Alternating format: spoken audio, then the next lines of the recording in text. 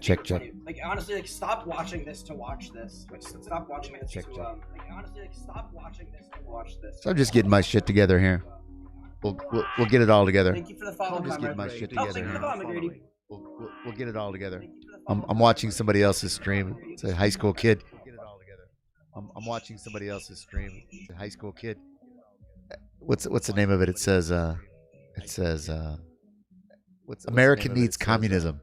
It says It's an interesting take. American needs communism. That's the name of Yeah, it. That's the name of his. That's the title of his. Okay, it's because I've had it since I was at under 100 followers.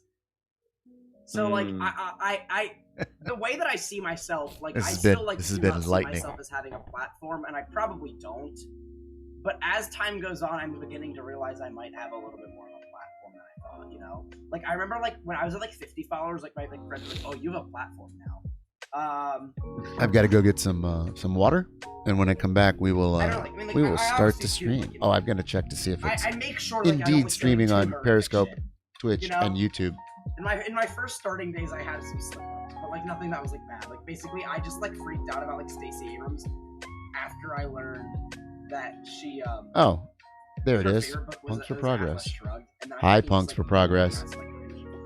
We're listening to a 17-year-old who called his stream "America Needs Communism," and I'm just getting ready to crack a cold one and start my own stream. Be right back. Neil, my all my fuck, I have a list. Not a list, it's a fucking study.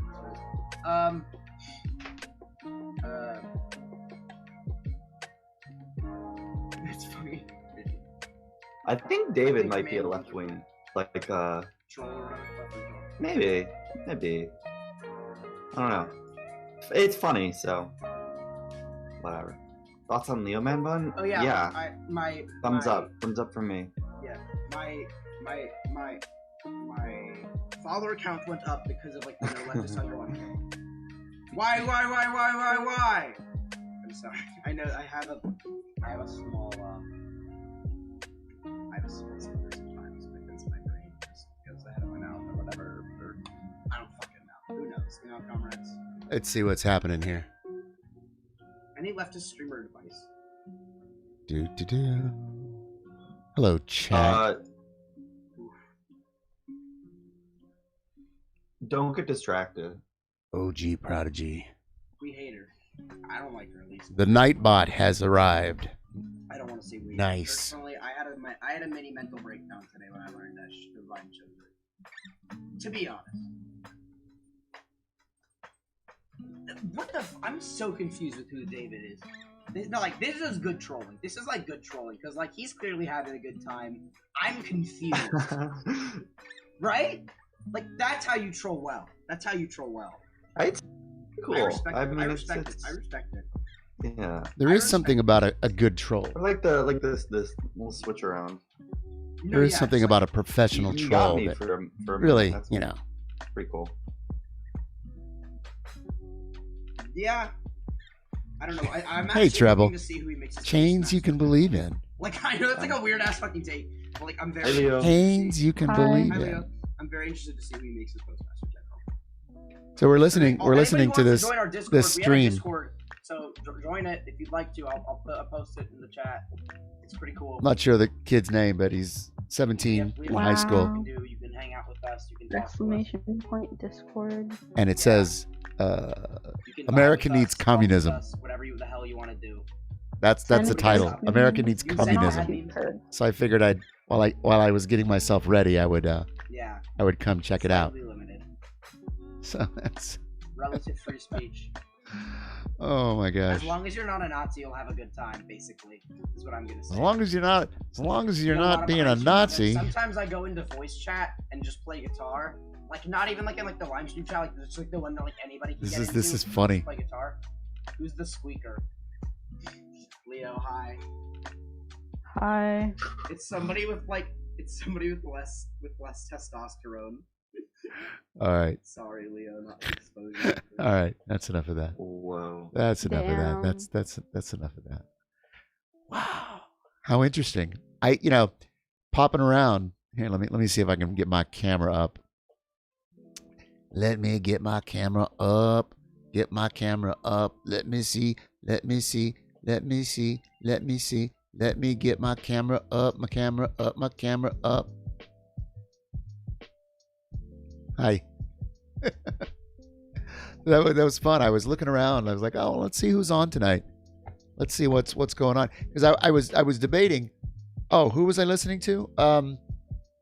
Killer Pelosi or I don't know. Somebody with they were kids. They were the host is 17. Somebody was giving him shit for living at his parents' house. He's like, God damn it, I'm 17. What do you mean? Where am I supposed to be? So he made me laugh. Somebody was trolling him, and I don't know. They made a Smash Mouth reference which cracked me up. So the kid's pretty funny, like just as a kid, just quick on the microphone and silly. Yeah, Nancy Krylowski. Yeah, well, he's 17. Like, come on. He's had no chance to. He is right, but at least he's not a chud. Like a rad lib, like a radical lib. Maybe, I don't know. Maybe. But yeah, he was a Bernie fan. Yeah, he's not a company right now. No. But he's the kind of person that I would like to have come and hang out in the stream and chat and talk, and I'd answer questions, and I thought he's very pretty chill actually. But yeah, like, but it's good for me to kind of look around and see what's going on. I'm glad I jumped into it's a couple people's stream, a couple people who have been in here over the last couple weeks, and I got a chance to jump into their stream, so I have an idea now what they look like, what they're talking about, and stuff like that. Down with rad libs. Well, we all started somewhere, right? We all started somewhere. But a real conversation about what communism is and what socialism is, democratic socialism, rad lib stuff. A real conversation about that stuff, makes people think about it. Unless they're really if they're just online to I'm gonna make some adjustments here. Hang on. If they're just online for the clicks and the ego, right? If they're just doing it, to feed themselves, and they don't really care about the content, so to speak, then I get that. People are going to do whatever they're going to do. All right. Nancy Krylowski. Yeah, and I looked around. There's a few other people, but I see Benzo was on. Communism Simulator. It's got some game.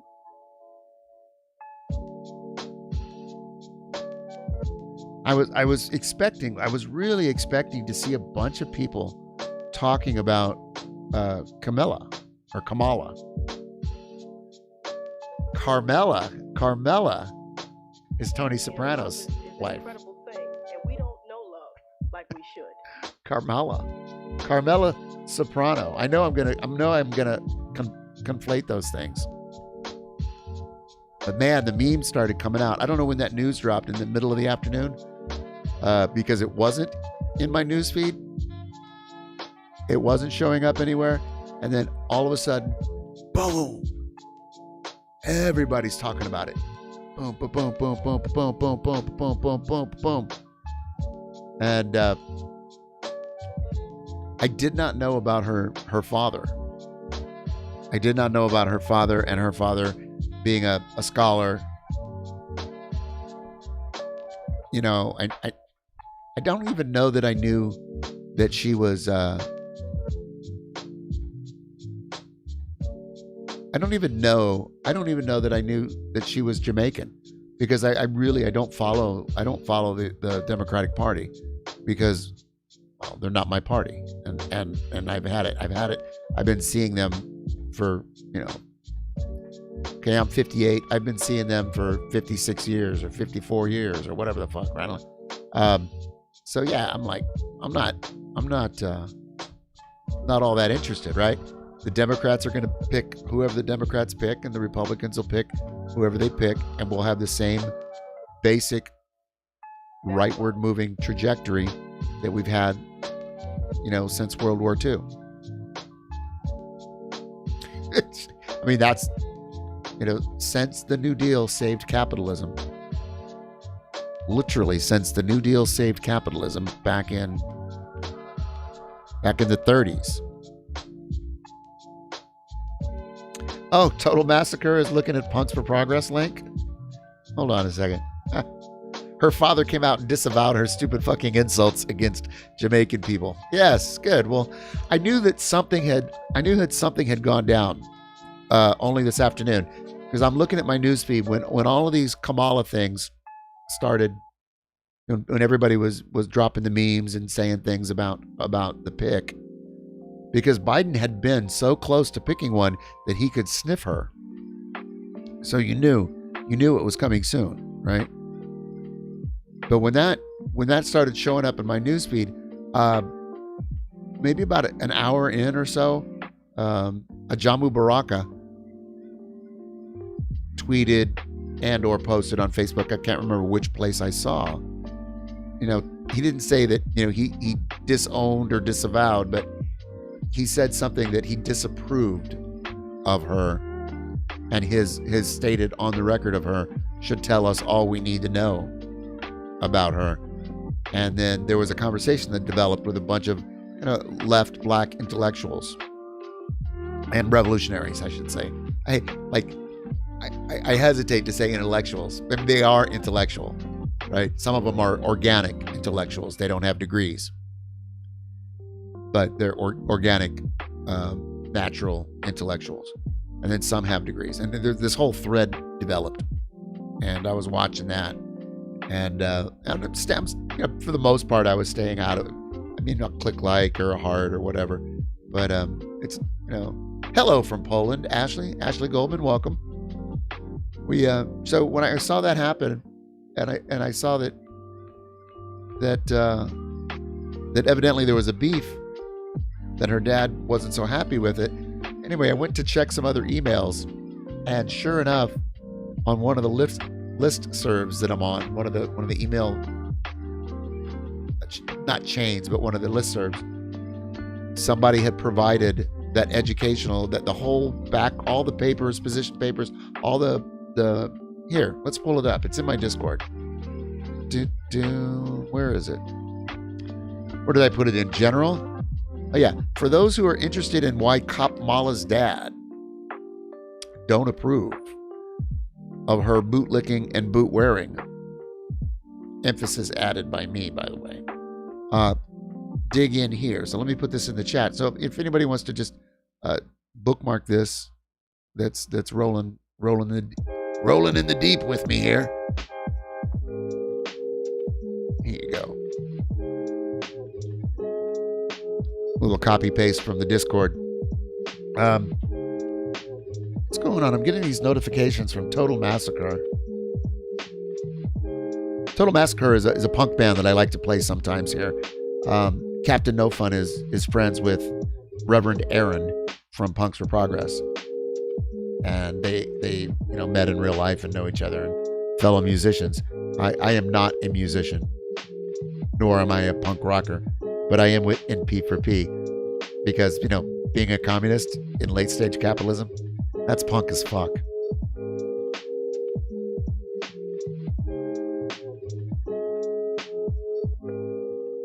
Why can't I seem to get? There we go. We're gonna reload this. I'm having problems on this older Mac. I'm having some little bit of problems getting the stream. By the way, if you're watching this stream on Facebook, if you're watching this stream on YouTube or on Periscope,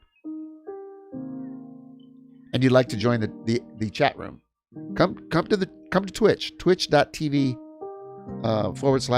Pinko the Bear. We're not really going to talk about Crime Bill Joe and Copmala. We're not really going to talk about chains you can believe in. But we are going to look at the meme. I promise you. I promise we're going to look at the meme. Like, I must have like 20, 30 memes already. And I can't wait. Like, I might make a special extra effort tomorrow morning or tomorrow afternoon, whenever Act.tv is on. If I can catch James live or on YouTube, whenever he's on. Because I just know he's going to have the dankest fucking memes. He's probably not going to get any sleep. He's probably going to stay up all night just cranking them out. Little meme factory. Boom, boom, boom, boom, boom, boom, boom. Yeah, come to Twitch to talk. It's coffee talk. Coffee talk here on Twitch. Over here in the red and pink corner. See? Red and pink. It's kind of purple now, but I can fix that. Caitlin Ulinoff. If that's your real name. I know you. I see you. Come to Twitch. Come hang out. I just happen to be looking at Facebook right now on the other device. So I can see that. Anyway, so let's do this. Let's start paying attention. I feel like I've done enough yappity yap. And it's time for the big cam. The big cam. The big cam in the big red corner. I just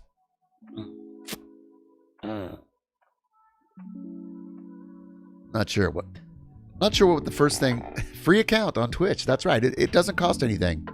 It's absolutely free. I mean, they're going to take all your information. They're going to track you. But at least it's not the Chinese government. It's just the U.S. government. And what's worse, the U.S. corporations. They're going to know everything about you. Oh, no, you're already on Facebook. Well, there you go. So there's some TikToks that some comrades made that I have not seen, but I know they exist. And I saw some people giving the high fives and like, so we're going to look at some of those. We may look at Reverend Aaron's TikToks again from yesterday. They're very short, right? I haven't made one yet. No credit card needed. Who has a credit card? Junk Lord. Is this Junk Lord from Australia? Or is that just like your last name? Perth. Junk Lord. Junk Perth. Junk Lord. Junk Lord Perth. Are you really from Perth? You are the Lord. You are the Lord of the Junk. Lord of the Junk gives it a whole new... Lord of the Junk. Oh, it's a reference to a Stephen King book? All right, right on. I don't read. I don't read... it's weird. I don't read many books. I mean, biographies, history, political books. But like just reading for fun, to go and just get lost in a story.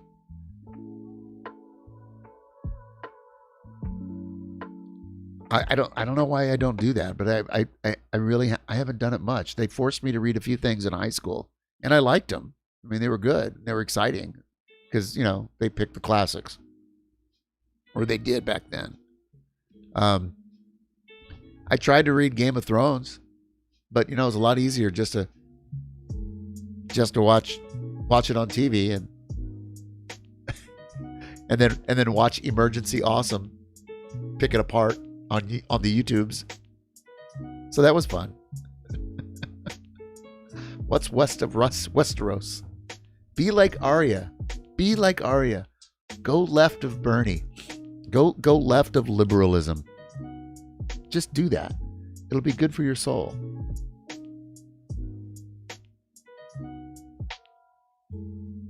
Dun, dun, dun, dun. There's a lot of action. This other feed is below. I can't do that. I can't look over there and do this at the same time. I have to stop that. Water. It's good for me.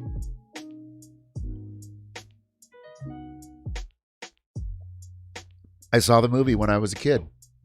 The Great Gatsby.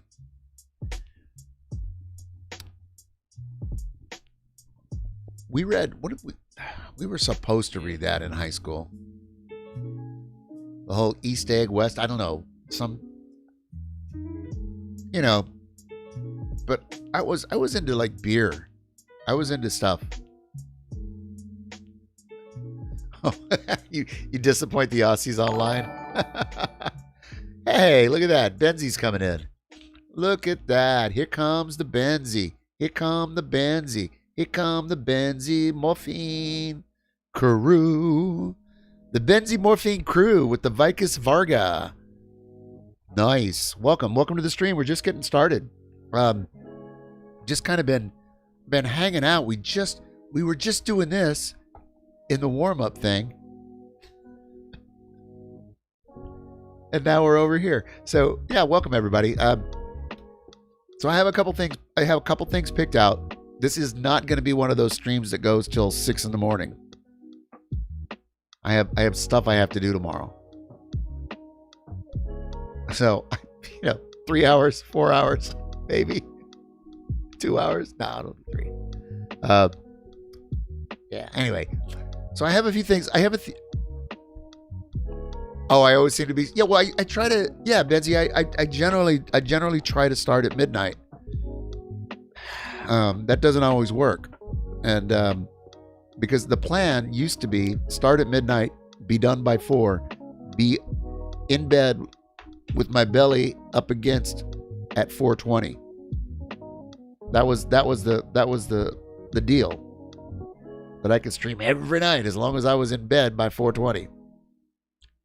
And just an arbitrary number. And that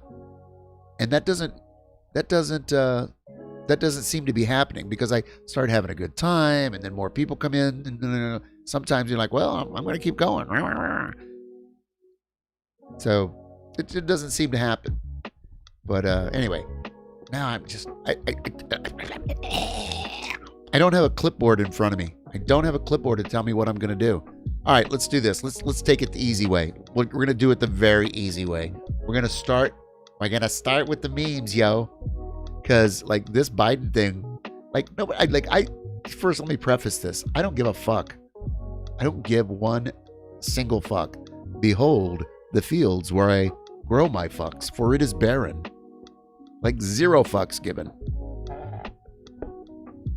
about who the Democrats nominate. Vicus, oh, thank you, Vicus Varga. Do I have to say the underscore? I see people doing that on Twitch. Thank you, so-and-so underscore so-and-so. And I'm like, is that a thing? Is that I don't know.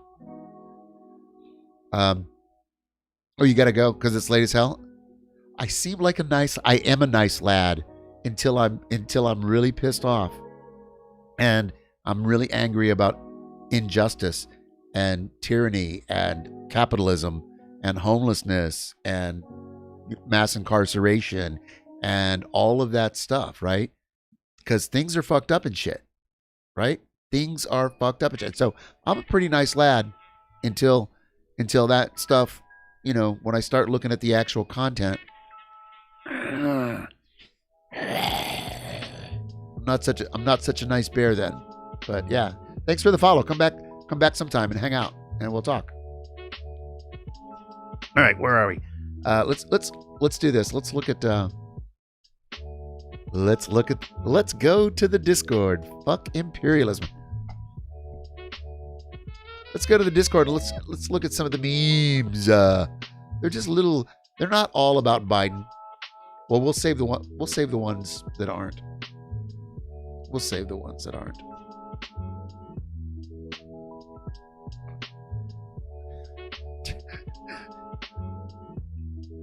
Here you go. Boom. Right there, baby. Look. She's a cop. Don't talk to cops. Don't vote for cops. She was the top cop. Now she's going to be the top cop in the top cop house. The White House is the top cop house, right? And Biden wrote the crime bill, and you know, like, and if somebody wants to vote for them, like, no, go ahead. I mean, I know my dad's going to vote for them. My mother will probably vote for them. They're sure as hell not voting for Trump. And, you know, somebody's going to win. So there's that. But that's really about all there is left to say. But we can have some fun with the memes. And we can drive home the fact that she's a cop. We can drive home the fact that Biden wrote the crime bill that Clinton signed that started this new steroid version of mass incarceration. The number of lives that Biden has ruined over the decades, incalculable. Well, it's probably not incalculable, but it's monstrous. Not to mention all the support for all the wars and the deaths all around the world by being such a staunch imperialist.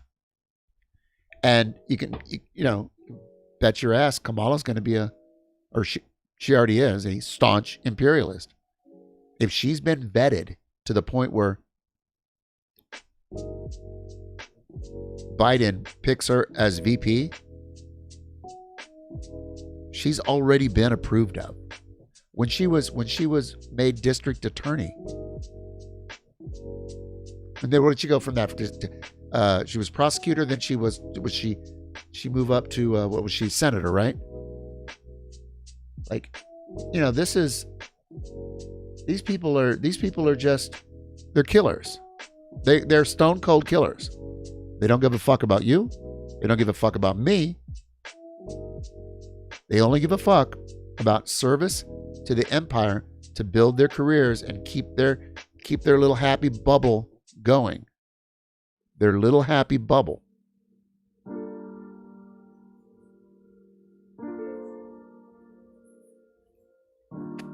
Joe Biden nailed this. Yeah, I'm not. So I'm gonna go with the Kamala memes and the Biden memes, but I'm probably gonna stay away from the sexist memes, or the ones that, you know, I'm gonna try to stay away from those. Okay, now be careful now when you go to share a meme about this stuff. You probably should be very, very careful that it's not just some racist shit, right? That it's actual, that it's got something behind it. Back the blue burger. Oh, this has nothing to do with Kamala, but that's okay. Let me see this.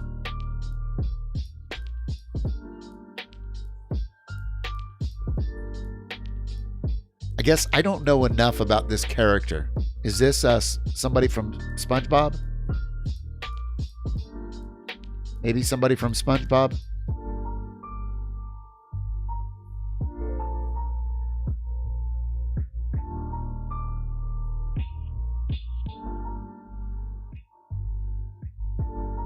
He's just eating a boot. Hey, Comrade Lenin, how are you? Just eating a boot. Comrade Lenin. So we in my Discord, we have, not currently right now, maybe you could be there, I don't know. But we have two. We have, yes, it's a play on bootlicking, yes, but I don't know this character, and it would probably be funnier if I knew this character. But I never watched a moment of SpongeBob, so I can't, but there it is, okay? So this is funny. So sometime in the afternoon, I wrote this as my Facebook status. Crime Bill Joe, Copmala Harris, 2020, chains you can believe in. And then within like 2 hours, my friend my friend Joe made a meme and shared it with me. So then I shared it with like 20 people online. Oh, he's just generic fish person? Okay. Hey, I got an idea. Comrade Lenin, if you are who I think you are, comrade, why don't you jump in the Discord and go into the, here, let me get myself in the voice channel. I'm going to get myself in the current stream. There I am in the current stream. And I'm going to turn it up. And why don't you find your way into the waiting room stream and come talk to me for a few minutes. I'll run through some of these memes. Maybe we'll look at some together.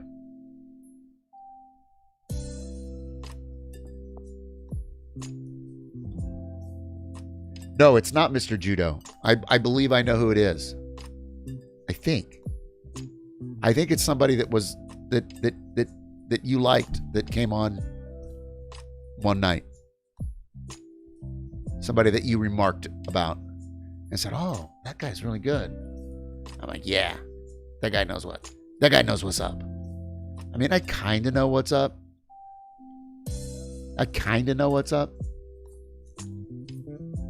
Other people know more.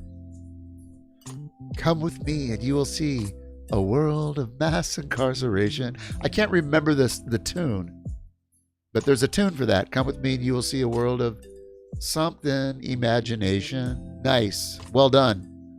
Not a bad Photoshop job either, I must say.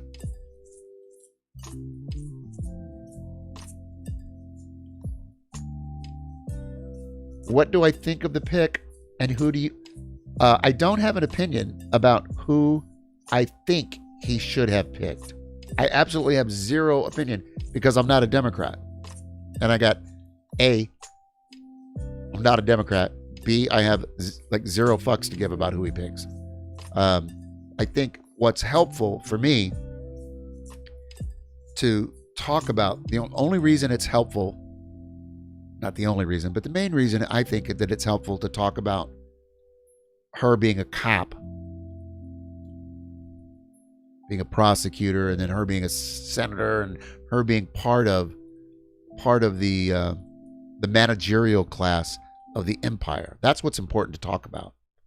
And talk about the damage that Joe Biden has done to the marginalized and black and brown people of this country and all around the world over the last, 30, 40 years.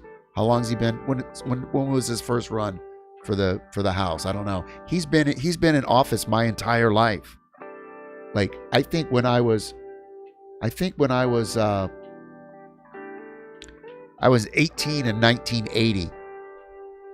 So if you've got access to the Wikipedia page or the Google machine or the DuckDuckGo machine, that's my favorite. If you've got the DuckDuckGo machine, find out when Joe Biden was first elected to state office. This guy's been licking boots and wearing boots his whole life. And he's been responsible for killing people. County, right. So he started in 1970. That sounds about right. But by the time he made it to the House of Representatives, it might have been 1974, 76, 78, something like that, right?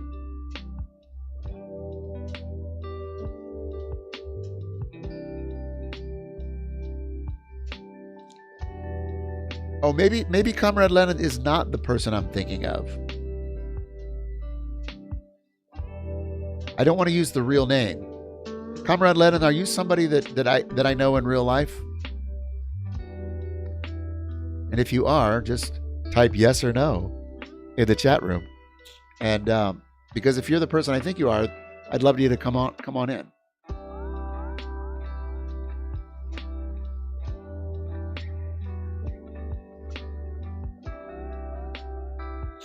I'd be down with the rant. I'd be down with that too. Okay, gotcha.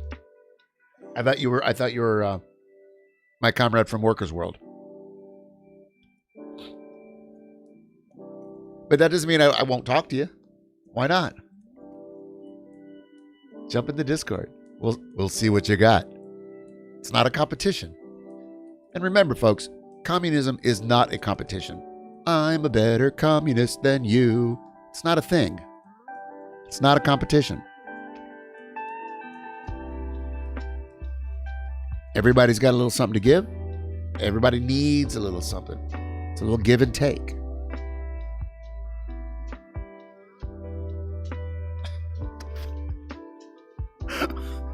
Naive, self-righteous Western liberals. Neologism. I don't know that word. I don't use that word. Neologism. Neologism. Neologism.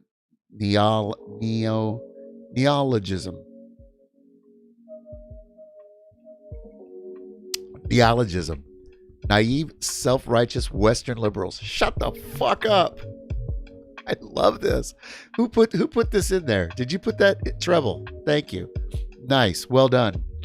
Man, I'm all, I don't know how that comes across on the microphone, but in my headphones it sounds horrible.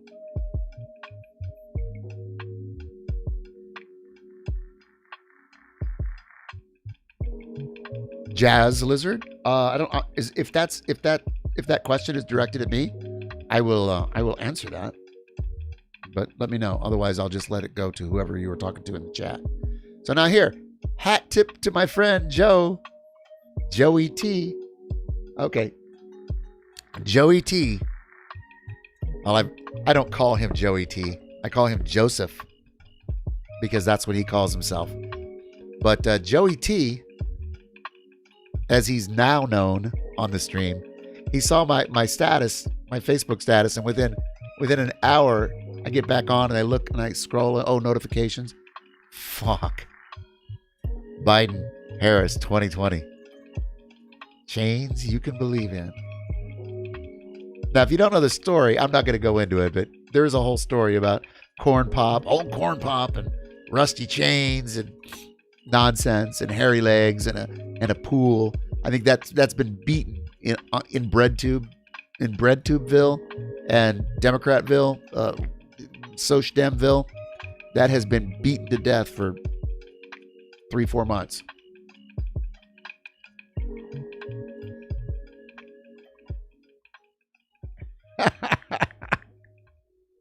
Executive producer. Hey, we start getting 10,000 regular viewers. I'll put you on the Central Committee.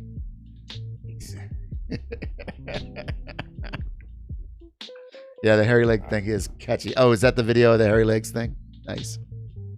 So yeah, I love this. They're such frauds. They're such frauds. They're dangerous. They're dangerous for human beings and other living things on this planet. But, so is Trump and Pence, right? So is Obama and Biden. So is like every president, every cabinet. I mean, there's a great book out. It's over there. It's too far away. Margaret Kimberly. Well, we're gonna watch another little snippet of her. She was on Chinese media, and she basically gave the same interview that she gave on U.S. media, U.S. YouTube type media, and it's got 3,000 hits or whatever. Chinese media, she's already got like 500,000 hits because it's not throttled, it's not censored. So let me go back to this. You were asking. Yeah, so I'm not a Democrat. I'm a communist. I'm a revolutionary socialist. Yeah. So not a Democrat, definitely. So safe to presume supporting. I don't understand that logic. So Jazz Lizard. I mean, a lot of people do it, but I don't know how somebody can think just because you refuse to vote for this criminal that you would somehow automatically want to vote for the other criminal. There's other choices. There's other choices to vote for, and they won't win. But there's also other options in your life. You're going to be governed no matter what by people who aren't here for you. People who aren't doing anything in your best interest.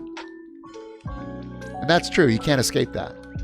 But yeah, this weird thing that, you criticize a Democrat and all of a sudden you're a Trump supporter. Like, wow. Like, what about me would ever, or the title of this, or there could be some confusion when I'm in the red corner. So you might think that red means the GOP, right? You might think red means Republican. So I can see that being like, oh, right? But pinko is a term that they used disparagingly for socialists, even liberals and communists back in the in the 60s and 70s and 80s and 90s. And like, pinko was just like, oh, he's a pinko, So that's what the reactionaries and the capitalist class, the bootlickers, that's what they called leftists.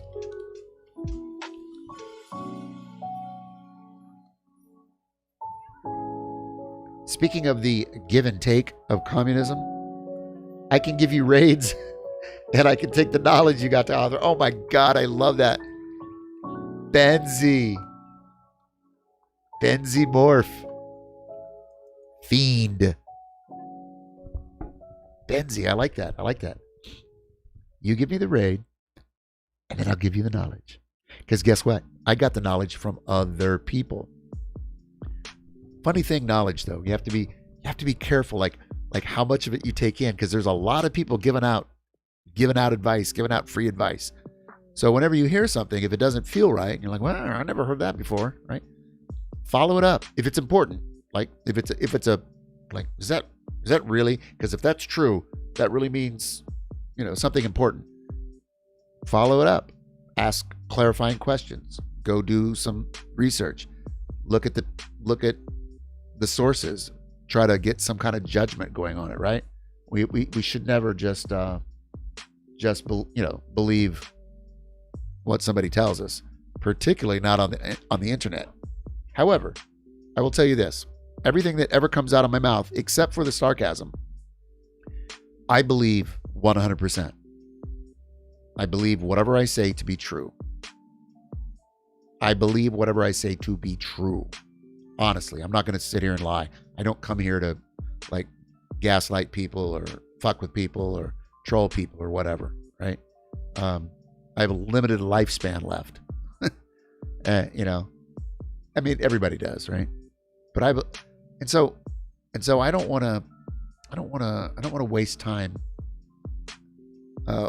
wasting other people's time.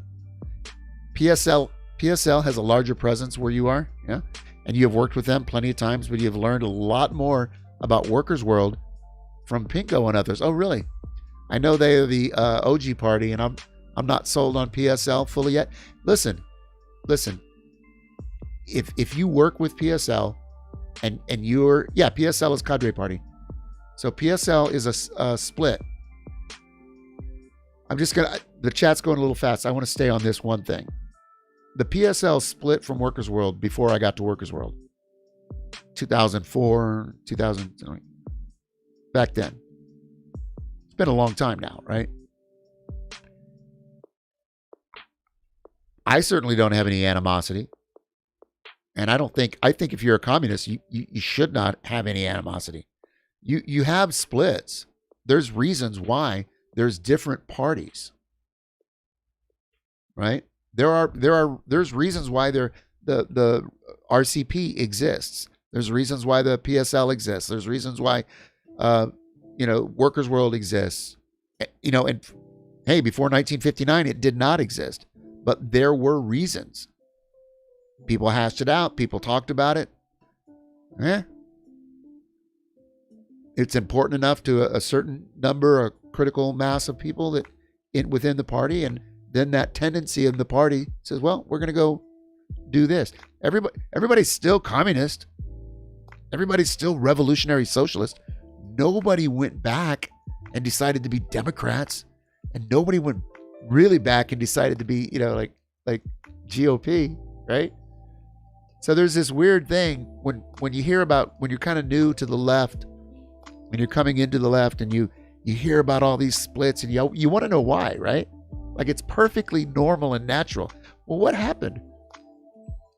Why did mom and dad split up? But I love them both. Okay, love them both. Oh, Walker, you're welcome. Just the behavior here. Just be careful of what you like. Here's the deal. Everybody's welcome to listen. Everybody's welcome to chat.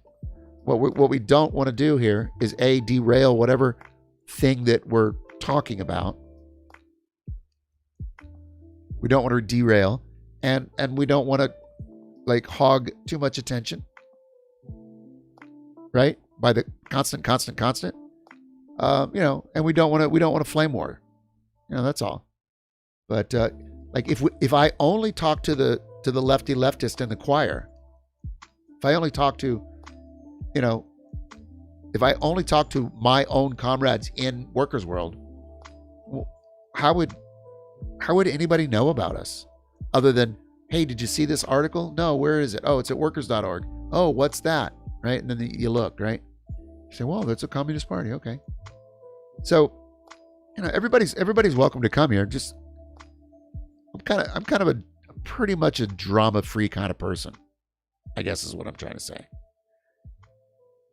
Save the hammer for the man. It's a great song, by the way. I can't play it because it's probably copyrighted. I'm gonna try to play less things that I think are copyrighted, so it'll be more punk rock, small label, or original artists, people that I know, or people that my friends know.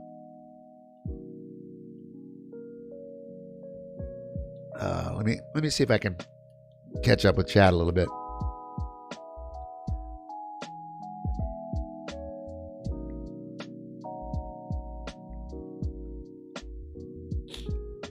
Oh, I guess I'm not that far behind.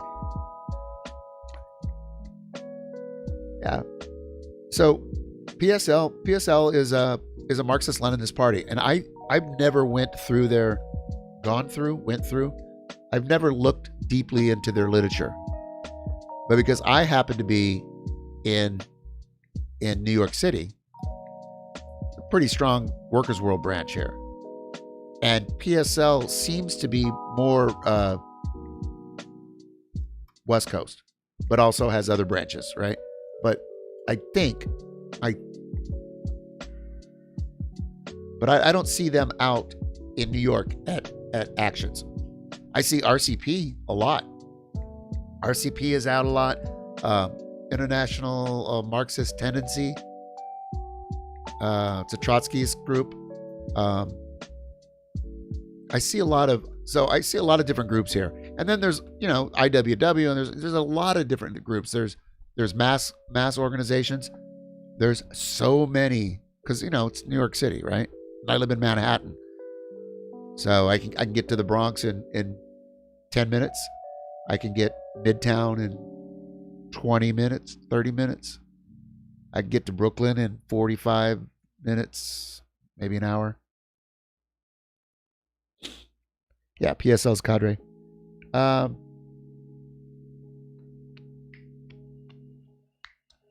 The authenticity of the far left that you're drawn to. Yeah, appreciate that, Benzo. I think it's. There's no rule, right? But I think when you're really looking to make the world a better place, and you're not just looking to line your pockets. Hey, good to see you. Mr. Judo is in the house. Yeah, when you're not just looking for a career or looking for an opportunity, thus being an opportunist.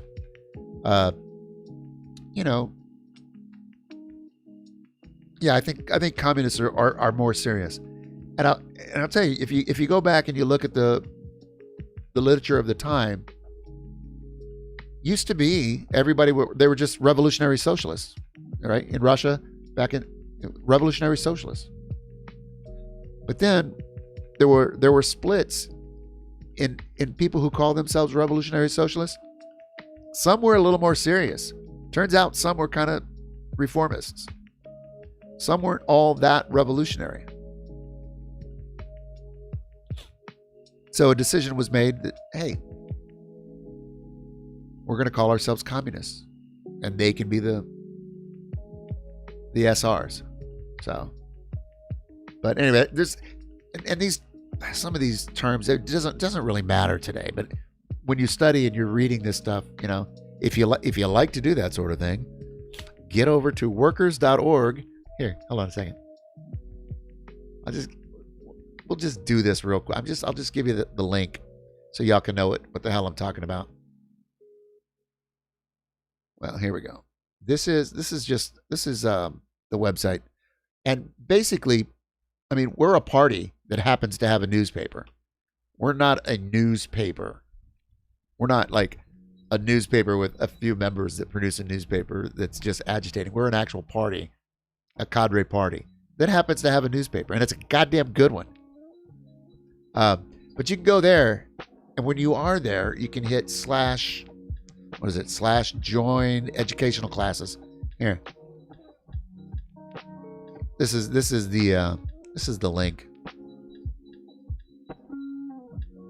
Yesterday I spent like an hour during stream going over what is cadre. And I only hit the major points. I didn't really get too much into it. Yeah, an hour.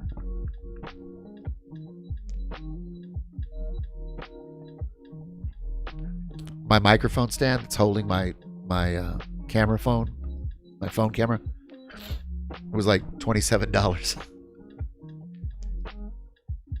It's about all it's worth. Yeah, I mean, here's the thing. If you hide what you believe in order to get more people to join you,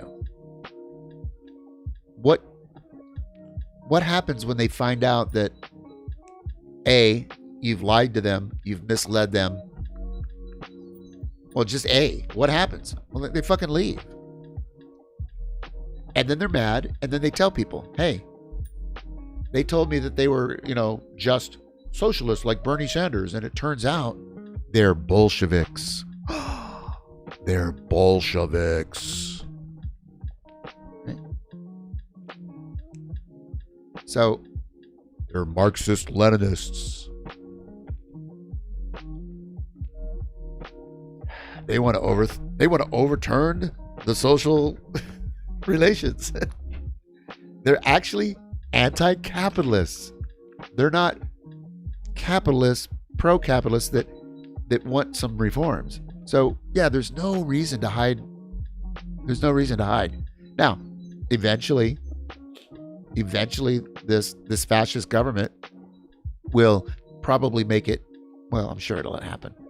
It'll make it impossible to be out. Right? All right. So then it'll call for different tactics. There will come a time when the fascists here in the United States start shutting all of us down and disappearing us and giving us helicopter rides. And, I mean, it's quite possible. So a really good idea is to make sure that doesn't fucking happen by organizing now to stop this rightward slide. I mean, picking Joe Biden and now him picking Copmala, I mean, that just it screams, hey, 4 more years of the Overton window moving to the right. 4 more years of it moving to the right if they win. Now, it's still going to move to the right with Trump, but it's not moving left with these two. Please.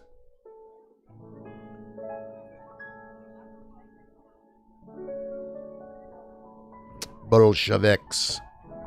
Mensheviks. Nobody talks about the Mensheviks anymore. Really, do they? Nobody shit talks the Mensheviks. I mean, the Bolsheviks do. But you don't hear the capitalists shit-talking the Mensheviks. You don't hear the social democrats shit-talking the Mensheviks. Why? I don't know. It's probably a good reason for that. Maybe they weren't all that dangerous. Maybe they weren't all that revolutionary. I don't know. Maybe.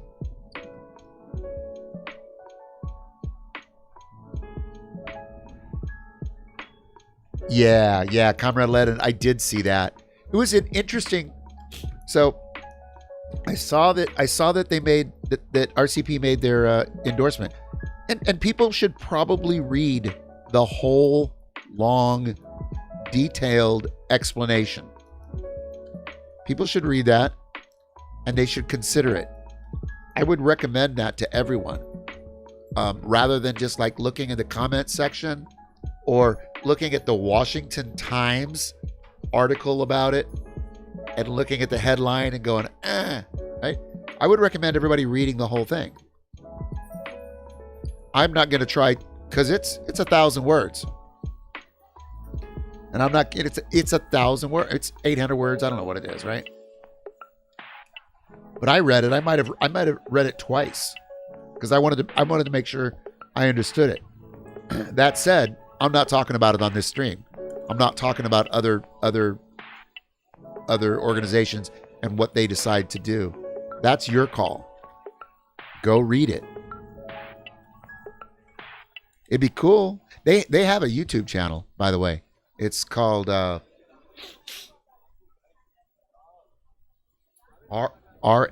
or something.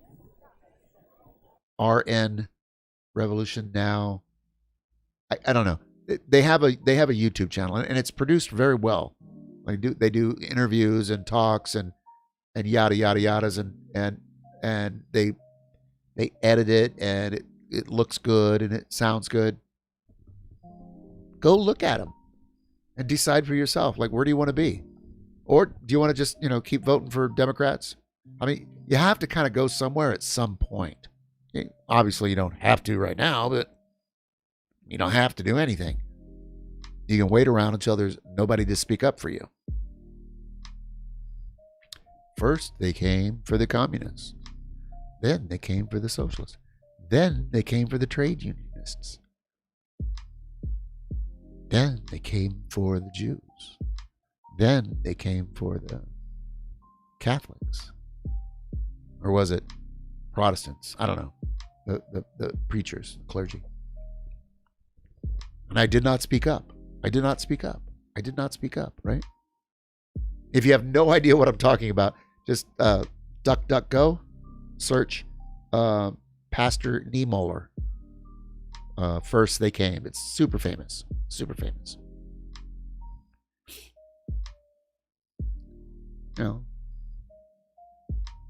So yeah, so they endorsed Biden, and everybody should read it. Everybody should take time to read it and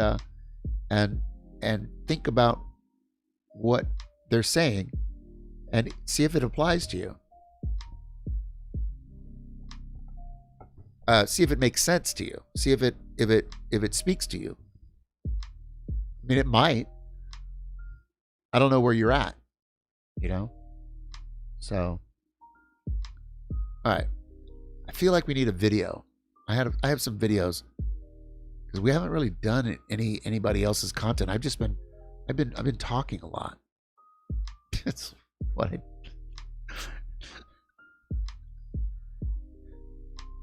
It's what I do, man. It's what I do. Oh, I found this. I found this new thing. It's called BT News, Breakthrough News. I think this will be a nice break. It's only a couple minutes. But I don't know who's behind it yet. I don't know. There's some group, somebody is definitely got a political viewpoint. And I watched 3 of these today. They're all under 5 minutes. And I don't know who it is. But the 3 that I've watched, no lies were detected. No lies detected at all. As controversy swirls around the possible U.S. ban of TikTok, serious questions remain. Maybe. Is TikTok really dangerous? Can the government prove any of its claims? I would say no, and it doesn't need to prove any of the claims. It can do whatever the fuck it wants because it has the guns. Breakthrough News wades into the details of the controversy and explains the truth about the hidden agenda behind Trump's demonization of China and the social media network. And before we watch this, I gotta catch it before the volume comes on because it'll be blasting. Before we watch this, I mean, I've talked about TikTok a little bit in the last few nights. I think it's sucking a lot of air out of the conversation, but maybe people don't already know. But I think it should be very evident what's going on here, and I've talked about it a little bit. But this person this BT News thing is pretty good and has done a good job, I think, of repping what's going on.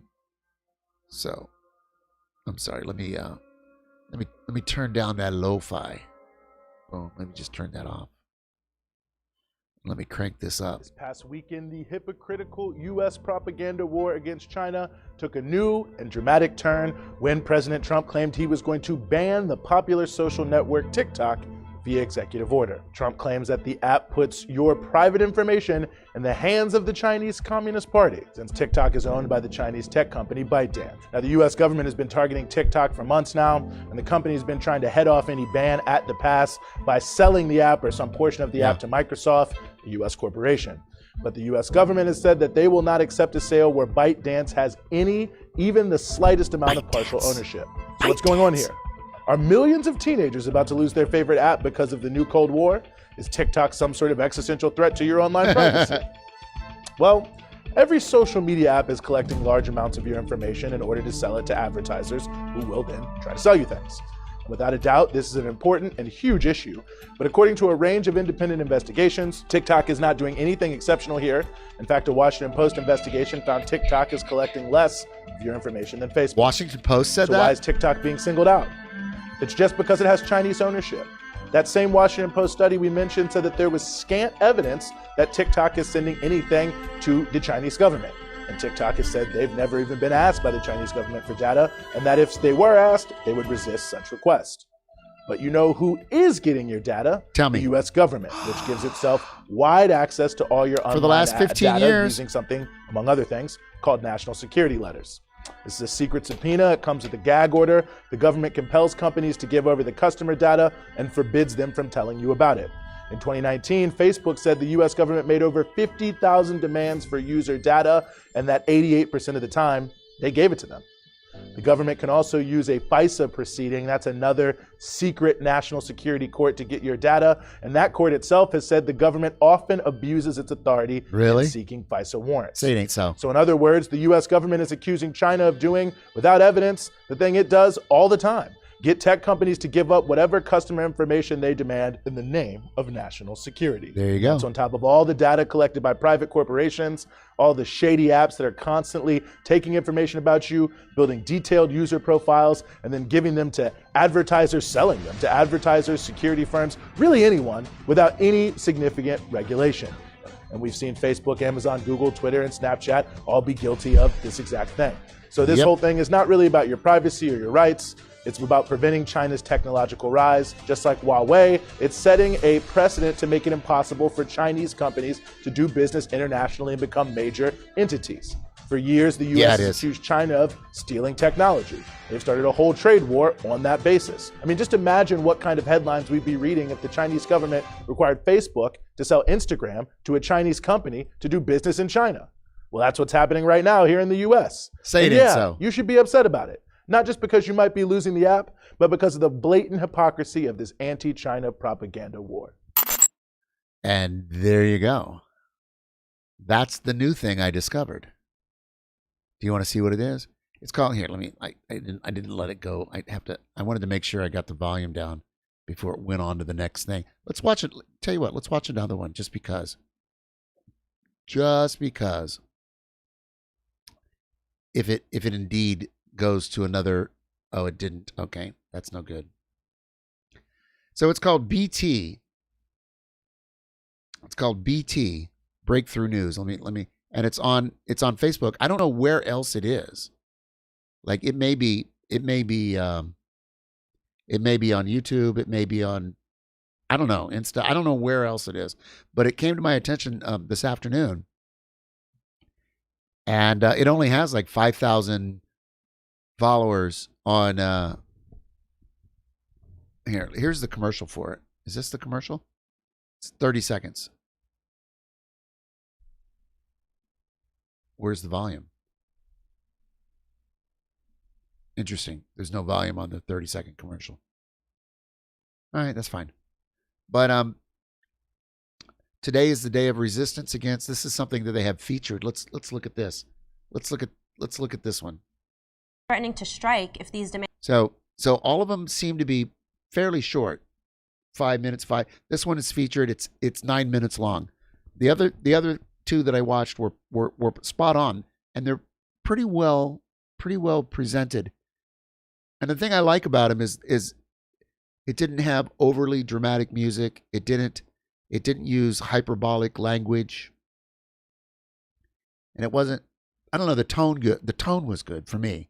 But I don't know which group, what left group, but somebody with a little bit of money. United Snakes of America is threatened by the People's Republic of China's technological and economic advances. Exactly. Yeah, anyway, but they do a good job. And let's check this one out now. The whole school thing is near and dear to my heart because, well, guess who's married to a school teacher? So shit's getting real here. I mean, it already is real, like life, but things could go very badly, and they are going badly. But things could really go south. So yeah, let's check this out. It's of reopening schools, teachers and their unions are mobilizing to demand a range of measures to ensure a safe reopening, and many are threatening to strike if these demands are unmet. Yes, go to workers.org and read all about it. There's several stories about teacher strikes and teacher unions and teachers that don't have unions that are also talking about. And there is a bubbling up in this country. There is a bubbling up. The teachers are pissed. They didn't sign up to be slaughtered for profit. They don't get paid enough to begin with. And the school system's been, I should shut up and let this play. But hopefully all of that will be in there and more. They're vowing to not work in unsafe conditions and taking action today in a national day of resistance against unsafe school reopenings. Tens of thousands of people are expected to hit the streets in cities across the country to take part. Breakthrough is joined by Carla Reyes, a New York City public school teacher and union activist in the United Federation of Teachers, to talk through today's actions. So, Carla, why are so many people across the country taking a stand against unsafe school reopenings today? Today is a really, really big day across the country. There's so many different unions standing up to demand a safe reopening. And I'd rather frame it in the positive way, honestly, because no one's against going back to work necessarily. Teachers, we know that we're essential we've been a lifeline for families during this pandemic, helping people navigate unemployment assistance, helping people navigate food, having people navigate technology access, all these different things.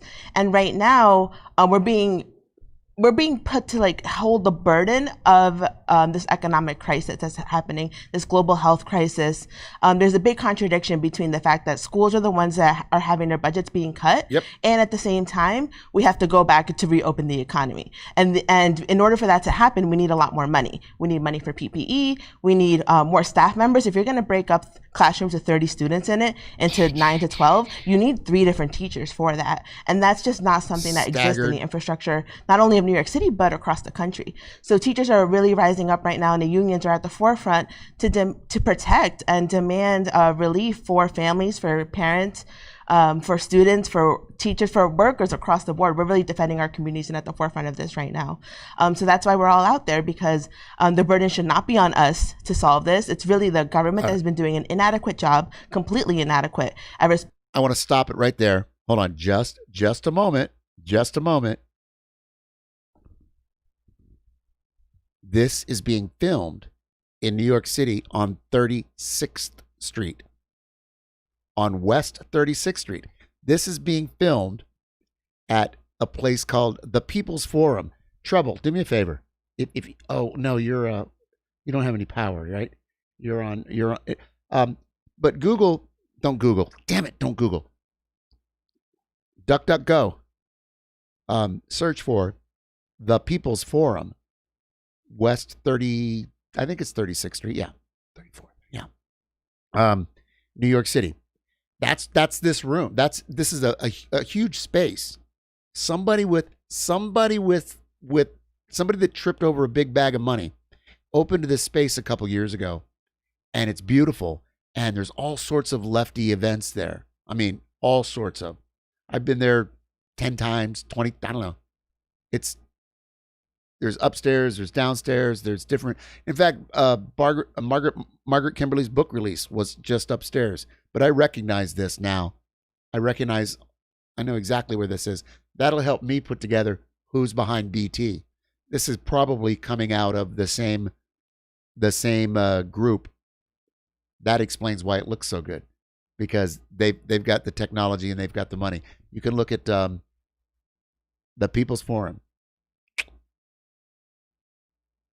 I'd bet money on that.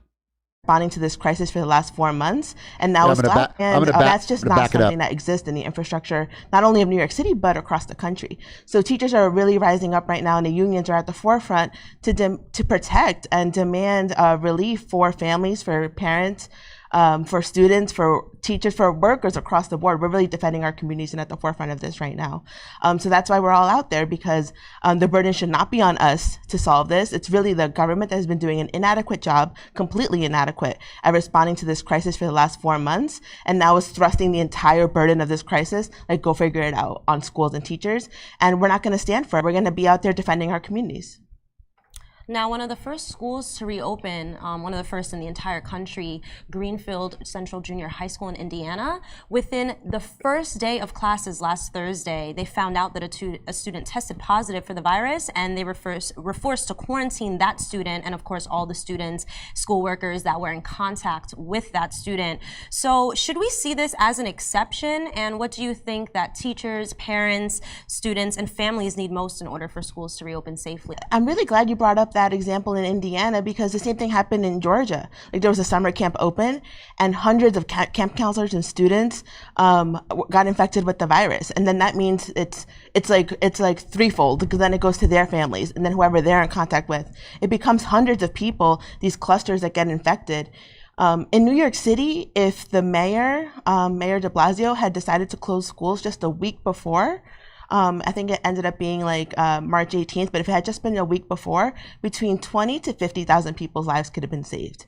And I think that example of Indiana really highlights that you can't take this too lightly or too seriously without enough preventative measures, and that they should not be haphazardly done at all, because the people who are going to be affected are the working class families, the Black and brown families who have already been disproportionately impacted by this virus, and the economic consequences of it too. I was reading this article that said that essential workers in New York, 75% of them are Black and brown.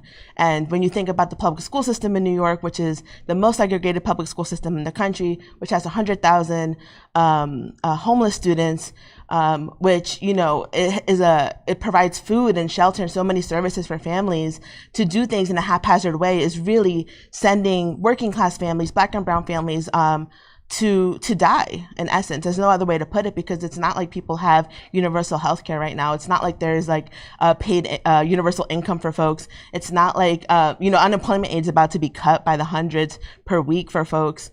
There's no stimulus checks, not if you're undocumented. There's all these different attacks on people. So I think that example in Indiana just shows what's going to happen across the country if they continue opening in this haphazard way. Now, many school districts across the country are looking to the most commonly accepted threshold for basically limiting the spread of the virus, and that would mean that the daily infection rate does not surpass 5% of those people who are tested, again, within a day. Now, according to that standard, only 2 out of the 10 largest school districts in the country, New York City and Chicago, would actually be allowed to open. And we're seeing daily infection rates 4 times that 5% rate in cities like, or in cities across Florida, Nevada, of course, all these states that rushed into reopening. Do you feel that this threshold is sufficient? Absolutely not. I think this threshold is very arbitrary. It's set, like, who set this? The CDC has been changing their guidelines week by week. Really, it's a political pressure, right? They're being pressured by the politicians, being pressured by Trump, by DeVos, because the reality is that schools need to open for the economy to fully reopen, because schools are not just about educating our students, but it's about parents need childcare to go to work, but rent is still due, bills are still due, and people need to survive in some way. So right now, teachers, teachers, unions, schools are being put into a corner to figure something out with zero support and zero money. I don't know if you've heard of the pandemic pods, but the rich families across the country are clustering together, hiring teachers in order to avoid going back to public schools. And how come that's a right for the rich people? Like, why can't working people have options like that to stay at home, but they can't because they have to go back to work? Yeah, I want to say that they're potting up. Absolutely a real thing. My wife's a teacher. It's happening. People she knows that are doing it, the rich people, are getting together with other rich people, say, well, and then we'll just hire our own private teachers. This is another way also that's going to starve the school system, the public school system. Or even anyway, I'm going to let them speak. That just, the potting up really ticks me off. And this is going very fast. I just wanted to, I'm going to back that up. This potting up thing. To survive and parents need childcare to go to work, but rent is still due, bills are still due, and people need to survive in some way. So right now, teachers, unions, schools are being put into a corner to figure something out with zero support and zero money. I don't know if you've heard of the pandemic pods, but the rich families across the country are clustering together, hiring teachers in order to avoid going back to public schools. And how come that's a right for the rich people? Like, why can't working people have options like that to stay at home, but they can't because they have to go back to work in order to survive and make ends meet? And that's not fair, and that's why teachers are out here defending our communities. Now, back in July, Secretary of Education Betsy DeVos said, quote, schools must reopen. They must be fully operational. And how that happens is best left to education and community leaders. Now, this, again, beginning of July, we've seen rates of infection skyrocket across the country, and her tune hasn't changed a bit. What is local leadership actually saying about this? It doesn't seem like the Betsy DeVos or the Trump administration as a whole is actually looking to local leaders in terms of deciding what happenings with reopening and putting forth that plan. Oh, absolutely not. The federal government is just bullying different local leadership with money, saying, well, we're going to cut federal funding, but the federal funding is the one that funds Title I, and Title I is schools that receive additional funding because most of their students are free or reduced lunch, which means that they live near the poverty line.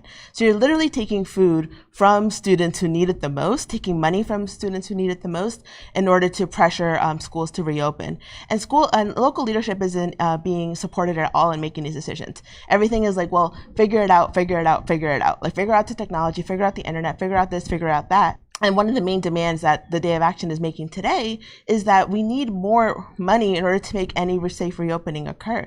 There's a complete disconnect between what the Trump administration is saying needs to happen for schools and what's happening at the local level. Boeing got $17 billion from that first federal stimulus package, and K-12 education got $13.5 billion. So a corporation got more money to get bailed out just from the March stimulus package than did schools. So we can't expect anything from the federal government to stand up for us, for our communities at all. The second largest teachers union in the country, the American Federation of Teachers, announced last week that it would authorize 1.7 million of its workers to go on strike if necessary. Do you think it'll really come to that? And to me, that's a very powerful statement. I know a lot of teachers felt very similarly because there's this idea that teachers are professionals, so we should not be striking at all. That's not something that we do. That's for like other types of workers who are not either not in unions or not having their needs met in any other way, but we're professionals. And I think that it's so powerful to bring back the strike as a tool because a lot of other states did that in 2018. In 2018, that was known as the year of the teacher because teachers were going out on strike against the budget cuts, against privatization, and demanding higher wages in states that had voted for Trump, right? So Oklahoma, West Virginia, Arizona, states that are considered red. But there were also the states where if you looked at a list of like where how much teachers got paid, there were all the states that like teachers got paid the least, like very, very little money. So it makes complete sense that teachers already have an infrastructure for organizing, and striking is not out of the question. There you go. Wow. Nice. I'm really glad we looked at that one. That was this particular one was not on my radar for the stream. Like, I wanted to look at a couple of them because it just came on my radar. But it makes sense that there's so much technology and equipment and talent at the People's Forum. and it hosts so many events. All these various groups that'll come in and have an event, right? And they're all left. Some are social democrat, right? Like or Green Party. I think there's been Green Party events. There's been some that have been more radical than others, but it's a great space, and I would encourage anybody on the stream to get on their mailing list. Get on their mailing list and look at. They have online classes. David Harvey, the Marxist professor who I have some issues with when he teaches, excuse me, like he can teach you Das Kapital. He's written some things lately that, and I don't want to get sidetracked. We're all human beings, right? And nobody is exactly right. And I could be wrong on some things, right?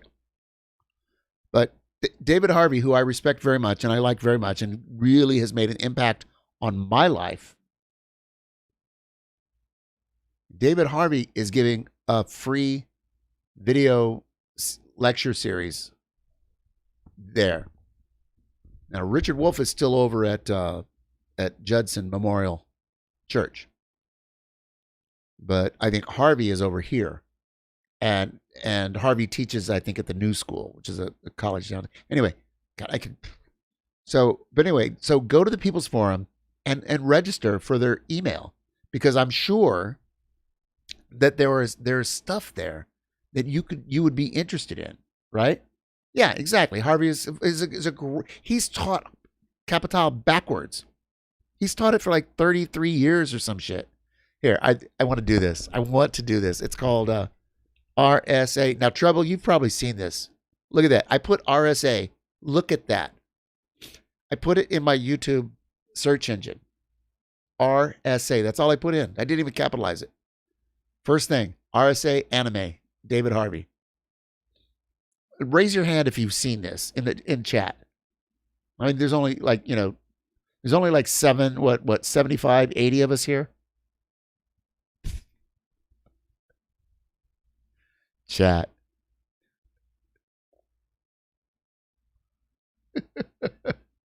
Raise your hand if you know where I'm going with this.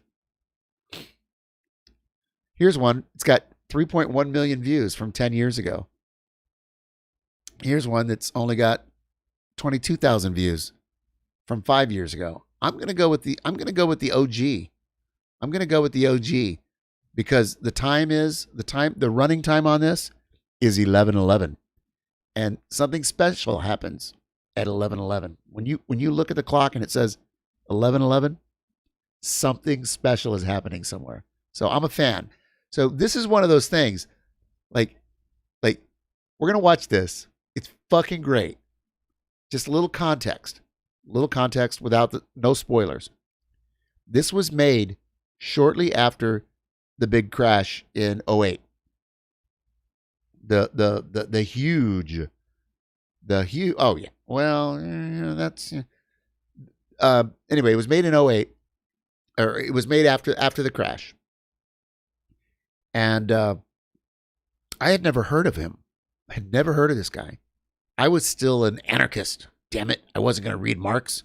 I wasn't going to read revolutionary theory. No, just smash the state in a spontaneous uprising and mutual aid, and we'll all figure it out and it'll be great. Anyway. So, but he says something in this explanation of what's going on that stuck with me. And this right here is the way he lays it out. Even though this is 10 years ago. This is 10 years ago. We just had the biggest fucking crash, economic crash in these United States since the Great Depression. And he lays it out pretty fucking good. And now we're about to have one, and maybe we're already in it, but we're about to have one that's even bigger. So I present to you RSA Anime Crises of Capitalism. This isn't a COVID crisis. This isn't a China crisis. This isn't a Russia crisis. This is a crisis of capitalism that we're in, because capitalism is at its dead end. So anyway, here we go.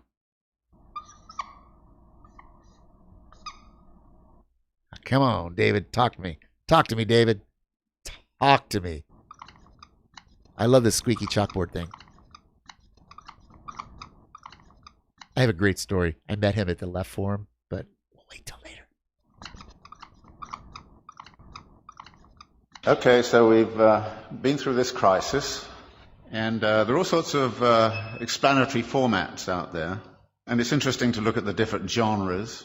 One genre is that it's all about human frailty. I mean, Alan Greenspan took refuge in the fact it's human nature, he said, you can't do anything about that. But there's a whole... Clearly, I need to... There's a problem with my, what do you call it? My framing. There's a problem with my... Give me a second. Where's my OBS? Get that out of there. Here we go. Here's OBS. I need to get rid of some of this stuff. I need to get rid of, yeah, let's see. I need to get rid of, I'm going to make this really teeny weeny and pull this down here. And then I'm going to make this teeny weeny. So I'm going to be Mr. Little Teeny Weeny down here. Okay. And then I'll leave this. You can't see it yet because I haven't changed it. There we go. We're going to do that. And I think now it's going to be lined up correctly. But I feel like it was off-centered. So now let's check this out.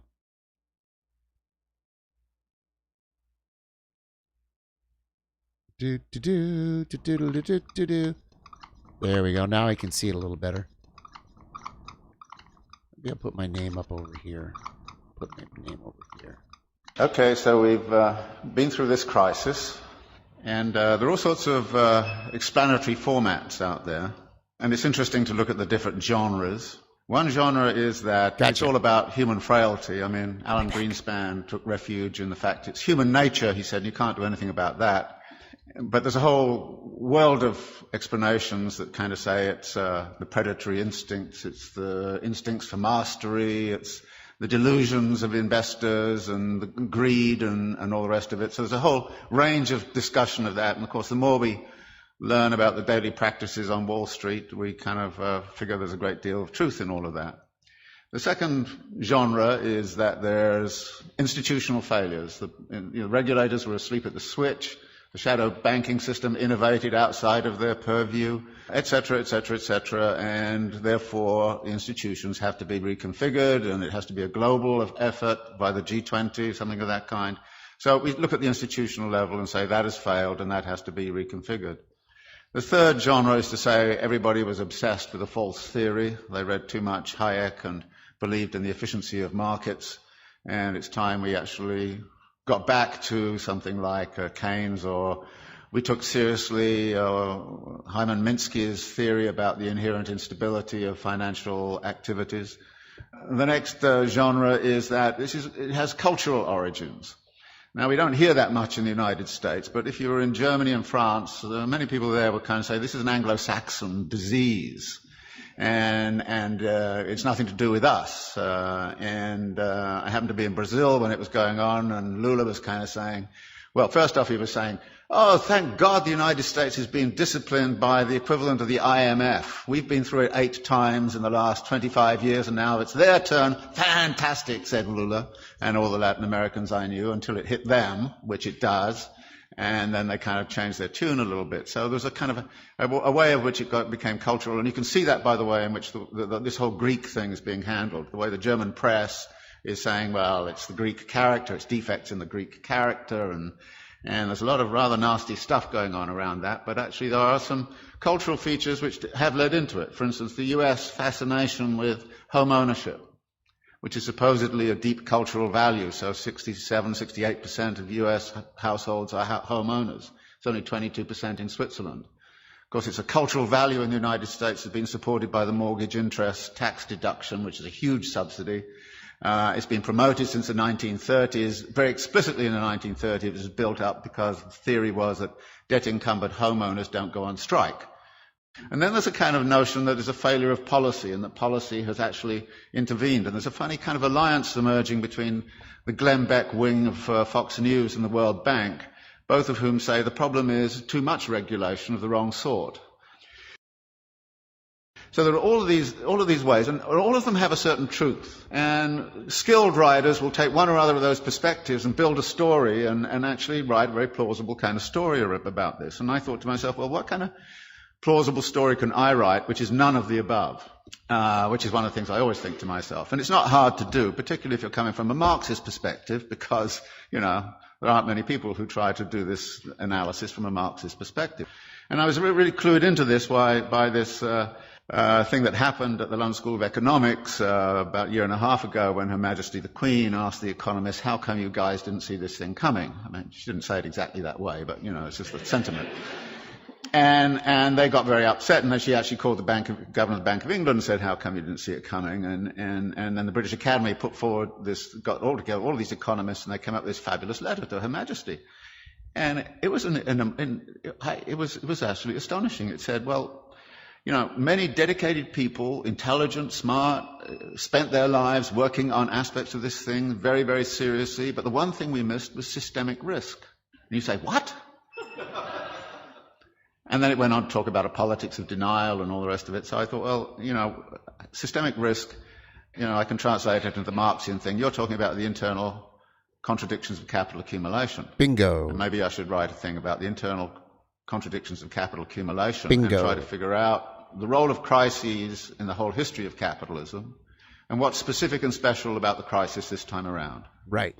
And there were two ways in which I thought I would do that. One was to sort of look at what's happened since 1970s to now. I was always the dog. The thesis there is that in many ways the form of this current crisis is dictated very much by the way we came out of the last one. That the problem back in the 1970s was what's happened since 19... I just want to pause it there for a second. So yeah, RSA anime is they existed for however many years. It wasn't all Marxist stuff. It was all sorts of things. And they would whiteboard. They'd take a lecture that they thought was important or good, or a snippet, and they would do this whiteboard artist thing. It was really cool. I mean, and then they, it speeded up to match the voice. And there's a bunch of them on different subjects, but this is my favorite. Plus, I stopped it on the Schnauzer. My family's had Schnauzers for a long fucking time. We love Schnauzers. Anyway, we've had salt and pepper ones. We've had black ones. We've actually had a white one, which was albino, which doesn't, it's like somebody was breeding white. Anyway, back to David Harvey. This is good stuff. But this is he's at a key point right here where he's starting to like, hey, boom. 70s to now. And the thesis there is that in many ways the form of this current crisis is dictated very much by the way we came out of the last one. I just that sentence right there. There are many ways the way that we're getting into this crisis is dictated by the way we got out of the last one. You can't escape the past. It's always you're always going to have the scars of the old when you're moving forward into the next. Anyways, another way I would say it. That the problem back in the 1970s was excessive power of labor in relationship to capital. That's what the capitalists say. Therefore, the way out of the crisis last time was to discipline labor. And we know how that was done. It was done by offshoring. It was done by, Thatcher and Reagan, and it was done by neoliberal doctrine. It was done all kinds of different ways. Yeah, there's a gap right there. But by 1985 or 86, the labor question had essentially been solved for capital. It had access to all of the world's labor supplies. Nobody in this particular instance has cited greedy unions as the root of the crisis. Nobody in this instance is saying it has anything to do with excessive power of labour. If anything, it's the excessive power of capital, and in particular the excessive power of financial capital, which is the root of the problem. Boom. And at Occupy, too many people didn't understand that. During Occupy, people were saying, oh, it's money in politics. I'm like, no, it's financial capital and too much power. It's not enough just to end the Fed. That was a right-wing libertarian thing. Anyway, I'm derailing this. I'll be quiet. Now, how did that happen? Well, we've been since the 1970s in a phase of what we call wage repression. That wages have remained stagnant. The share of wages in national income right throughout the OECD countries has steadily fallen. It's even steadily fallen in China, of all places. So that there are less and less being paid out in wages. Well, wages turn out to be also the money which buys goods. So if you diminish wages, then you've got a problem with where's your demand going to come from?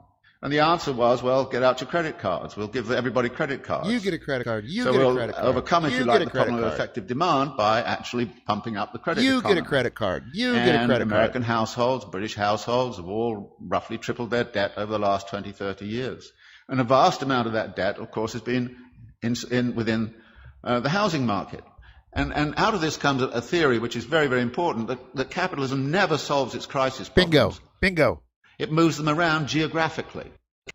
The housing market.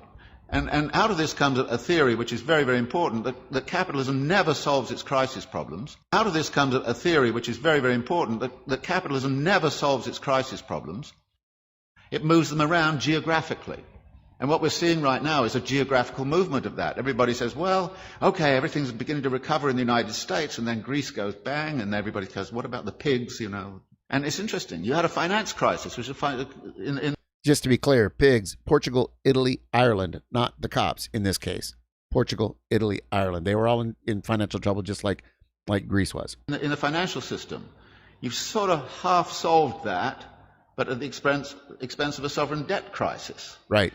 Actually, if you look at the accumulation process of capital, you see a number of limits and a number of barriers. And there's a wonderful language that Marx uses in the Grundrisse, where he talks about the way in which capital cannot abide a limit. Everyone should read that and study that. I think you can find a copy of that at Workers' World or at Marxist.org, marxistarchive.org or something like that. Yeah, you can find free ones. It has to turn it into a barrier which it then circumvents or transcends. Yeah, exactly. And then when you look at the accumulation process, you look at where the barriers and limits might lie. And the simple way to look at it is to say, look, the typical circulation process of accumulation goes like this. You start with some money. Yep. You go into the market and you buy labor, power, and means of production. Yep. And you put them to work. Yep. With a given technology and organizational form. Yep. You create a commodity. Yep. Which you then sell for the original money plus a profit. Cha-ching. Now, you then take part of the profit and you recapitalize it into an expansion for very interesting reasons. Now, there are two things about this. One is there are a number of barrier points in here. How is the money got together in the right place at the right time in the right volume? And that takes financial ingenuity. So the whole history of capitalism has been about financial innovation. And financial innovation has the effect of also empowering the financiers. And the excessive power of the financiers can sometimes, they do get greedy, no question about it. And if you look at financial profits in the United States, they were soaring after 1990. They're going up like this. Profits in manufacturing were coming down like this. Yep.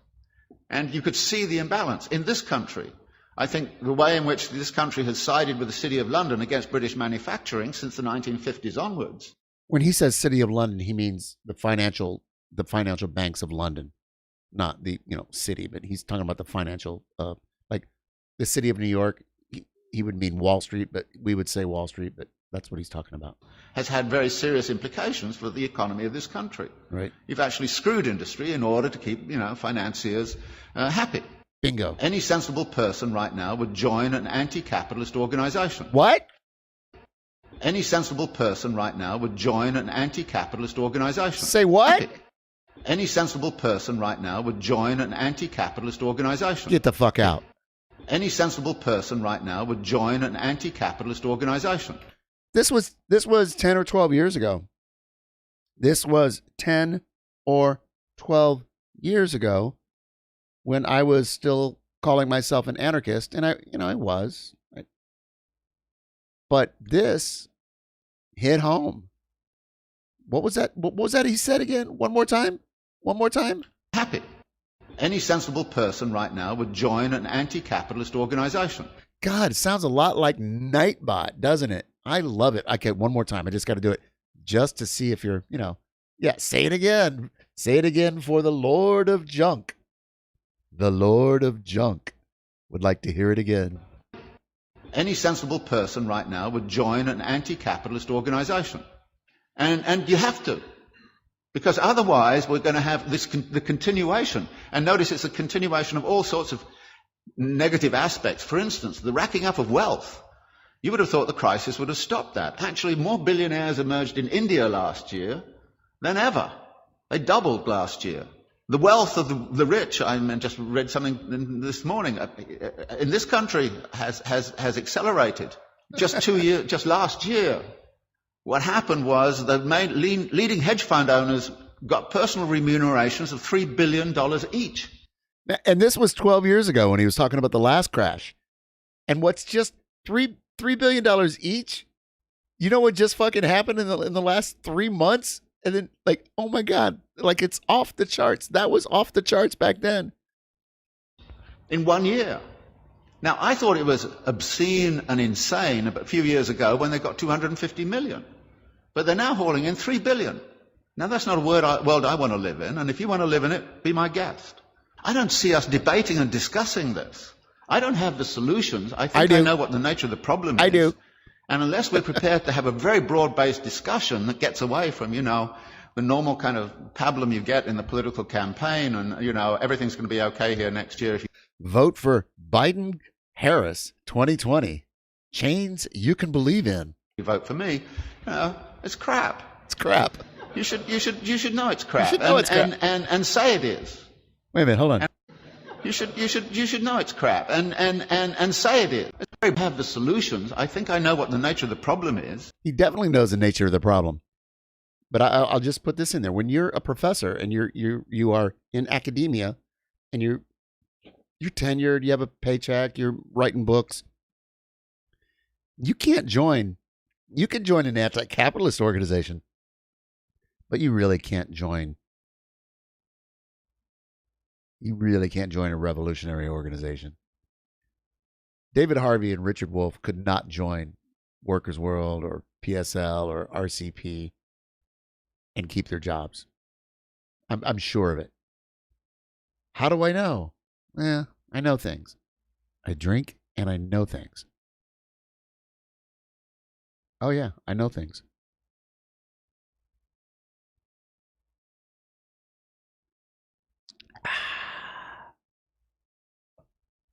Russian standard. And unless we're prepared to have a very broad-based discussion that gets away from, the normal kind of pablum you get in the political campaign and, everything's going to be okay here next year if you vote for me, it's crap. It's crap. You should know it's crap and say it is. Oh my God, I want that soundbite.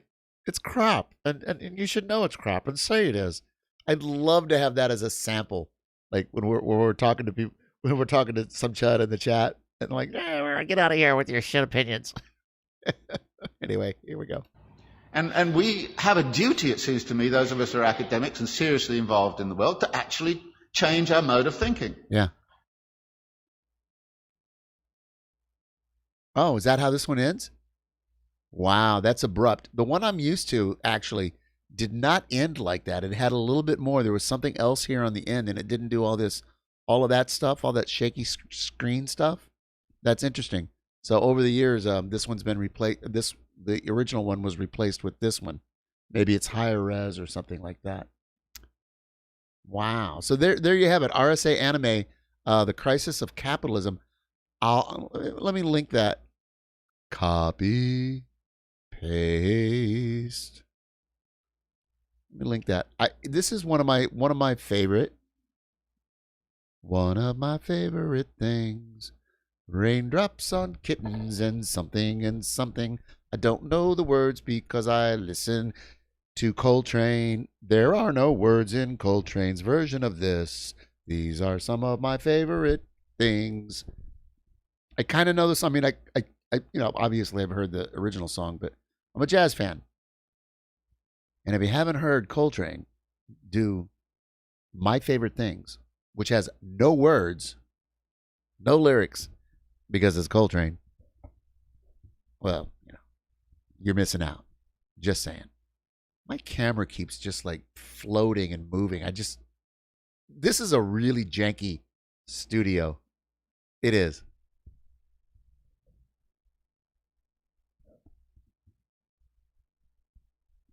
Oh my God. If I could have the studio of, those BT Breakthrough News that was filmed down at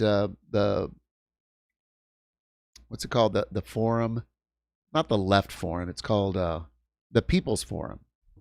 If I could have that studio, oh my God, I would learn all of that equipment. I would have so much fun. We would have some slick ass shit going on. Oh, wait a minute. I can't leave the house. I can, but I'm not getting on the subway every day to go do things in Midtown. Just not happening. Not happening. Anyway, so I hope you like that. That's David Harvey. And if you want to do a deep dive into Marx's Kapital, Das Kapital, there's a whole video series.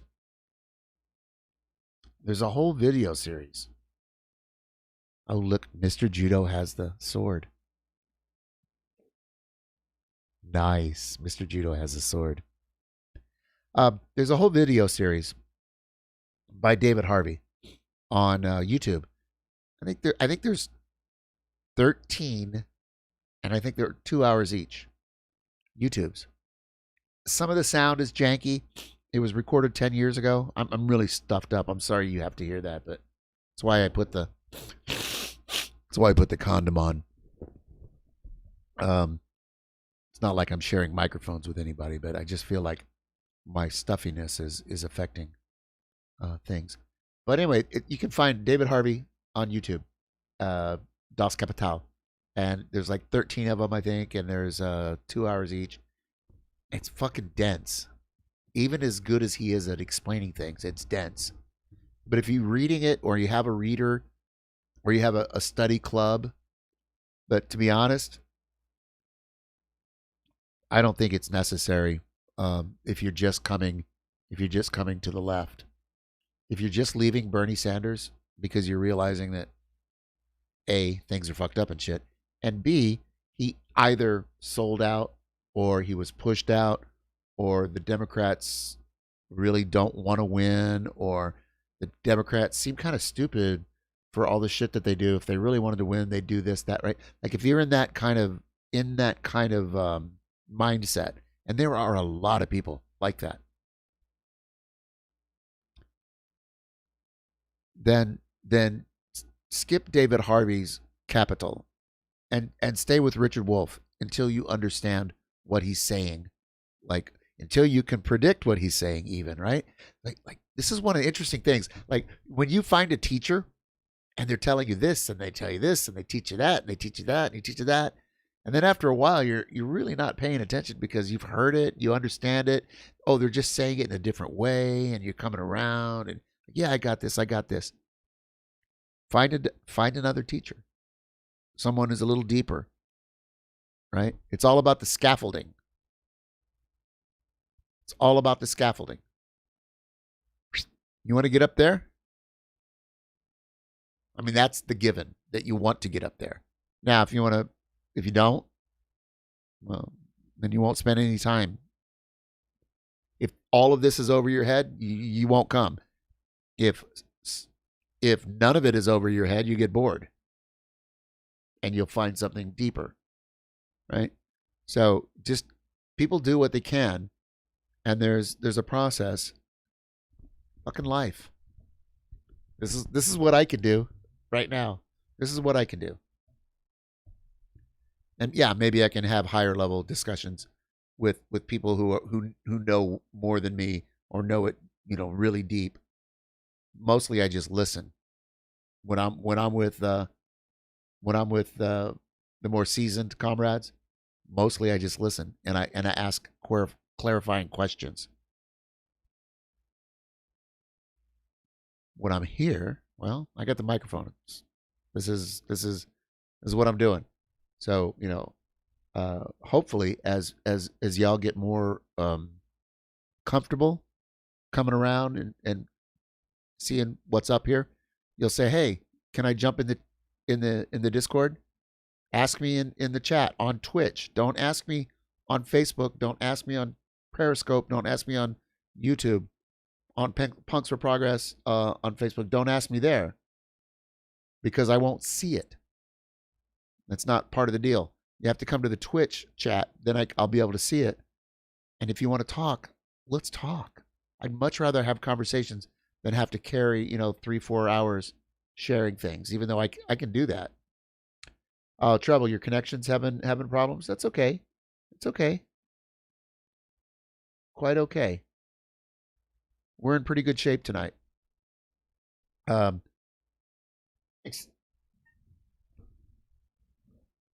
Except for my camera thing keeps sliding down, like just a little bit at a time. Yeah, Mr. Judo's got our back.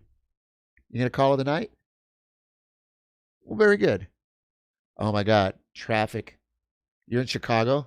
Where are you? Minnesota? You're in Toronto? I forgot where you are. But Pog. Wherever you are, Texas? I don't know. Be careful.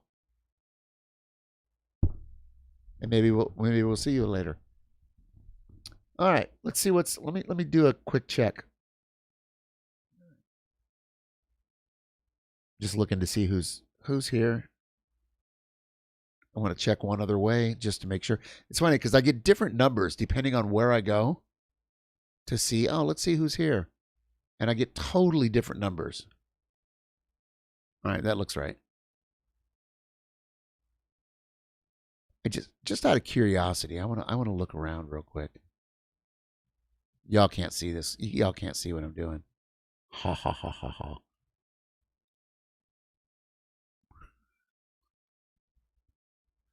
Oh, the Church of Chill. Nice. Wow. Really? Okay. Nice. All right. If you're here, bless you. You are definitely in the right spot. You're definitely in the right spot. If you're in yeah. Nice. Okay.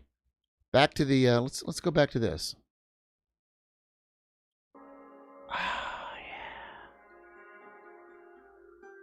I have a couple of things that I wanted to look at that I put in my Discord that you can't see. Twitter is lying to you. Oh, yes. So the minute I start the music up, I've already found what I wanted to do. Sorry, lo-fi hip-hop person. Lo-fi hip-hop person, you're going to have to wait. Because I'm a fan of Gray Zone. And we've watched on stream, we've watched a couple interviews with Max Blumenthal, with Ben Norton, with Anya Parampal. They do really good reporting. You want to know, you really want to break a good breakdown of Uyghur situation? Yeah, you can see a video, right, of a tourist going through, giving his observations. We've done that.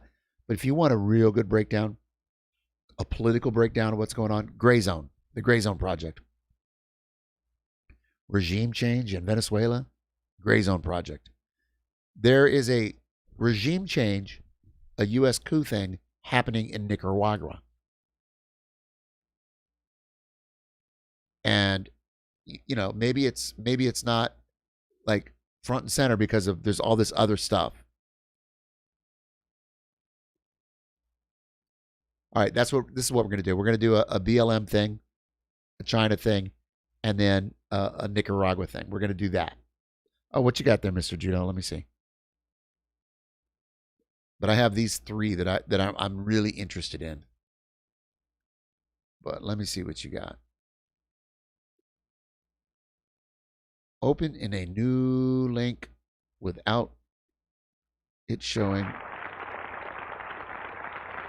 Oh, an hour and 33. Is this Parente? What is this? Yeah, I can't. It's too long. It's hour 33, and I can tell the audio is not all that good, right? Propagated. They knew that after an exhausting war, the last. And that audio needs to be cleaned up, and I don't have a full rack of stuff that I could do that with. But I would recommend anybody who's in the chat, the link that Mr. Judo just put in is a solid way to spend an hour and a half. I'm going to do something that was from '86, a lecture. I used to think Chomsky was great. I didn't know who Parente was. Now I'm like, Parente owns Pones. People still say Pone? Pones Chomsky. All right, where was I? This is done. Here's what we need to do. I need to go here. I need to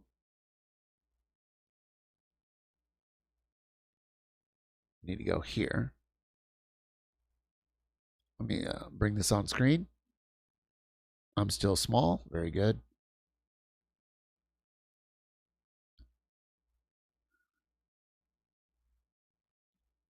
Ajamu Baraka. If you don't follow him on Twitter, if you're on Facebook, follow him on Facebook. I really doubt he's on Instagram. He might be. I know he's not on TikTok. But if you don't follow this guy, follow him. You'll learn a lot. He says, my presentation on no to the new Cold War with China. It's interesting that folks like me and Margaret Kimberly, Glenn Ford, and a few others, we do media around the world on geopolitics, geopolitical issues. But the bourgeoisie, and even some radical, and he has that in quotes, a lot of outlets pretend to be radical. They're maybe not, right? But the bourgeois and even some of the radical outlets in the U.S. will always run to the white expert. Have you ever noticed that? They always run to the white expert when it comes to geopolitical and geostrategic discussions. Because us black folk can only talk about Black Lives Matter when it comes to, bourgeois capitalist outlets. So this ought to be pretty good. Let me. Oh, maybe this is just a screenshot. I thought it was the video of his interview. Is it? It is. Oh, good. It's 7 minutes long. Check this out. Yeah, let's do this. Let's see what he has to say. He's on a Chinese. Oh, it's a little loud. I don't know the volume controls on Chinese. It's not YouTube. It's called Billy Bill or something. China's ambassador to the United States posed a very simple question. I'm going to try to make it bigger. Quote, yes. Is the United States ready or willing to live with another country with a very different culture, a very different political and economic system in peace, unquote? The answer to this question must be that despite the intentions of the U.S. rulers, the people must opt for peace. For the Black liberation and anti-imperialist movement in the U.S., we are clear. War is a class issue. And we say not one drop of blood from the Black working class is poured to defend the capitalist oligarchy. Okay. It is important that this position is clear because the U.S. state wants to disconnect the ongoing Black struggle for human rights, anti-colonialism, and authentic democracy in the U.S. from the broader anti. All right, I just want to ask the chat: is the audio clicking acceptable? Can you hear it well enough, or should I move on to something that's sharper? Because in my headphones, it's clicking and it sounds bad. But I thought I'd give it a minute to see if it cleans up. But chat, let me know if it's okay. colonial and revolutionary struggles and movements globally. The U.S. state wants to project our movement as one concerned only with Black lives or winning civil rights or something called racial justice, which objectively is an impossibility for a white supremacist settler colonial state. This was the strategy of the U.S. in the late 1940s when Africans in the U.S. were in the forefront of agitation for a radical notion of human rights that centered democracy, racial justice, national and people's self-determination. The politics were often explicitly anti-capitalist, seeing that what we refer to today as racial capitalism as providing the material basis for white supremacist power. This, my friends, is the Black radical internationalist tradition, and is the perspective that informs my positions on the question of China and a new Cold War. Very good. This Black internationalist. Yeah, it is clicking for sure. But is it unacceptable? Is it like, I'm not going to listen to this because it's like, because I can go to something else that's probably just almost as good, and you know, but I can hear, I have closed headphones on, but I'm just wondering how this sounds like on mobile, Perspective was captured in response by Nelson Mandela during his first visit to the U.S. after he was released from prison in South Africa. When he was asked in what was supposed to be one of those got you questions about the support from the ANC and other South African liberation movements received from Cuba, Libya, and the PLO. His answer by saying that he said that the mistake that some make is assuming that their enemies should be our enemies. Right. Our movement, the African radical anti-imperialist internationalist movement, sees the Chinese state and the Chinese people much differently than the U.S. state and its ruling class. Thanks for letting me know, Chad. Appreciate that. We center the collective human right of self-determination and national sovereignty for all peoples, nations, and states. Let's see that again right there. And national states. Here. We center the collective human right of self-determination and national sovereignty for all peoples, nations, and states. Boom. And therefore take a position of resolute opposition to the effects or to the efforts by the U.S. state to isolate, subvert, and militarily threaten the Chinese people. So this is one of those things that a lot of people on the left in the United States, and particularly the white left, it's one of the biggest bones of contention. It's one of the biggest misunderstandings. It's one of the biggest things that a lot of white leftists need to really pay attention to, learn about, and understand. Let me back this up again. And opposition states and their ruling class. Okay, here we go. Right here. When you hear white leftists, people who claim to be socialists, they claim to be communist, and they don't support socialism in Venezuela, socialism in Cuba, socialism in China. No, it's not socialist enough. You're doing socialism wrong. When you hear that, you don't want to beat them on the head with a hammer, right? But you can have a conversation about it if they're willing, because it's a really incorrect, not thought out, and super bad take. And it shows a level of political development that just isn't there yet. And anyway, this is how bad takes, this is how you get rid of bad takes. You talk about these kind of things. You don't call names, and you don't, fling poo and get in flame wars on Twitter. Talk about it. So let Ajamu say it one more time. We center the collective human right of self-determination and national sovereignty for all peoples, nations, and states, and therefore take a position of resolute opposition to the effects to the efforts by the U.S. state to isolate, subvert, and militarily threaten the Chinese people and the Chinese government. We oppose the so-called pivot to Asia under the Obama administration and the designation of China along with Russia as global threats in the 2018 National Defense Authorization Act. Right. We oppose the provocative military maneuvers by the U.S. in the Asian Pacific region. Right. Specifically, the unnecessary and intentionally aggressive actions in the disputed waters of the South China Sea. And look, they are disputed. We talked to our Philippine comrades, communist comrades. They dispute these waters.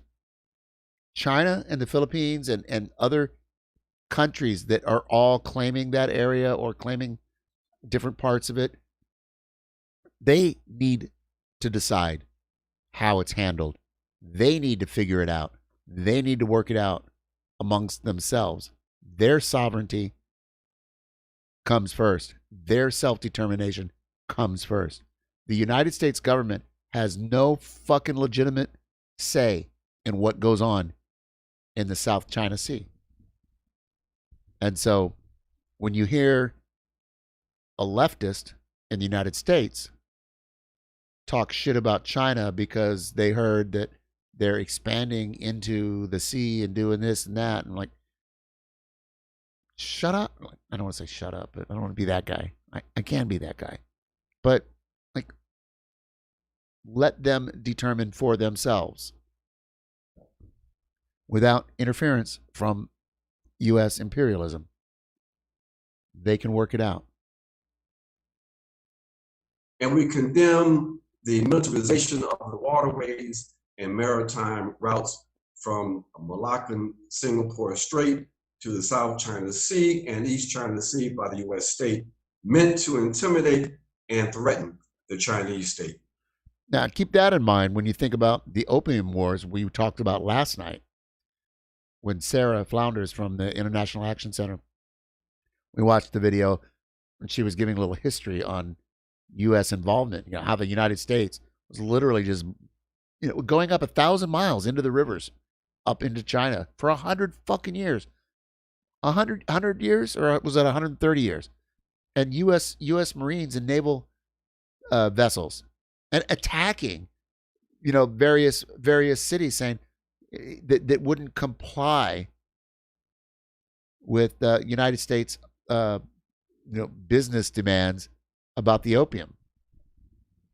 Anyway. We take the position that all disputes in the Asia-Pacific region should be resolved by the nations of that region. Right. My friends, we are living in a moment of history that is extremely dangerous. Yeah. The irreversible decline of the U.S. and the anxiety that it is producing, along with the recklessness and mediocre character of the U.S. decision makers. Mediocre character of the U.S. decision makers. I love that. I've never heard that term, but I like that. Has produced a and mediocre character of the U.S. decision makers. Nice. Has produced a volatile situation. Oh, yeah. That some argue is more dangerous than at any point during the Cold War period with the Soviet Union. I think so. Insane strategies like the concept of pre-launch interception. Yeah. The theory that the U.S. can launch a first strike to destroy the intercontinental ballistic missiles of Russia and China while they are still in their launchers are now becoming accepted possibilities. U.S. policymakers responded to questions from their European allies regarding the U.S. commitment to NATO after the announcement of the so-called U.S. pivot to Asia by saying that, quote, the European NATO powers should welcome the fact that the U.S. is willing to engage in this new strategic challenge on behalf of the alliance. Yeah, so NATO, North Atlantic Treaty Organization. Does everybody know that? North Atlantic Treaty Organization. Guess what? Now they've got fucking Colombia. Colombia in the global south. Colombia. Part of NATO now. Gee, really? Like, things are fucked up and shit. Black Alliance for Peace, by the way, is his organization. Well, he's one of many people, but he's one of the leaders and lead organizers for Black Alliance for Peace. It's an anti-imperialist organization, black-led, and again, one of those organizations that any leftist worth their salt should know about and follow and listen to. You don't have to believe and understand everything. You probably should, but you are where you are, and I am where I am, and we all work it out. But I just think I'm a fan, and folks should. Yes, that's so on topic. Salterific, whatever. Yeah, okay. Back to Ajamu Baraka from Black Alliance for Peace, talking about this subject. It is clear, but those of us who must understand the white supremacist mentality, because our lives depend on us understanding it, that the position voiced here is the acknowledgement of the common interest of the white West in maintaining global Western dominance. Bingo. This is the collective imperialism that was committed to upholding white supremacist colonial power that Kwame Nkrumah talked about, that characterized U.S. Western leadership coming out of the Second World War. This is the mad cycle pathology of white supremacy. They are preparing for war, a winnable war with the Chinese. They think they're preparing. They think it's going to be winnable. I was talking about this last night on stream a little bit. They think it might be possible. And there's an argument within the ruling class. Big arguments about this. The ruling class is not united. But they know that they can't keep doing what they've been doing. They see the writing on the wall. So they're trying to figure out a strategy. And that's part of that strategy is creative destruction. Destroying enough of the economy of the world. And the only way to do that is through war. And destroying enough of the labor and human beings, and destroying enough of the creative, productive forces. That's what they're talking about. That and anyway, so back to Ajamu here. There's a couple minutes left. And what has been the response from the Chinese? They said that they will vigorously oppose the deployment of new weapon systems in the Asia-Pacific region.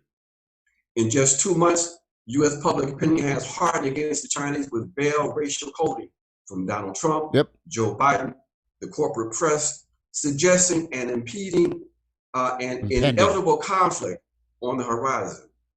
Today, the language is being coded, but its intent to shore up the common interests of the pan-European colonial capitalist white supremacist project is absolutely clear. So that was a lot of big words, but the TikTok bullshit is part of that. The China virus, like all of these, China's the enemy all of a sudden. It used to be Russia, Russia, Russia, right? And now it's China, China, China, everywhere, China, Huawei, right? Oh, right? So it's the demonization in the press to make people believe that China is somehow bad. Oh, they took advantage of us in their trades. They stole technology. They did, all of that. Like all of this is bullshit, right? It's just propaganda to get USers to be afraid, to be very afraid of China because they're planning on going to war with them. Not this week. Well, maybe this week. Who knows? But they could be looking at 5 years, 10 years, 20 years down the road. They could be looking at 6 months, 6 weeks. It's hard. It's impossible for us to know. All we can do is watch it and think about it, bounce ideas off each other, listen to other people who spend their lives studying this stuff, talking about this stuff, organizing. These are serious people. And the only way Ajamu Baraka is ever going to be on Twitch is if I put him on Twitch.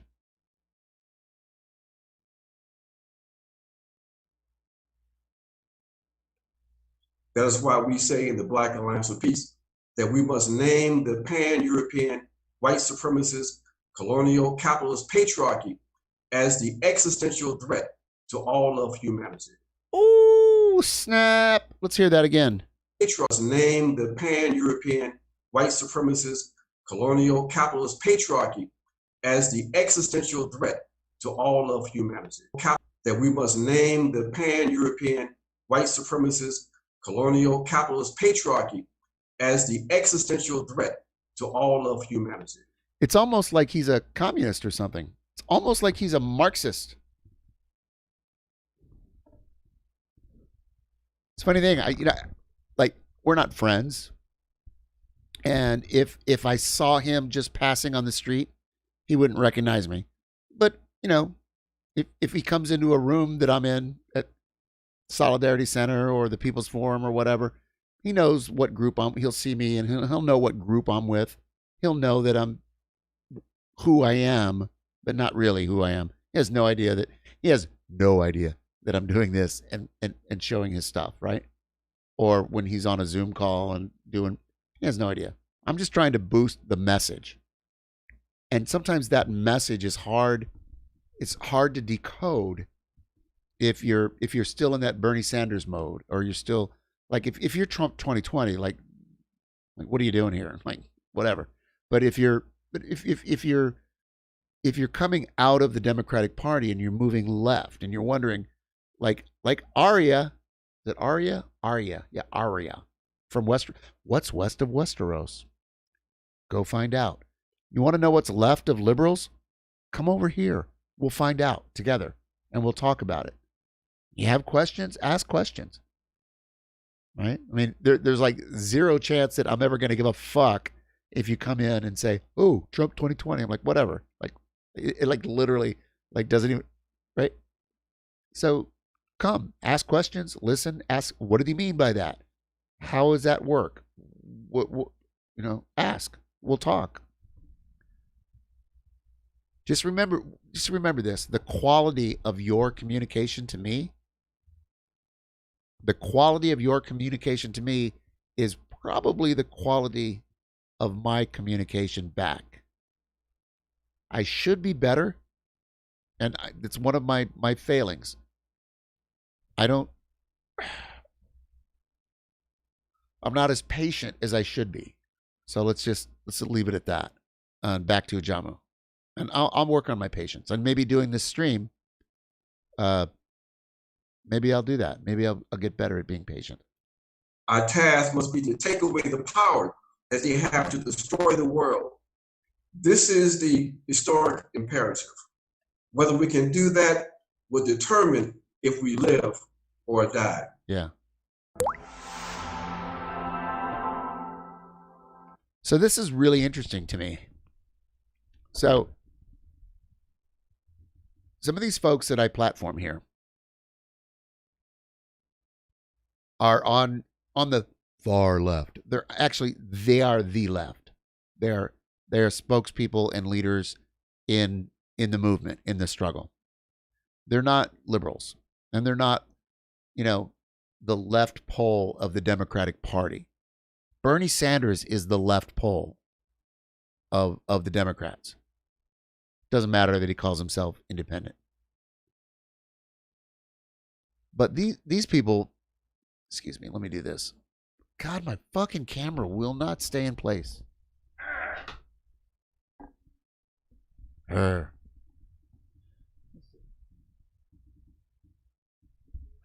Maybe I'll do that.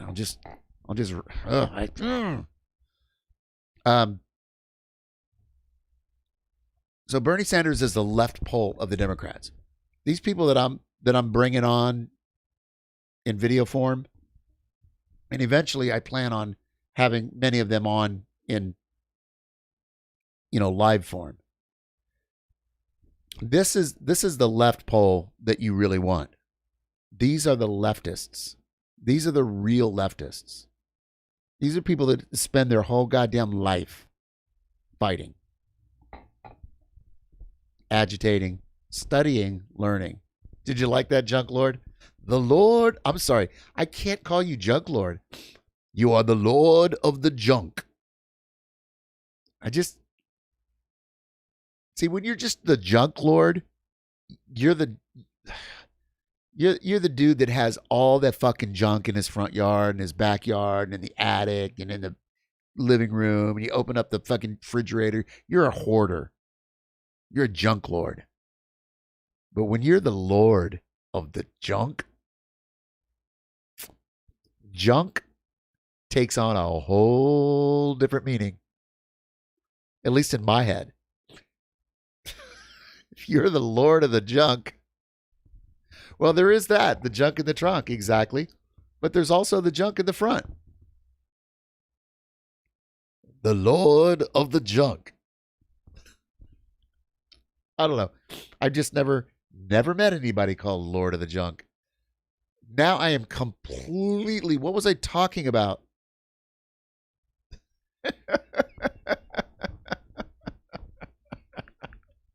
Sorry, Mr. Judo. What you've thought about cannot be unthought about. So, love it, love it, love it. Nice.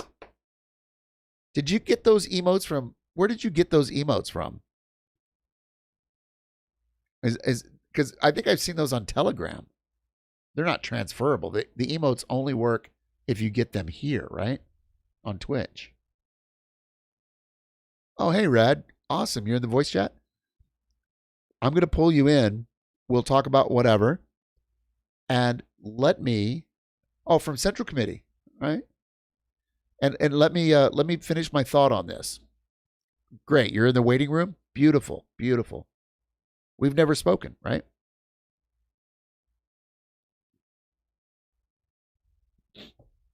But one of the reasons, just to be clear, a couple of reasons I have not reached out to any of these people that I platform, that I have their contacts information, and they're fucking busy. They're really busy. And they're doing really hard work. And I'm over here with 25 people, or I think the most I ever had was 115 people for like 2 hours, or 12 people. I think I'm averaging like 9.5 people. And so I don't feel it's proper to ask, hey, come on this stream. I'd rather just show you videos. I did not like the quality of that one. That one came from China, and there was a connection issue, and that could have been on. He may have been in Colombia, because he lives in Colombia, I believe, in Caracas. Is it part of the time? I don't know where he was then. But anyway, that's one of the deals. I just don't want to intrude on anyone. I don't want to be that white guy with a podcast. They'll put their stuff out, and I'll play it. I'll play the things that I think are cool, that are important, right? Oh, Caracas is Venezuela. What is Bogota is Colombia. I think he's in Colombia, but I don't think he's in Bogota. Nightbot, thank you for that reminder. Things are fucked up and shit. All right, let me look here. Rad Progressive. Okay, we doing video or are we doing just audio? What do you want to do? You want to do video? I am totally down for either one. But put it in the chat. Hey, you're in the stream. Can I hear you? Can I hear you? Rad.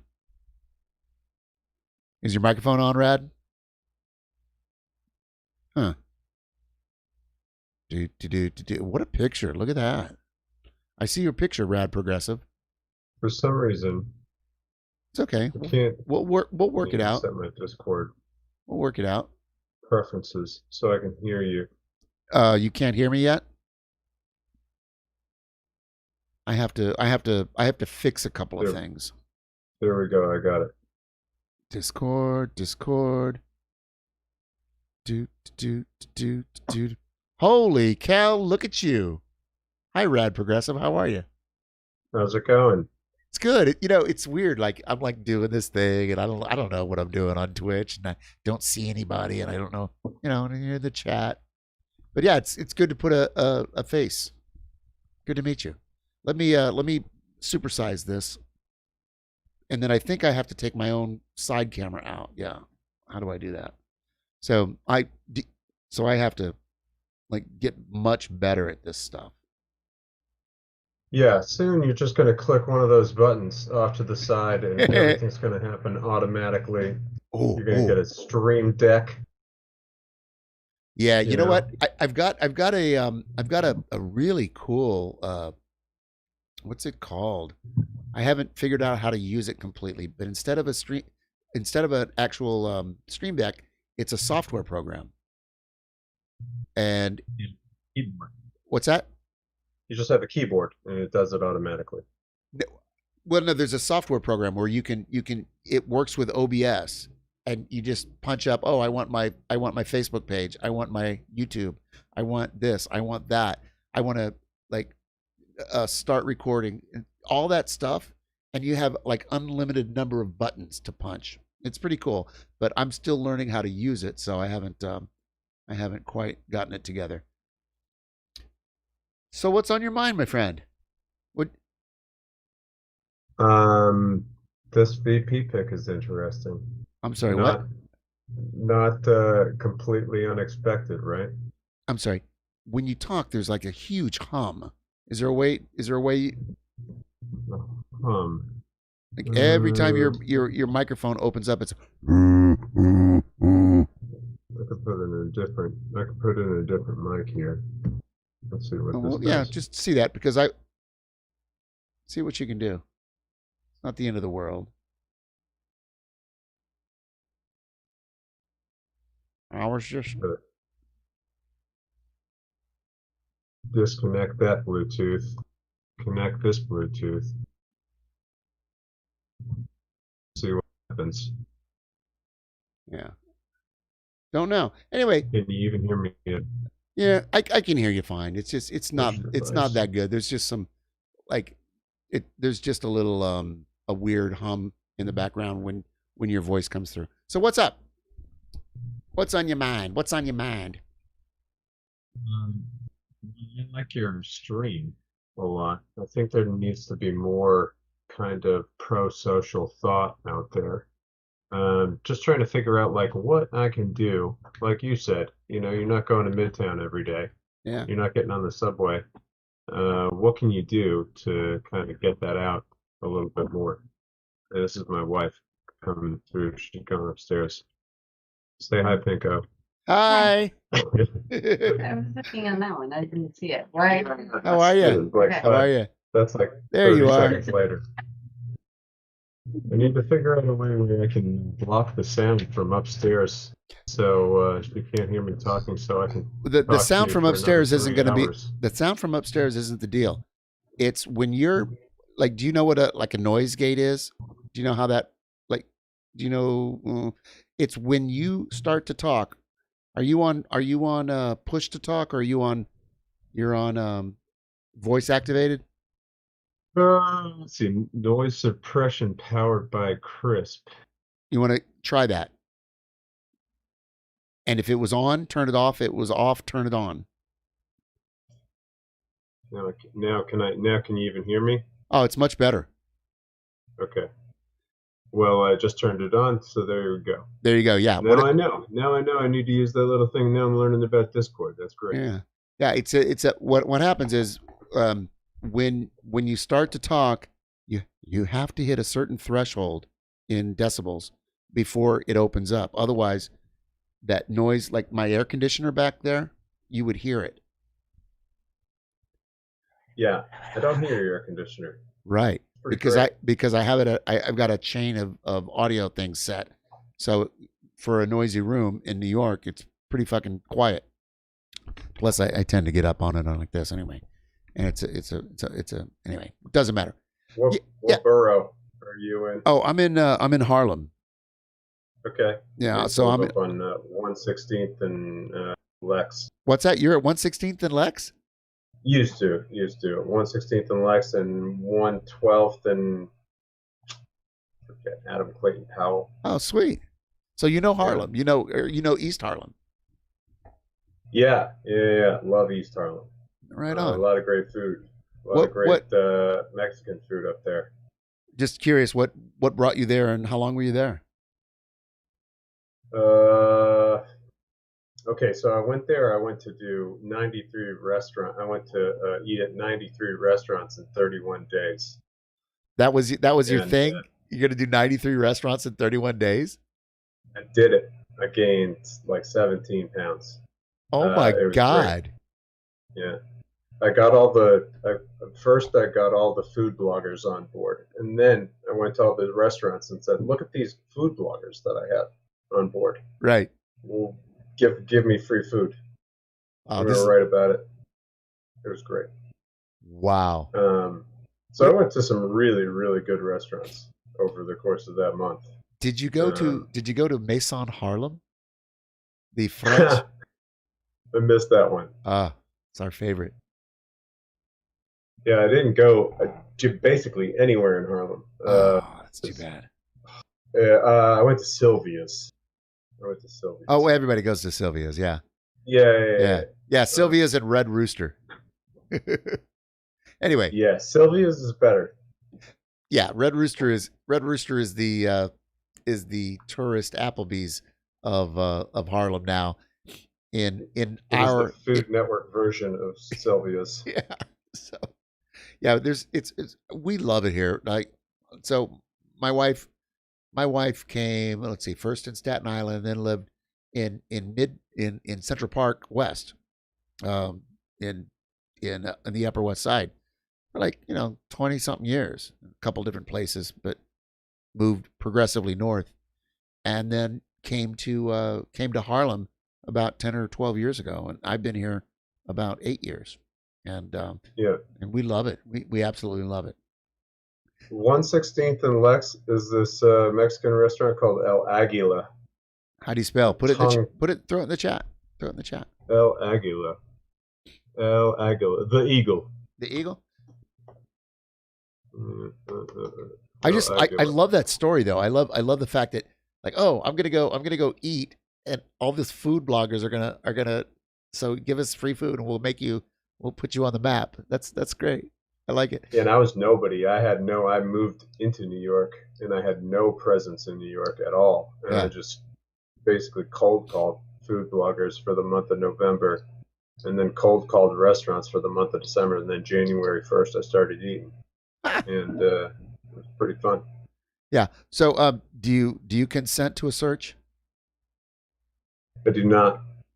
I do not consent to a search. But do you wish to remain silent? Really? In this context? In this context. Should I tape this part out right here?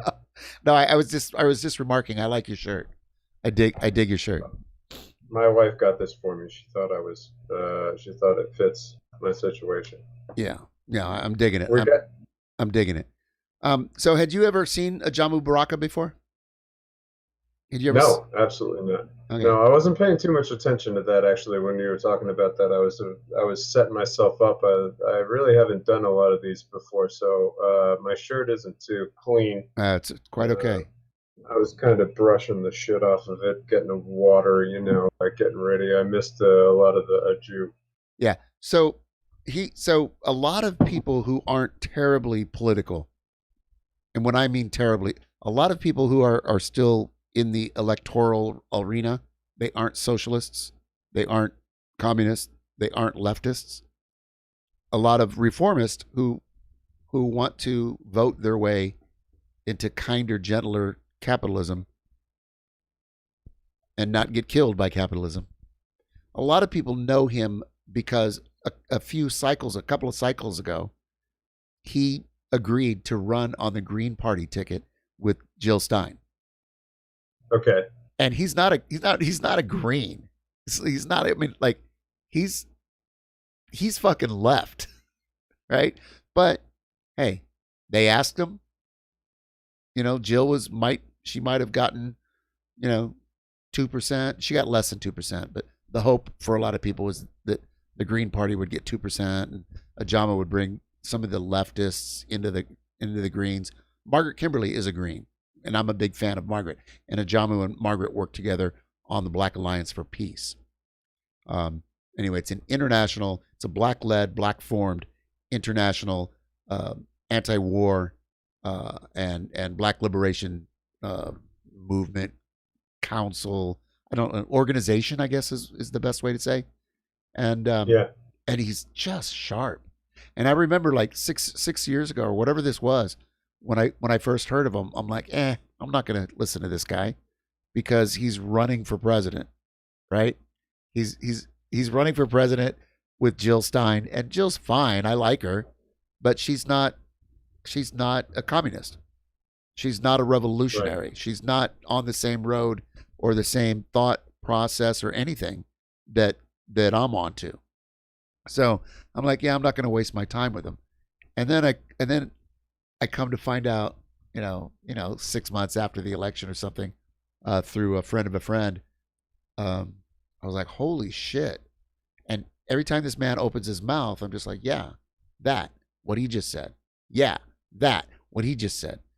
And so I like to boost that up. Now, I didn't know the signal on that. I probably will never do that again where the signal isn't clean. I'd never seen that. But the reason I wanted to try that particular link was people like Ajamu, the black left, the serious black left, the socialists, they don't get called to go on Democracy Now! Or The Nation, or they don't get called to go on any shows unless it's to talk about Black Lives Matter, right? There's this weird thing that like, we have to have our white experts come out. We have our go-to Rolodex. It's not a Rolodex anymore, but you know what I mean? And so get me an expert on this. Something just happened. Well, here's, and unless it's a Black Lives Matter thing, they're not calling these people. But these people are fucking sharp, and they understand international politics, and they understand the global chess game, and they understand more about what's going on than any of these assholes in suits. So they never get called. Yes. Anyway, that's so. Yeah, so I was listening to something earlier today, and something made me think of like asking you about the TPP. Like the TPP. It seemed like that's like not it's like kind of anti-nationalist, but it's still like just a group of countries getting together and kind of like giving fortuitous trade agreements to each other and shutting others out. So it just seems like not so globalist. So it's kind of more nationalist. So the TTP or the TPP, what does it stand for? Trans-Pacific Partnership. Right. That has not been on my radar in about 4 years. Well, because it's right. Right. So at the time, it's gone basically. Yeah, at the time I knew about it, and the people that were pushing back on it, on the left, particularly, were people like Kevin Zeese and Margaret Flowers. They have a podcast called Clearing the Fog. They run a very great, excellent source website called popularresistance.org. They were pretty up into Occupy at Freedom Plaza in Washington D.C. And they're single payer advocates. They're good people. And they have moved left over the last 10 years. I've moved left, they've moved left, and it's been interesting. So I knew about the TTP, and I was looking at it, and doing a blog talk radio. But anymore, these kind of trade agreements and these things that the criminals in Washington do have less and less. I don't need to know about the I don't pay that much attention to them because there's more important and pressing matters. The criminal class in Washington is going to do what they're going to do. And when they we couldn't stop the NDAA, right? But the TPP was stopped. And there was another one too, that went the other direction. One was Atlantic, and one was Pacific. Anyway. But yeah, that's been some years, but Yeah, I mean, from what I read about it, I didn't really like it as far as like what it let the companies do. Different companies that could go into countries and then be forced to sue them for the types of for lost revenue, intellectual property law. So I wasn't excited about that. Yeah. So if I remember, one of the big problems with it was if, say, the state of Florida passed a law that said foreign companies can't come here and fuck up the ecosphere, right? However if it impinged on British Petroleum's right to come in and fuck things up, then British Petroleum would have the right to sue the state of Florida for lost income. Imagined lost income. I mean, just fundamentally unfair, fundamentally undemocratic, fascist corporate and government getting together, just fucking wrong. And enough people could see that it was wrong. Here we go. In the Mr. Judo has put in the a link. Comprehensive and Progressive Agreement. Okay. Yeah. So the successor for the TPP. All right, it is TPP. So it's still alive. Well, that's the thing. That's the thing. Going to jump in on this one. So once I mean, definitely, right? What's that? Definitely, if Biden's the president, this is going through. Oh, it may have already passed. I'm not looking at it. Okay. I'm ratifications. Yeah, it has already passed, but America's not a part of it. So here's the thing: these things, the criminals that are in Washington are going to do the crim's going to crim. They're going to do their shit, and like we can raise our voices and push and everybody's got to make a decision. Where do you want to put your time? And for me, I want to put my time on no more fucking wars, no kids in cages, fuck ICE, fuck 12. Like there's some certain, like the most important things to me is the Black Lives Matter movement, the whole imperialist movement. And so other people can put their activist time into this or that, and it's all important. I mean, I'm not disparaging, it's all fucking important. There's so much on the table, right? There's so much. And there's only so many of us. But I don't spend nearly as much time looking at the news anymore. Oh, what's the news? What's the detail? I try to look at the analysis. Why is this happening? Who does it benefit? Who's on about it? Hey, Girly Bear, welcome. Nice to have you. We got Rad Progressive on the Discord. First time we're just chatting here. So I gotta hook you up with a friend of mine. I want to invite you to check this website out. It's my friend. He's running for president. He's running for president? I'm not. Yeah. Is that what you said? He is. Yeah. Is it Vermin Supreme? No, I don't know him. Because come on. You don't know Vermin Supreme? No, I mean, I don't know him personally. Oh, you know who he is, right? Yeah. Hey, everybody gets a pony. If Vermin Supreme wins, everybody gets a pony. Liberty strikes back. Ooh. So, anyways, here's the ex-Marine. Is that going to pass the smelt? There you go, Rossio. Perfect. Vermin Supreme 2020. Pretty ugly. It's a pretty ugly website. But he's got a lot of great ideas, and the Fed is his primary, and the Fed go green instead. So convert to completely sustainable energy.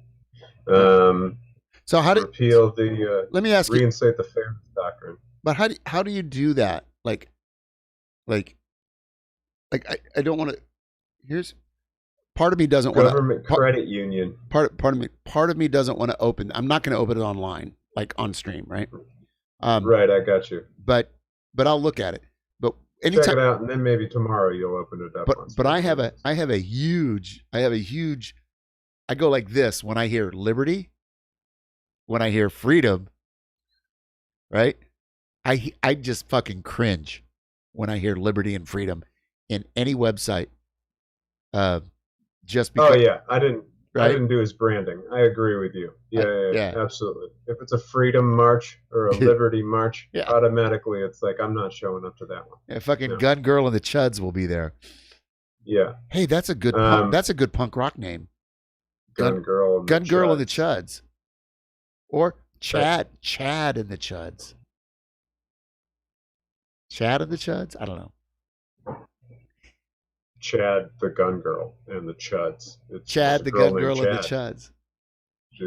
Why is it not a girl named Chad? Of course it is. But the opening act has to be the Karens. Yeah, super Karen. It's super Karen. You know what they call a grouping. You know how there's a murder of crows and a flock of seagulls. Do you know what they call a bunch of Karens? A privilege of Karens. We're on the same wavelength. Yeah. Privilege of Karens. So I got a question. Without looking at your friend's website, right? All these things I've been hearing since Occupy, since even before that. Oh, we got to do this. We got to get money out of politics. We got to end the Fed. We got to there's all this stuff. We have to term limits. We have nobody's got a fucking new idea, right? Like there is no it's all been said and talked about, yada yada yadas. It's just new ideas to some people who haven't heard them before, which is fine. But my question to anybody who wants to end the Fed, who has the power to end the Fed? Congress, and then the president, and then the Supreme Court. It would have to go through the Supreme Court. I mean, the way that the Treasury and the Fed work together, could you end both at the same time with one order? No, but I don't think you could. Like you can't even get Bernie Sanders elected, and there's only 4 people in the squad. Like we live in a country where cops are murdering black people and getting away with it, and when eight black people show up for a Black Lives Matter march in a rural town in Nevada, 700 to 800 heavily armed white douchebags come out, beat them up and threaten them and fuck with them. And the sheriffs stand by and do nothing. Ending the Fed is a fucking pipe dream, is what I'm saying. There is, come on. You have to end the whole system. You can't fucking vote your way out of this. What do you do to somebody who thinks that there's a way to fix the system with the system? What do I do with them? I don't know. How do you talk to that person? This is a hard thing, right? This is a hard thing. And I do not hold myself out as like the person who's most qualified to, change the world and use persuasive language and get people to, come to the left pole of the Twitchosphere. I mean, I don't. But here's the thing: people know things are fucked up and shit. People know things are getting bad, right? And there's different levels of privilege and different levels of wealth and depends on where you live, and like your material conditions matter. Right. And as the material conditions for more and more people in these, hey, Blue Fox, following me. It's only Blue Fox that I see. I was hoping like Blue Fox was rating with 563 viewers. That would have been fun. But no, we just got to follow. I like that. Nice to meet you, Blue Fox. We're talking with Rad Progressive. first time in the Discord. So I guess I would say that, like, how do you get people? There's a couple of ways, but people's material conditions deteriorate, get worse and worse, and that puts them in motion. It puts them in motion. They go to a meeting, they go to a demo, they start finding other people that are also in motion. They start talking about it, they start hashing it out. Somebody comes along and says, "Hey, we did this thing, one county over. Maybe we could do it here." Or, like there's knowledge that gets passed up and passed down and passed out. And, so the radicalization that it takes to get a mindset that says, "Oh, you know what? Shit, I can't vote my way out of this. All of these things that the bourgeoisie lets me do to voice my opinion, all of that stuff, it's not going to work." But in order to get to that kind of mindset, to have that kind of consciousness, that class consciousness, it's usually almost everybody. It's because of their conditions. There are exceptions. People who came from wealth. Engels came from wealth, and look, he funded Marx. Right. Like, people do that. There's plenty of Che Guevara came from wealth. Right. So there are people, and he made an impact globally, so much that the CIA had to hunt him down and kill him. Right. So, have you been to Cuba? I have not, but I plan on going. I have an in. I have a couple of ins. There's a thing called the Venceremos Brigade. The people can Google it. Or, God, I said it again. I gotta put a dollar in the swear jar every time. Yeah, in the Google. The corporate jar. Yeah, corporate advertisement jar. So people can duck go Venceremos Brigade.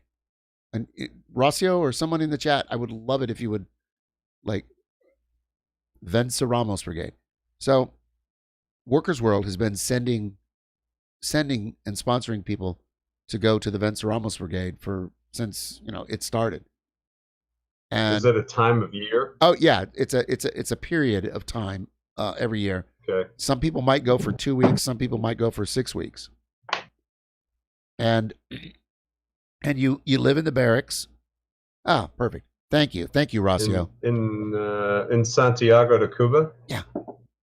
And you live in barracks, and you eat together. You eat together. You work together.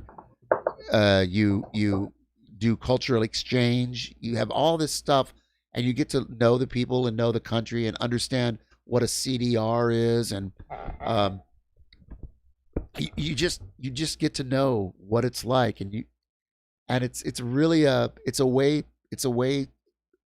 So all of the left organizations, all of the communists and socialists, send people every year on the Venceremos Brigade.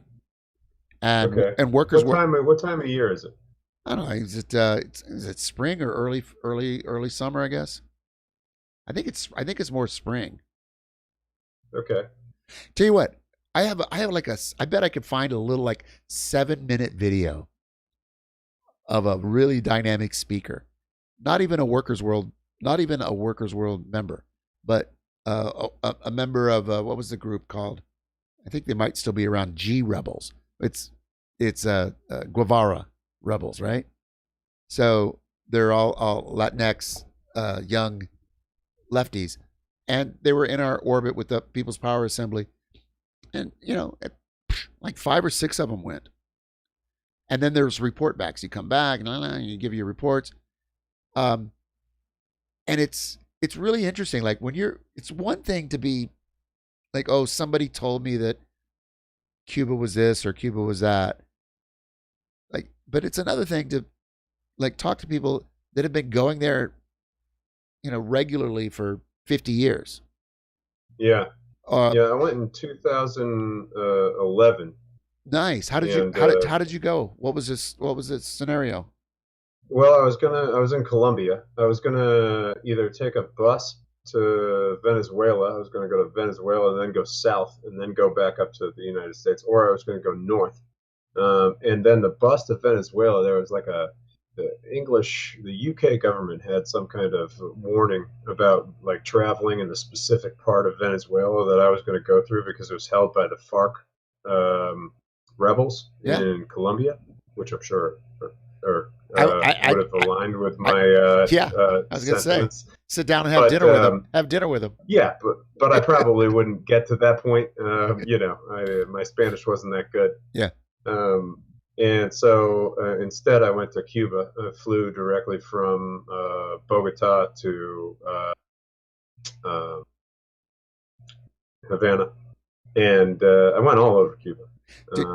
Did you stay in hotels or casa particulares? Casa particulares. Nice. Yeah. I stayed at a couple hotels. I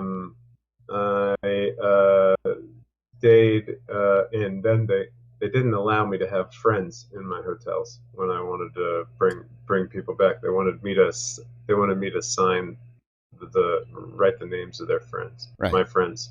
Do you know why? But I didn't. Did you ask? Yeah. What? I mean, I think it was like for prostitution. They wanted to find out if people were. Yeah. Yeah.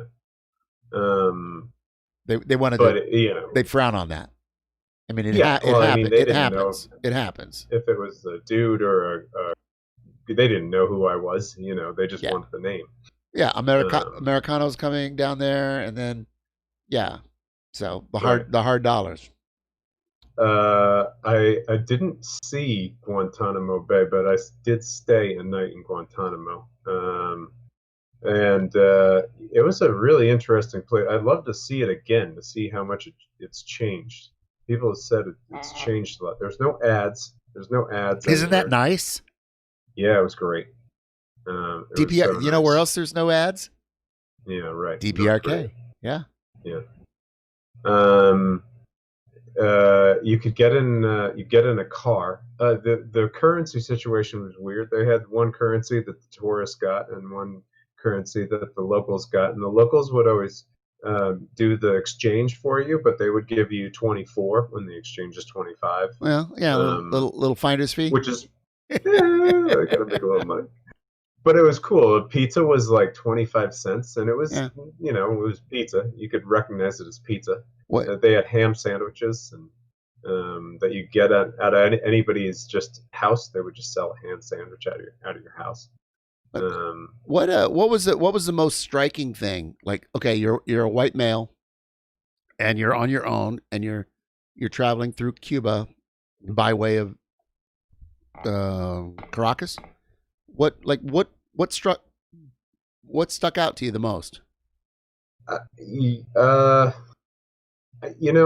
did like the architecture. It was definitely brutalist. I liked the ads. I liked that there was no ads. I liked that there was if you wanted vegetable oil, it was one type of vegetable oil. You just got one. It was the vegetable oil that they were selling. I went to a brewery that was owned by Anheuser-Busch. No way. I tried to get into the brewery. There was a Busch brewery? Well, AB InBev has the contract for brewing, and they bring in a global multinational to make sure the brewing is whatever. They do what they can to get the beer to their people. I think I like that there was no ads. The only ads were for socialism. Right. So, and it wasn't ads for like Dear Leader. It was ads for like everybody is in this together, like, do your part, join in, it was right. There were a few Castro, a few Che, but like they love. How many times did you hear La Hasta Siempre? Did you? No, I didn't. This song? Oh, okay. It's like the song, right? The thing that I remember hearing all the time was "Oye pan, Oh yeah is. Okay. Hey. Yeah, I don't. Ham Yeah, I is don't know. bread. I don't know the song particularly, but you heard. No, it's just some people everywhere in every city. In every city, there's always a guy walking down the street selling bread from his bike. And it was a thing that they said. Oh yeah, ban. Oh yeah, ban. It means hey, bread. Hey, bread. Oh, pan, bread. Gotcha. Oh yeah, OYE. Oh yeah. It's not a Cuban thing. It's not just a Cuban thing. Gotcha.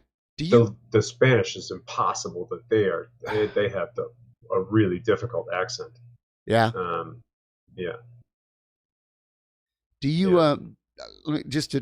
I want to get back on this while I look for this video, but do you stream?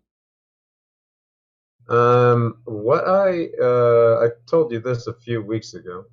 I really want to start a 24-hour cooperative of leftist streamers. Okay. So 24-hour news network, basically, far left, between like far left and not so far left streamers.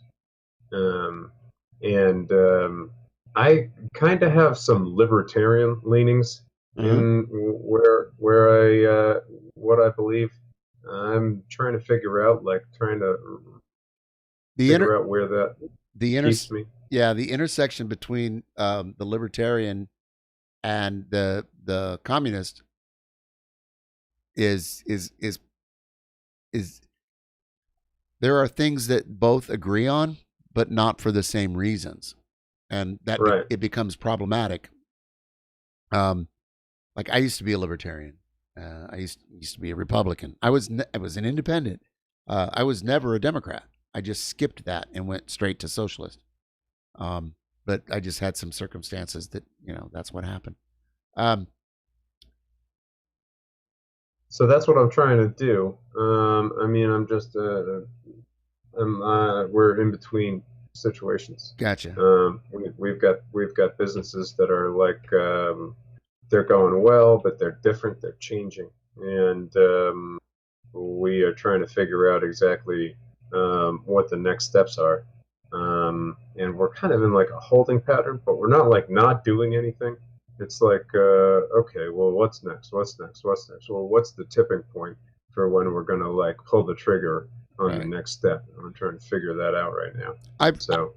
I've tried to start a couple of like the Commons Project Network, bunch of podcasters 10 years ago, bunch of people that were on the left, and let's do this thing. We'll use Facebook and Twitter and we'll build it and yada yada.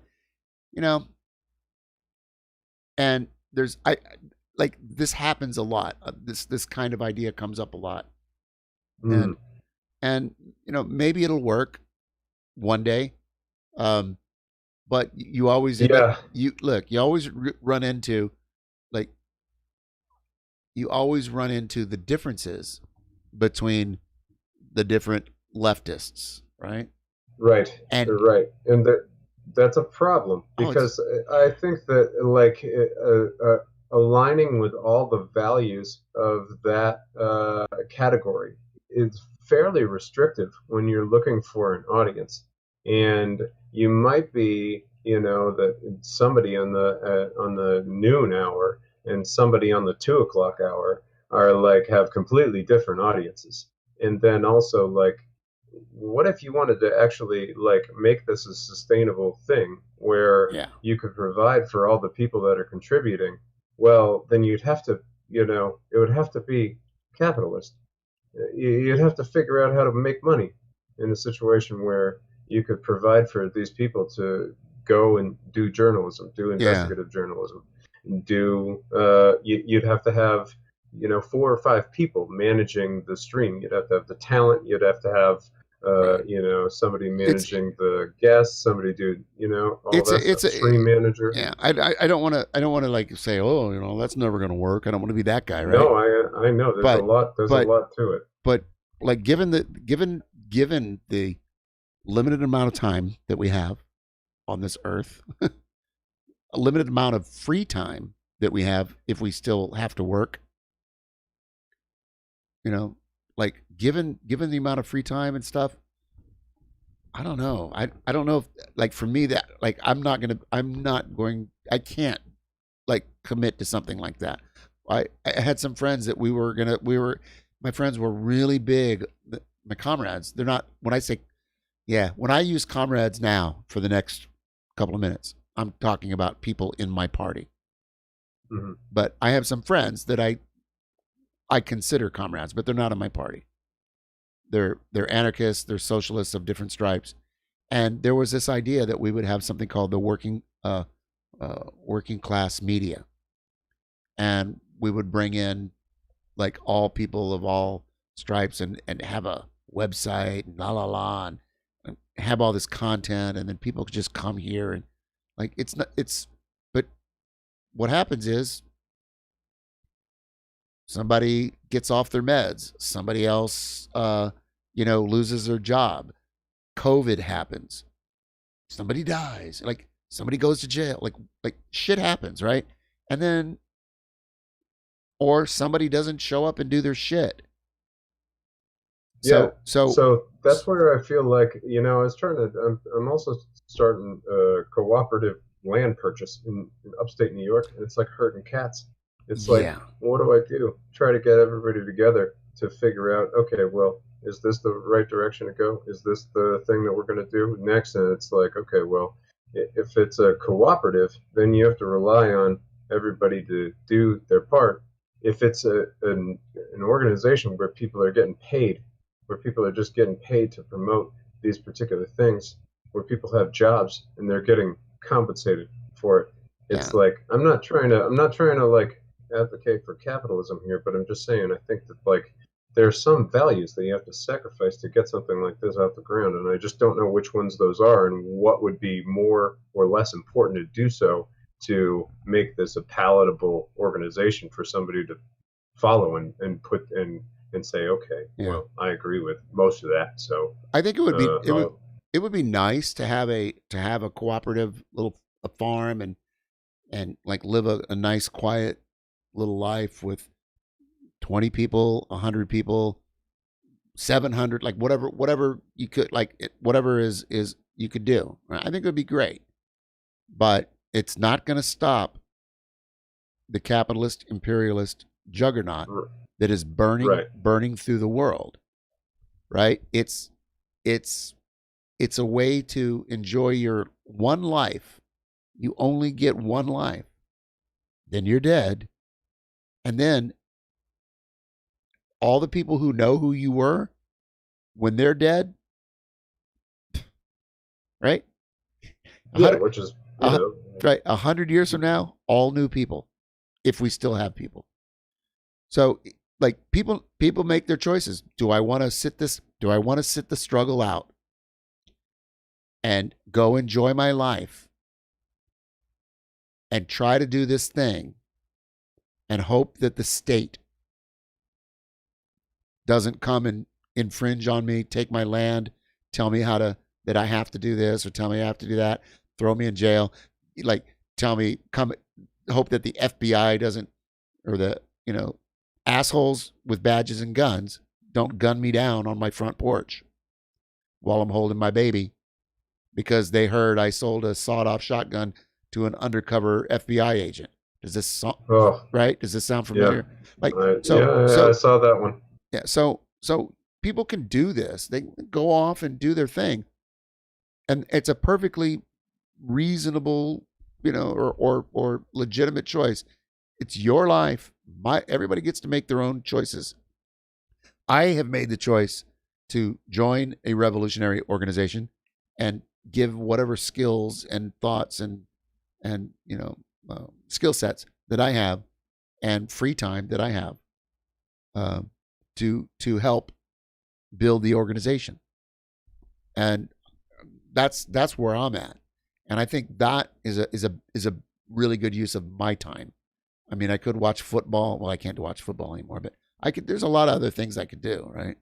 But I'd much rather do my work with the party and then do my fun work.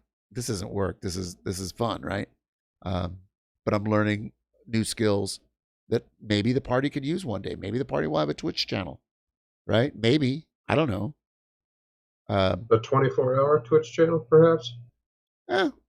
Look, I would love it. You know, why not? It's like there's enough of these. You were talking a couple days ago with Kezbox, and you were saying, "Oh, this would be great if we could get a leftist stream cooperative together." Right. And it's like that's what I want to do. So you know, are you in this thing? The idea is out there. Are you in this Discord with the leftist streamers? This thing that who set it up? I'm in a lot of Discords. Trouble set it up. Leftist streamer cooperative or site. There's like 6. Add me to put me in there. My admin put you in there? No, send me a. All right. Send me a Discord. Yeah. So it's like 7 people, maybe 6 people. Trouble is a mod on a lot of different. Not a lot. I don't know how many, but Trouble spends a decent amount of time. Only the good ones. You told me. Only the good ones. Yeah. So only the good ones. So it would be nice to talk to. I sent you a Discord. It would be nice to talk to each other, get to know each other, but like I'm still learning how to switch fucking scenes. You know what I mean? Yeah. Well, I think I don't feel like I would be the. I don't really feel like I would be the talent in this organization. I feel like I would start out as some talent, but I think that I would be kind of like the behind the scenes guy. Gotcha. More like figuring out how to put things together as far as business wise. Gotcha. I bristle a little bit about business.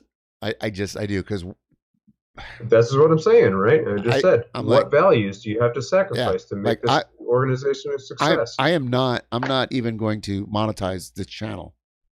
If I get 300 followers or 700 followers or not followers but viewers, or 75 viewers a night or 120 viewers a night, I'm still not going to affiliate or partner, because I just fundamentally I'm using this to talk about communism and socialism. So revolutionary socialism. Are you allowed to put an ad for workers.org on your screen at any time? Are you allowed to just put that link there? I have also every Thursday night I stream Workers World webinars. Every Thursday at 8 o'clock, 8 to 10, 8 to 9:30. Yeah. And I have all the graphics, and I pulled them and loaded them, and I can put them on screen right now, right? Don't want to, because this is my personal stream, right? That's my logo. I'm like, I'm just doing this. But this is like my me time, right? My me time, is that right? But I do talk about Workers World because it's a part of my life, and I just remember. Here's the thing: I remember being so frustrated and trying to go left, and trying to figure out, well, what's out there. What am I going to do other than vote? And I looked at a number of different places, and I ended up in a place that I'm really pleased with. And the thing is, none of us are going to solve anything in our lifetimes. Like the struggle is not going to be over. We'll all die before the struggle's over. But we're going to contribute. At least I do. I want to contribute to the needle moving left. Now, I don't know, I'm looking at the camera. I'm getting confused which way. But I want to contribute to the needle moving left. Moving towards justice. The long arc of history, bends towards justice. And the way I want to do that is through whatever skill set I have, helping organizations, being part of organizations that do important work.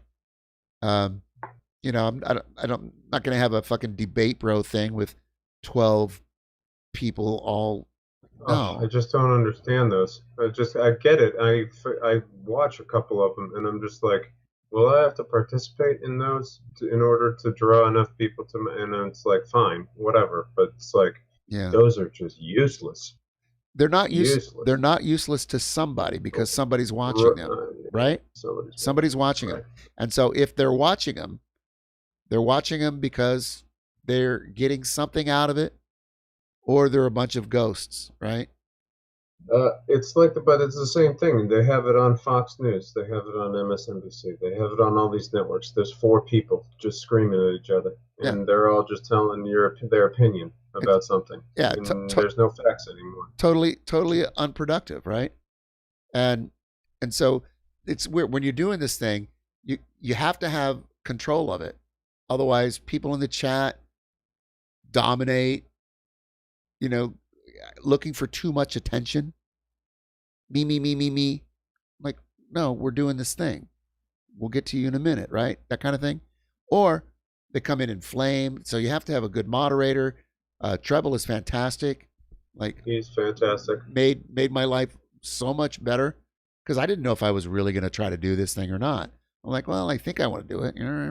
Cost me $300 to get a PC. And another. You were a DJ, right? Before me. Yeah. I was a nightclub DJ, programmer, music director.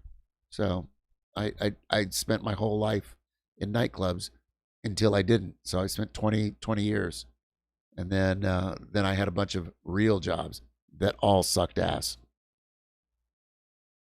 And then I started getting a taste of capitalism. So. Not a taste for it. What's that? Not a taste for it. Oh no, and yeah. But that's the thing. When I was making $100,000, it didn't fucking matter, right? I'm single. Mm-hmm. I'm very low six digits, and high 90s mostly. I'm like, and this was 20, 30 years ago, 25 years ago. I'm like, okay, I'm doing fine. Like, I'm living in Hawaii. I don't give a fuck, right? Like. I mean, I did, like, I cared about people and stuff, but I wasn't going to spend my time reading Marx and Lenin and understanding the indigenous struggle and understanding the patriarchy and understanding, intersectionality and understanding the national question. I wasn't going to do. I mean, I didn't even know those things exist. Well, some of them I'd heard about, but when your conditions change, you start being forced to face things, and like, why, you start asking questions. Why is this? This is why the far right, like the chuds with the rifles and stuff, their lives suck. They are afraid because shit is not working out for them like they thought it was going to work out, and they're believing lies, and they think that, they're believing the lies that the far right is telling them, and so they're targeting the left as the enemy when the enemy's sitting in Washington, and that enemy is only the managerial class. The real enemy is sitting in the boardroom. The real enemy is sitting in the boardroom of Wall Street. Yeah, and so, but they'd rather do a drive-by at a Black Lives Matter march or drive their car through. Kill Heather Heyer. Well, they're just pointing to. That's how they keep us divided. You know, it's like that. But here's the thing with the Black Lives Matter thing, right? There's so many racists out there that it's like, okay, well, they can't get past the black thing and understand it's everybody. Like the thing that radicalized me the most was I was driving across country. I went to a bunch of baseball stadiums. I bought this BMW in California and drove it across. Did you hit all the stadiums? All of them? I hit a lot of them. Okay. It was really cool. And sold the car when I got to New York. And I picked up some MDMA in Tahoe. Yes. And I was like, yes. I was going to Snow Globe. Yeah, I was going to a music festival called Snow Globe in Tahoe. No, it was only 2 years. This music festival. I forget what it was called, but it was at Woodstock, Bethel Woods Performing Arts Center. Gotcha. I forget what it was called, but I bought the MDMA from this guy, and he gave it to me in this little piece of paper. He didn't give it to me in a baggie or anything, right? He gave it to me in this just a little piece of paper. So I crumpled it up and I put it in my baggie holder, ashtray. I put it in the ashtray, because cars had ashtrays back then. I think they still do have ashtrays. I don't know why a car would have an ashtray right now. But I put it in the ashtray, and I'm driving through Minnesota. I've just passed into Minnesota. It's like, I don't know how late at night it was. I'm probably going like 77 in like a 65. Cop pulls me over. He's like, "Have you been smoking anything? You got any drugs in the car?" The routine. Like, no. Yeah. I said, no, I was just in Colorado, and it's legal to smoke weed there, but I don't have any in my car right now. And he calls the dog, and the dog shows up, and he definitely false hits the car. Sure. He taps the car, and I'm just like, okay, asshole. Like, I know what you're doing here. Yeah. I've seen this before. And he searched the car, and he didn't find anything because it was just a piece of, Oh, he didn't. I didn't have any weed on me. He didn't plant anything either. You're lucky. Yeah, I'm white. So right there you go. There you go. But I was just, and I slept in my car, and I thought, like, if that guy found what, it's like, if that guy found those little shards of MDMA and went in and tested them, and what would my life be like right now? What would I be doing right now for some totally harmless, victimless crime? Yeah. With MDMA studies now showing proven therapeutic principles of this. Absolutely. Drug. I think we probably should not talk about this TOS, terms of service. I mean, I haven't read them, but I feel like we're getting in that territory. So we could probably get to the rest of the point of the story. I mean, just that whole idea, thinking about like that experience, just like knowing, like, well, this is just when you cross a border of a state, and you're basically in a different country based on the laws if you cross with some other stuff. Those video games that we play, what you do in one state before you cross the borders into the Badlands, in that next video game, what you were doing could be illegal. Right? We got stopped with a quarter ounce at one of those checkpoints that's 100 miles from the border that they stop you. Which video game was that? Minecraft? That was in GTA San Andreas. Oh, GTA. Actually. Gotcha. So we were going from San Andreas to Texas, or whatever Texas is in the San Andreas universe. And the video game dog comes out. Yeah, well, they do that. The video game cop comes out and finds the video game weed. Yeah. And puts the video game weed back into my video game car. Yeah. And sends me on my video game way. That's wild. And I was just like, yo, dog! I heard you like video games, so I got you a video game, so you can video game. Video game in your video game. So While you video games. Like, that's how old I am. I'm doing the yo dog thing on Twitch. I mean, most of the kids on Twitch are like, recent. "What the fuck is yo dog?" Anyway, yeah. I think I know. So radicalization. Let's talk about that. Radicalization in my world is a good thing. It doesn't mean like, oh, somebody blowing something up in a video game. It doesn't mean that, right? There are no radical Christians. There are no radical Muslims in my world. In my world, those are reactionaries. Like, that's the language I use, just for chat, for you, for anybody. Like, that's the language that we all use. We don't. So if something's radical, that's good, because when you go to the doctor and you get diagnosed with cancer, you want to get to the root of the problem. And hey, DJ U-turn, nice, yo dog, what's up, G? What's up, G? We're so you want to get to the root of the problem, and you have to have a radical surgery to get rid of the cancer.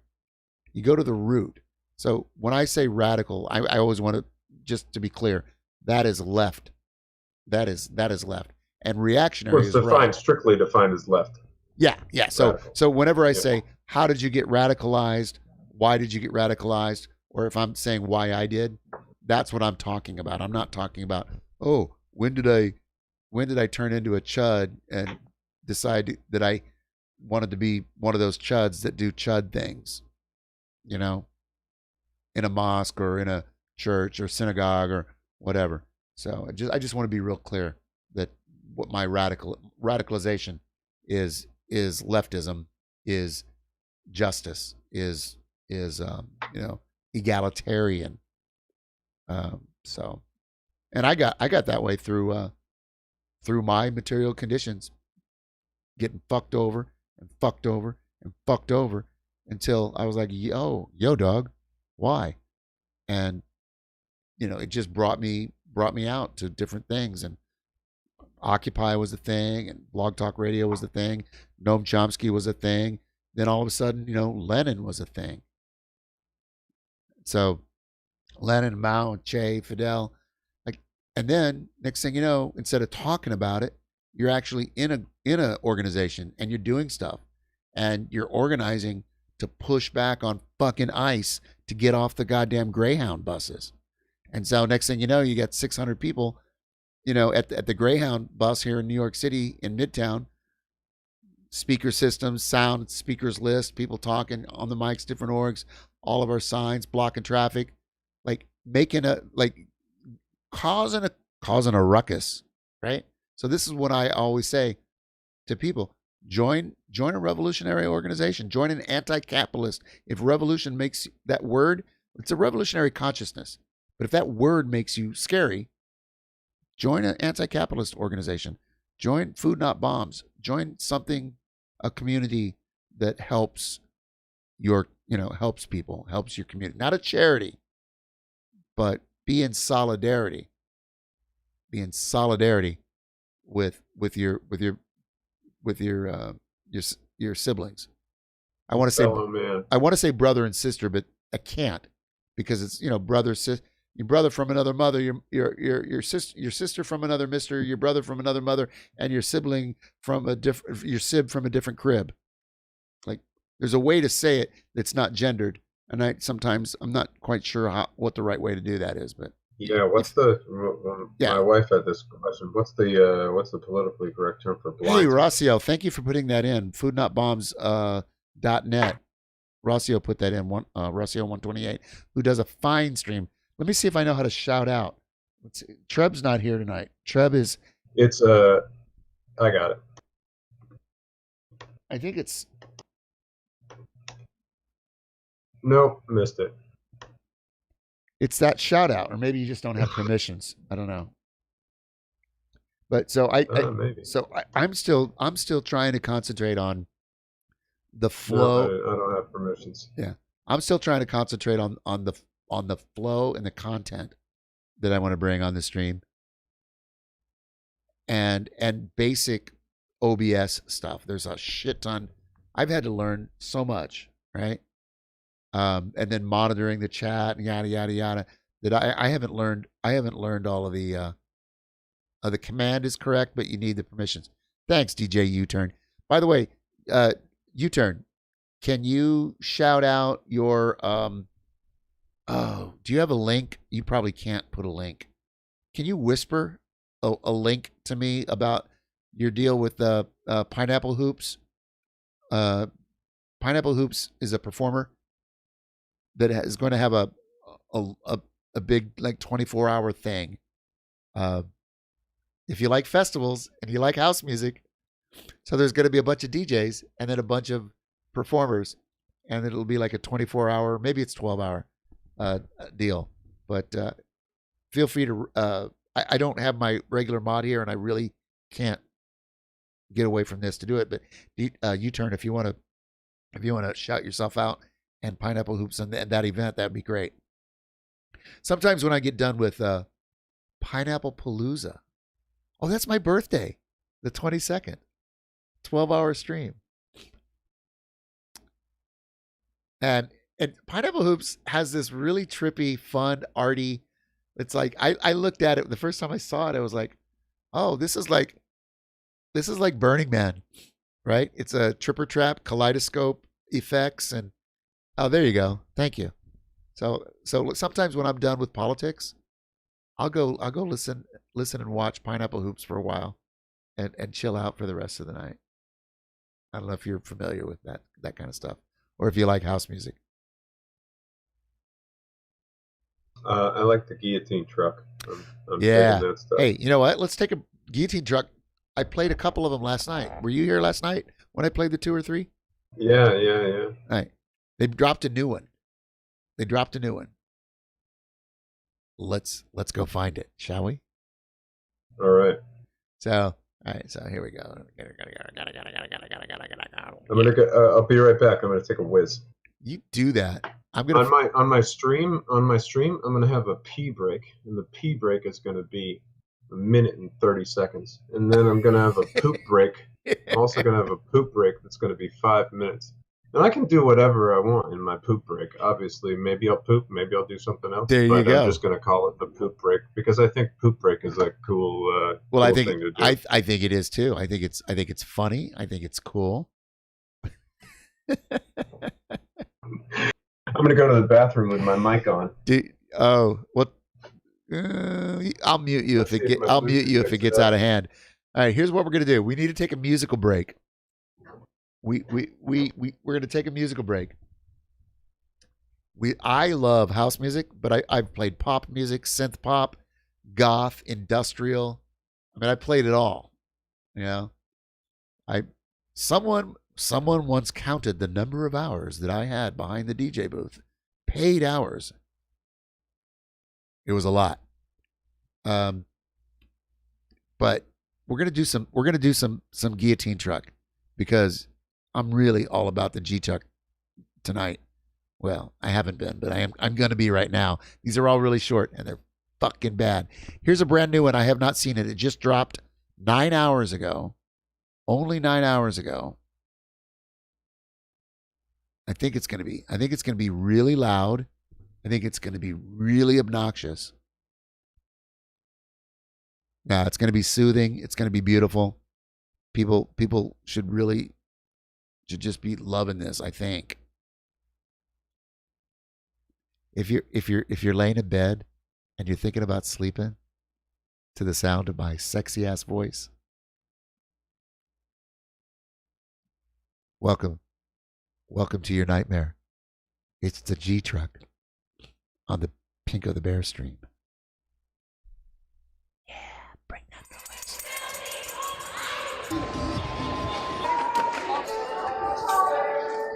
We talk about the governor. But what about Nancy Pelosi?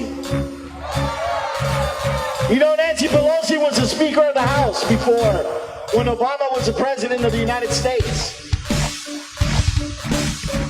Well, Obama didn't do shit. And Pelosi didn't do shit. Oh, yeah. In fact, Obama promised that the first year of his administration, he was going to do immigration reform. Mentiroso. He's a liar. Pelosi and Obama were in office in control when Black Lives Matter started. I was part of Black Lives Matter. And when did Obama stand up for Black Lives Matter? When did Nancy Pelosi stand up for Black Lives Matter back then? Never. What a hypocrite for her to all of a sudden take a knee. That is an insult. Yeah. And don't buy her bullshit. Because today, what is she doing right now for these children? So, my brother that just got up here and talked about, you know, next time you get a call to action, how about the next action we take? How about we go to Nancy Pelosi's house and call her ass out? Because she needs to be called accountable.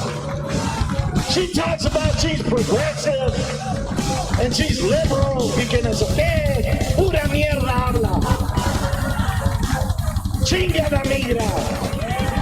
And chinga all these politicians who lie. You know what? All of a sudden, Brother Floyd,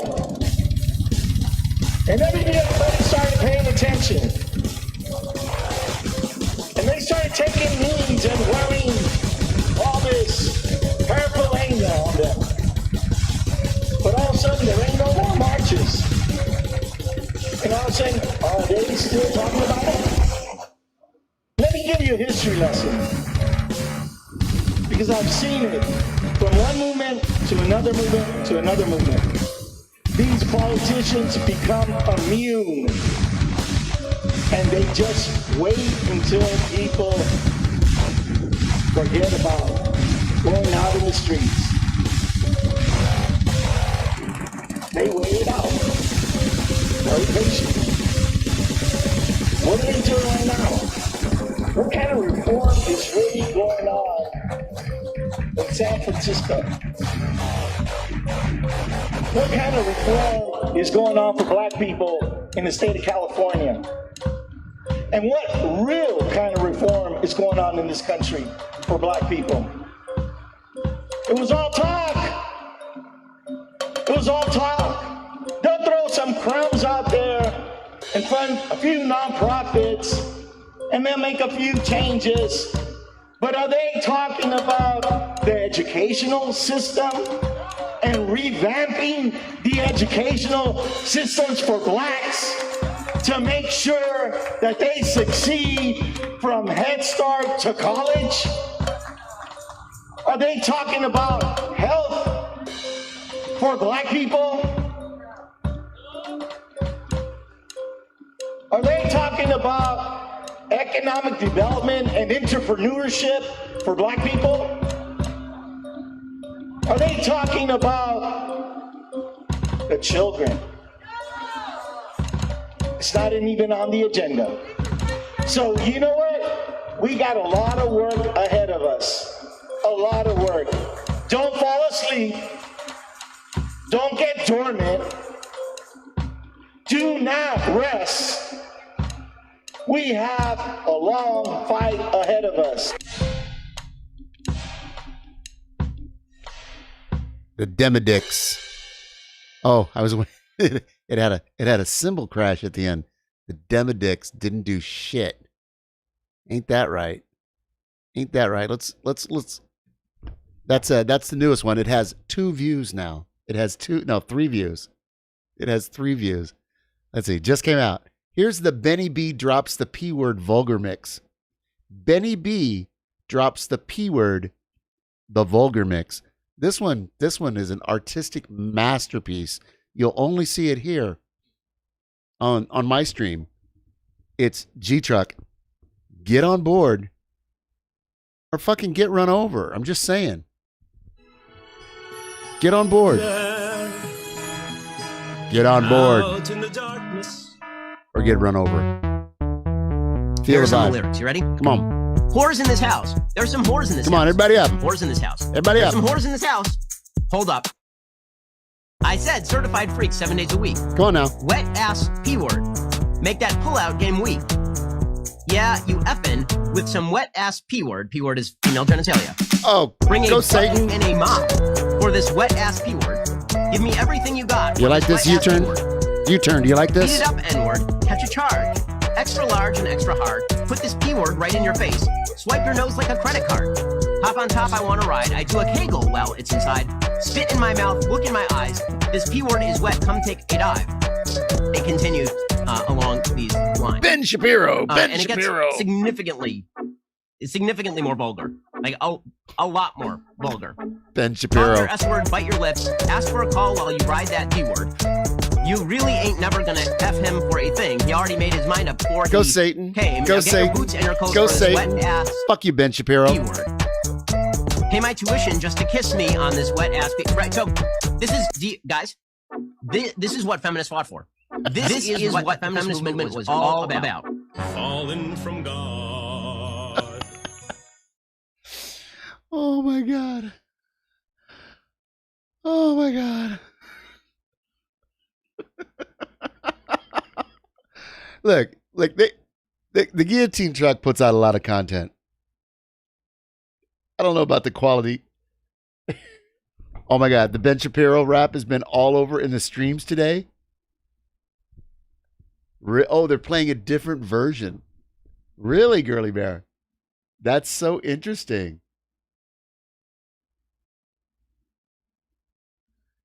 Well, you know what? You turn like, look, politics doesn't have any borders.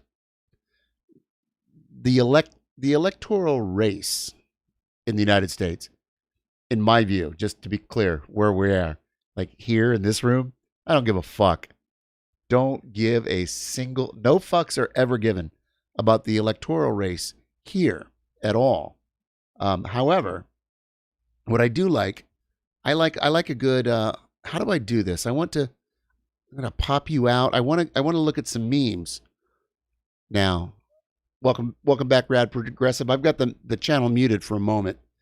I want to jump to memes and look at a couple of these.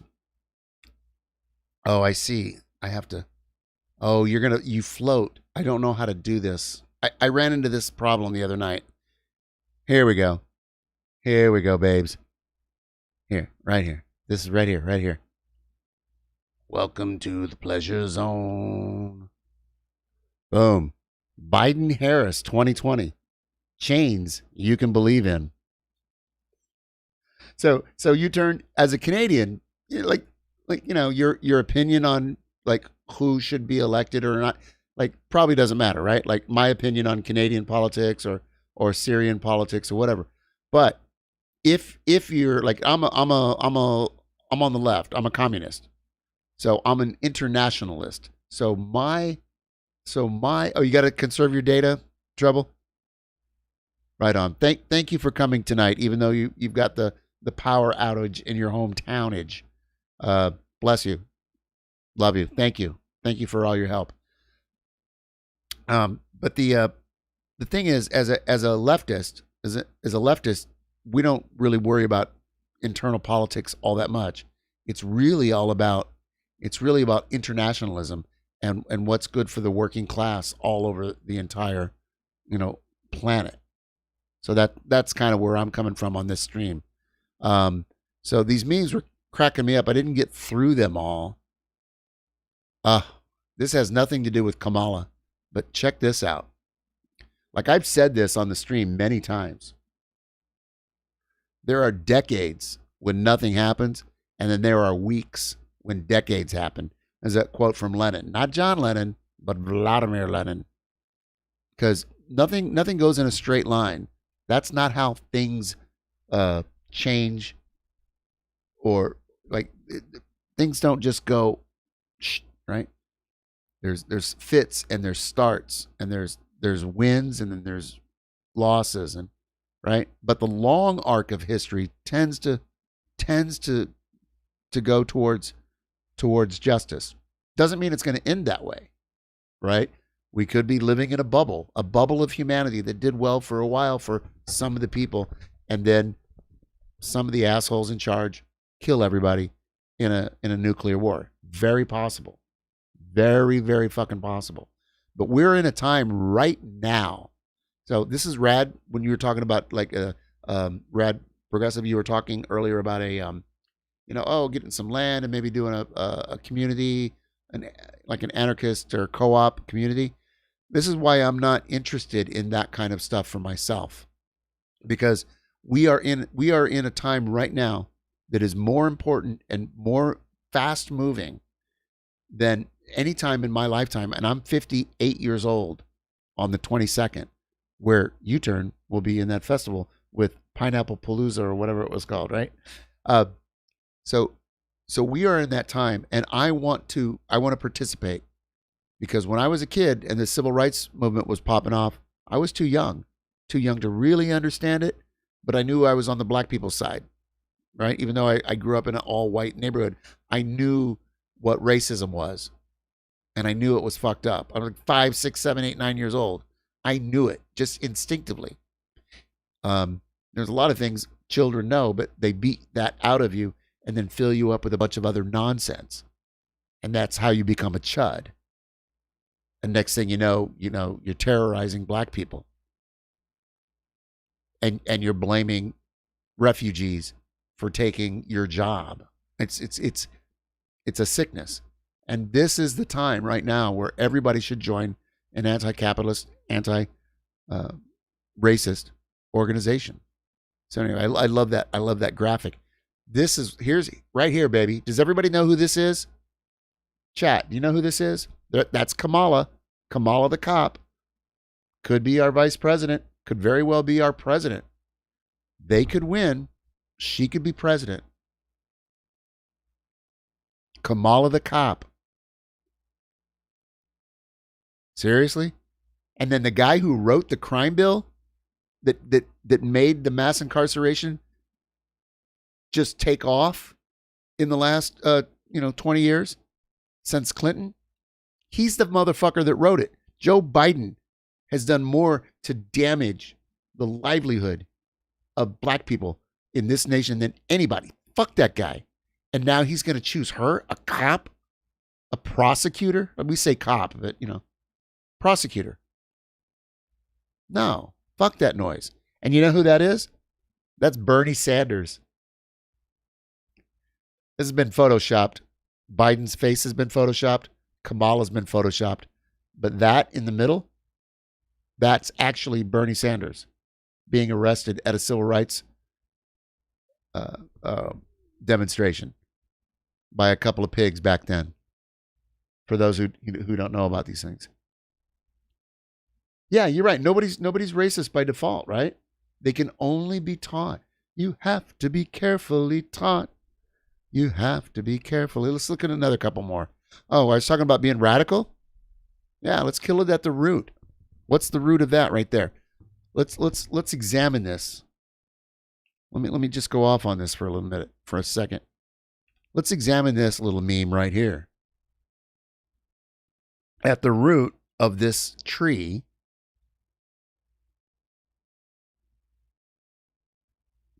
it's the US dollar. Cash money, yo. But it's really capitalism. But United States is the center of capitalism. It is the belly of the beast. It's Wall Street.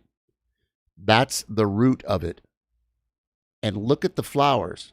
What is it? What is it? What is it? What does that tree bud? It buds fascism and clanhoods. Cops and clan go hand in hand. Don't vote for cops. Don't talk to cops. That meme right there says a lot. Kill it at the root. Kill it at the root. And it's the communists that beat the fascists in World War II. Don't believe your fucking history books here in the United States. Oh, we saved the day. United States got into the war and saved the day. It's a bunch of bullshit. The Great Patriotic War, the Russians fucking saved the day. Anyway, I'm getting on my high horse now, motherfuckers. I'm getting on my high horse. Come with me and you will see a world of mass incarceration. The memes are out. They're happening. The memes are happening. Did I start with this one?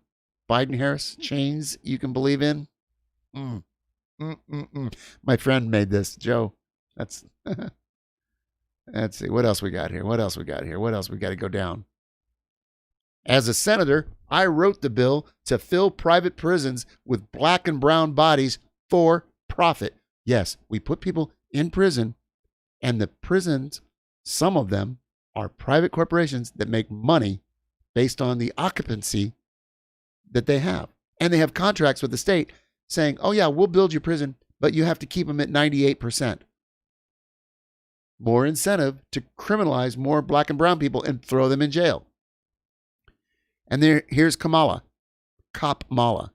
As a prosecutor and attorney general, I filled private prisons with black and brown bodies for profit. Mass incarceration 2020. Vote early, vote often, vote hard.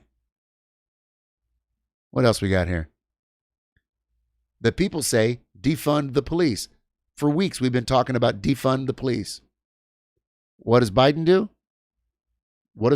Yeah, slave labor, exactly.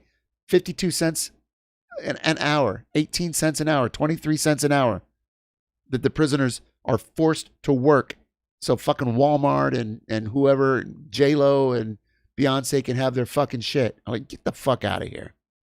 So I'm on a little bit of a tear right now. I'll bring you back on. We will we'll get your reaction to this, rad progressive. This shit. Elizabeth Warren. Elizabeth Warren. Give me a break. Elizabeth Warren. Wait. It's Kamala? Really? Always has been. Always has been. Jesus Christ. Here we go. The Monopoly version. Go to jail, go to jail, go to jail, go to jail, go to jail, go to jail, go to jail. In jail. There you go. The Kamala Harris edition. It's not about justice, it's about convictions. Not about justice. Never was. Oh, we could do that. We could do that meme. This one right here. Somebody instead of Elizabeth Warren could be somebody else looking at the mass incarceration network, or looking at the court system and saying, wait, it's not about justice, and it could be never has been. Somebody should make that, or a version of that. I'm not a meme maker. Colonialism? New colonialism. Cola nut? Uncola nut.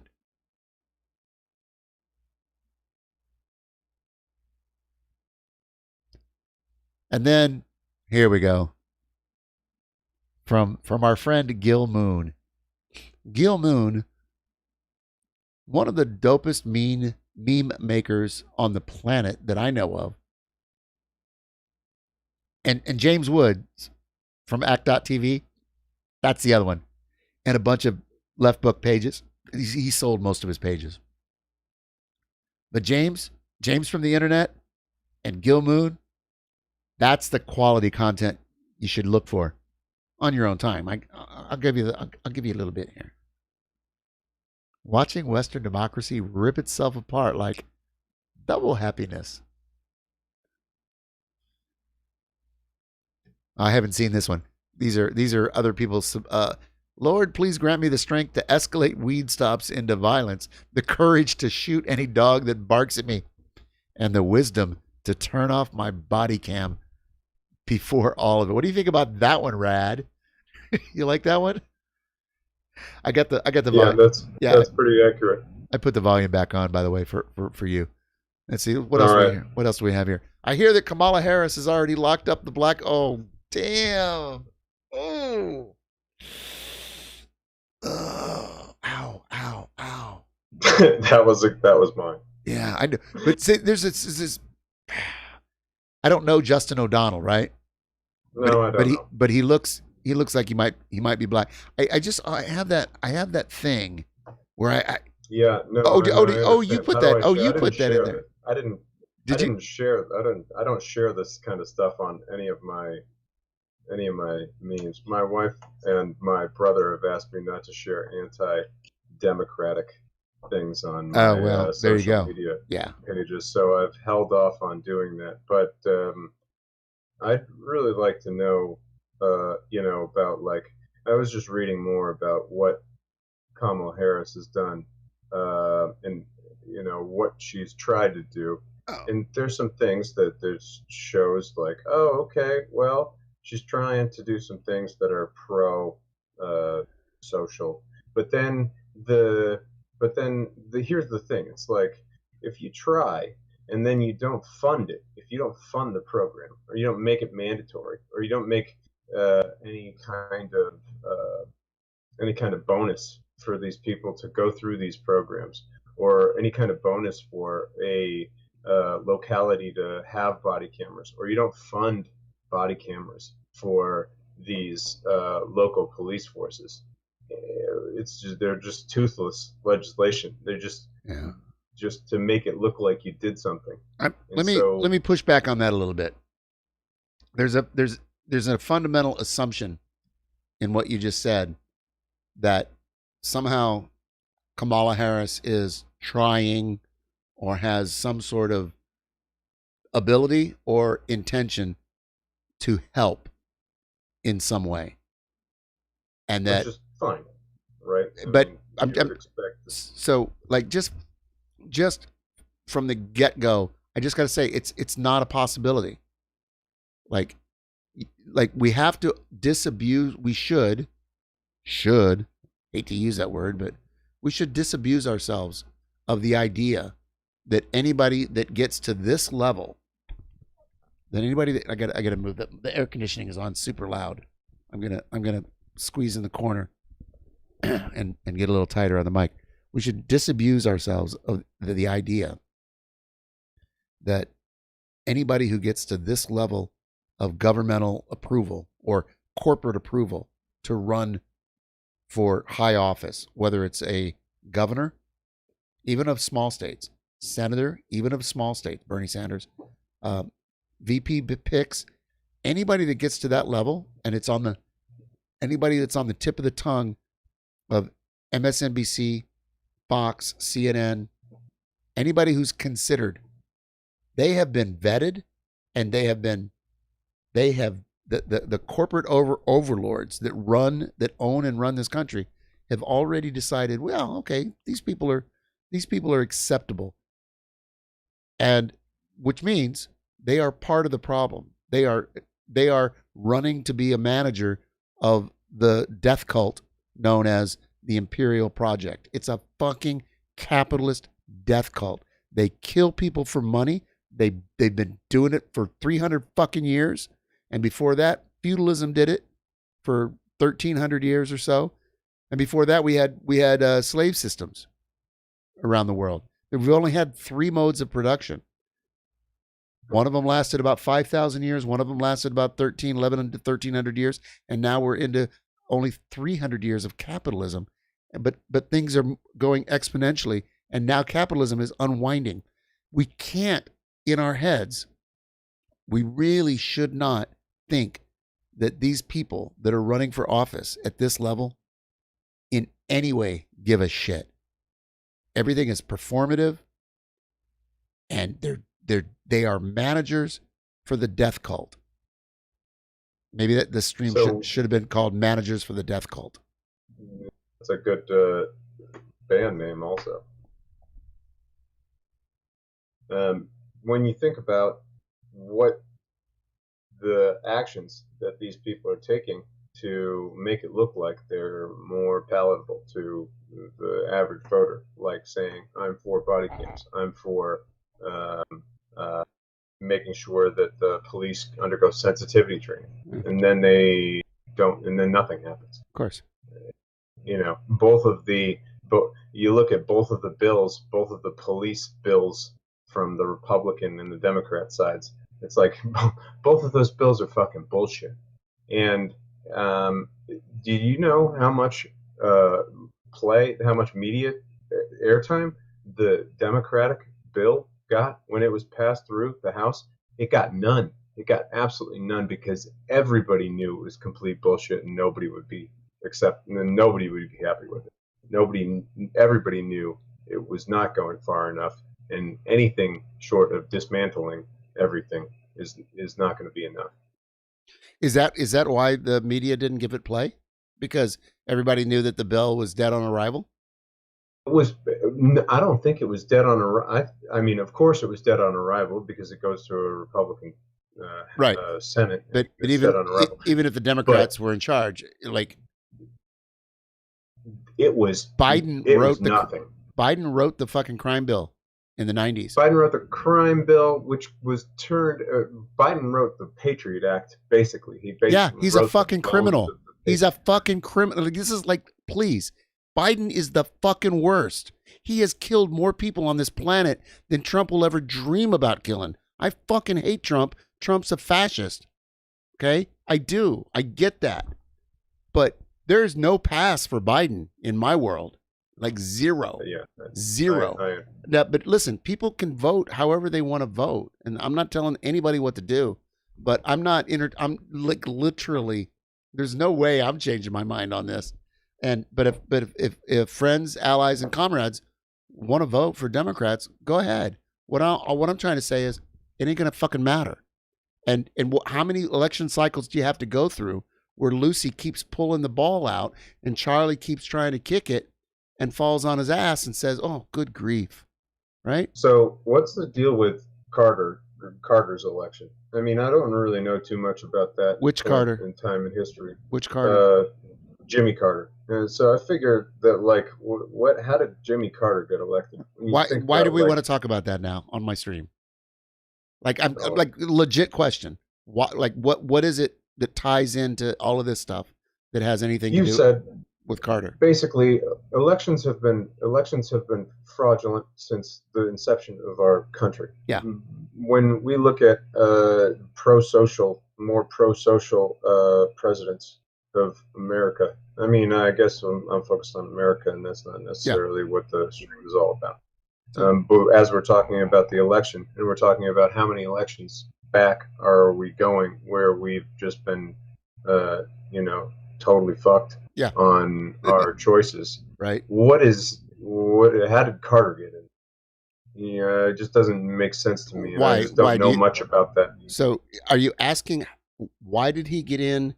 Because you think he's different from the rest? I don't know from what I seem to know about him, and I don't know too much about that era at all. So it's not. I'm like, this isn't a trick question, believe me. So here's what I think you're here. I don't know. You correct me if I'm wrong, but there is a thought out there in the liberal stream. Now, if you've got family members telling you don't post anything against the Democrats, that's the liberal stream that I'm talking about, right? Mm-hmm. Right. So there's a lot of liberals who look at Jimmy Carter and Habitat for Humanity and the peanut farmer from Georgia and how Reagan fucked him over and like there's a lot of people that kind of not idolize, but they think fondly of Jimmy Carter.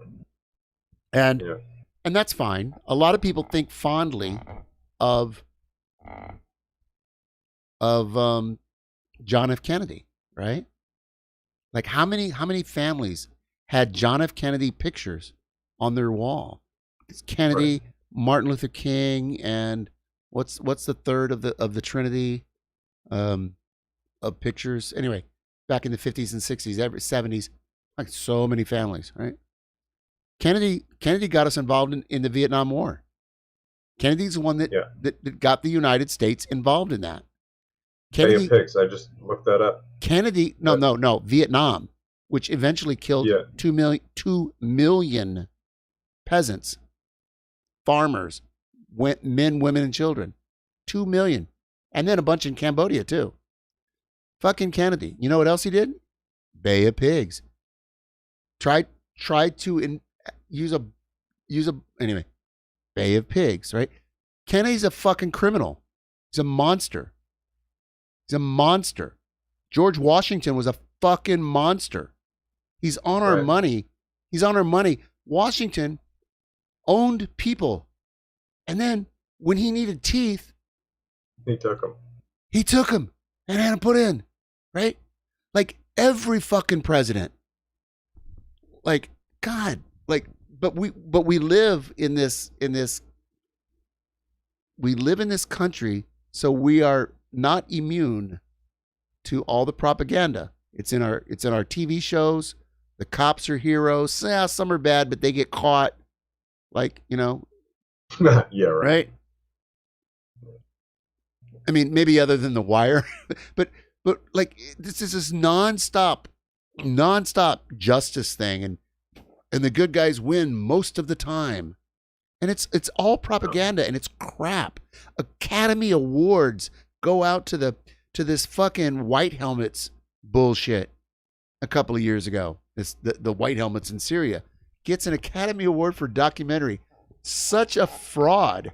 Barack Obama gets a Nobel Peace Prize while he's bombing 7 majority Muslim countries and assassinating U.S. citizens on his say-so with no charges, no investigation, no jury, no verdict. Just Taco Tuesdays in the office. Bring me your kill list. We'll talk about it and we'll sign off on it. And so, like if all of this is like I can see my number count is going down, right? Pinko's on a rant. Pinko's on a rant. But it's also 4:45. But like if all of this sounds unusual, or it sounds hyperbolic, or it sounds like, oh, I've never heard this before. Really? Is that true? Like if people in the stream or people watching this on the VOD, if you think that that's like not any of that is not true, I got news for you. It's all demonstrably, verifiably, absolutely true. And so you ought to learn. And then once you learn, you'll be fucking angry like I will, like I am, and other people are, and you'll join a revolutionary organization today. Join an anti-capitalist organization today. Join some kind of community organization.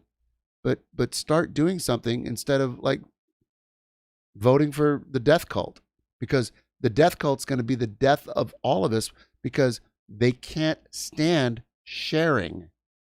They can't stand profit. They fucking can't let something be in the public sector that doesn't have to make a profit. The post office is a perfect example. It's in the fucking Constitution, the post office. But no, now we've got a war on the post office. Bush started that shit. Bush 2 started that shit to bankrupt them. Like I could do you forced them to have 50 years of pensions. Yeah. In the fund. It's like nobody on the planet does that, right? It's like these are real things. And then people are like, well, like they're all about the Constitution when it's their Second Amendment rights, which they don't use to fight the tyrannical government that uses Blackwater type mercenaries to snatch people off the streets of Portland and New York a week ago.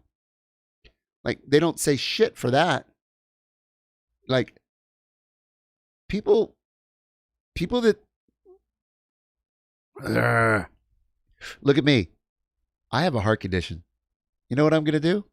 I'm going to have a big chug of water, a deep breath, and say, you know what?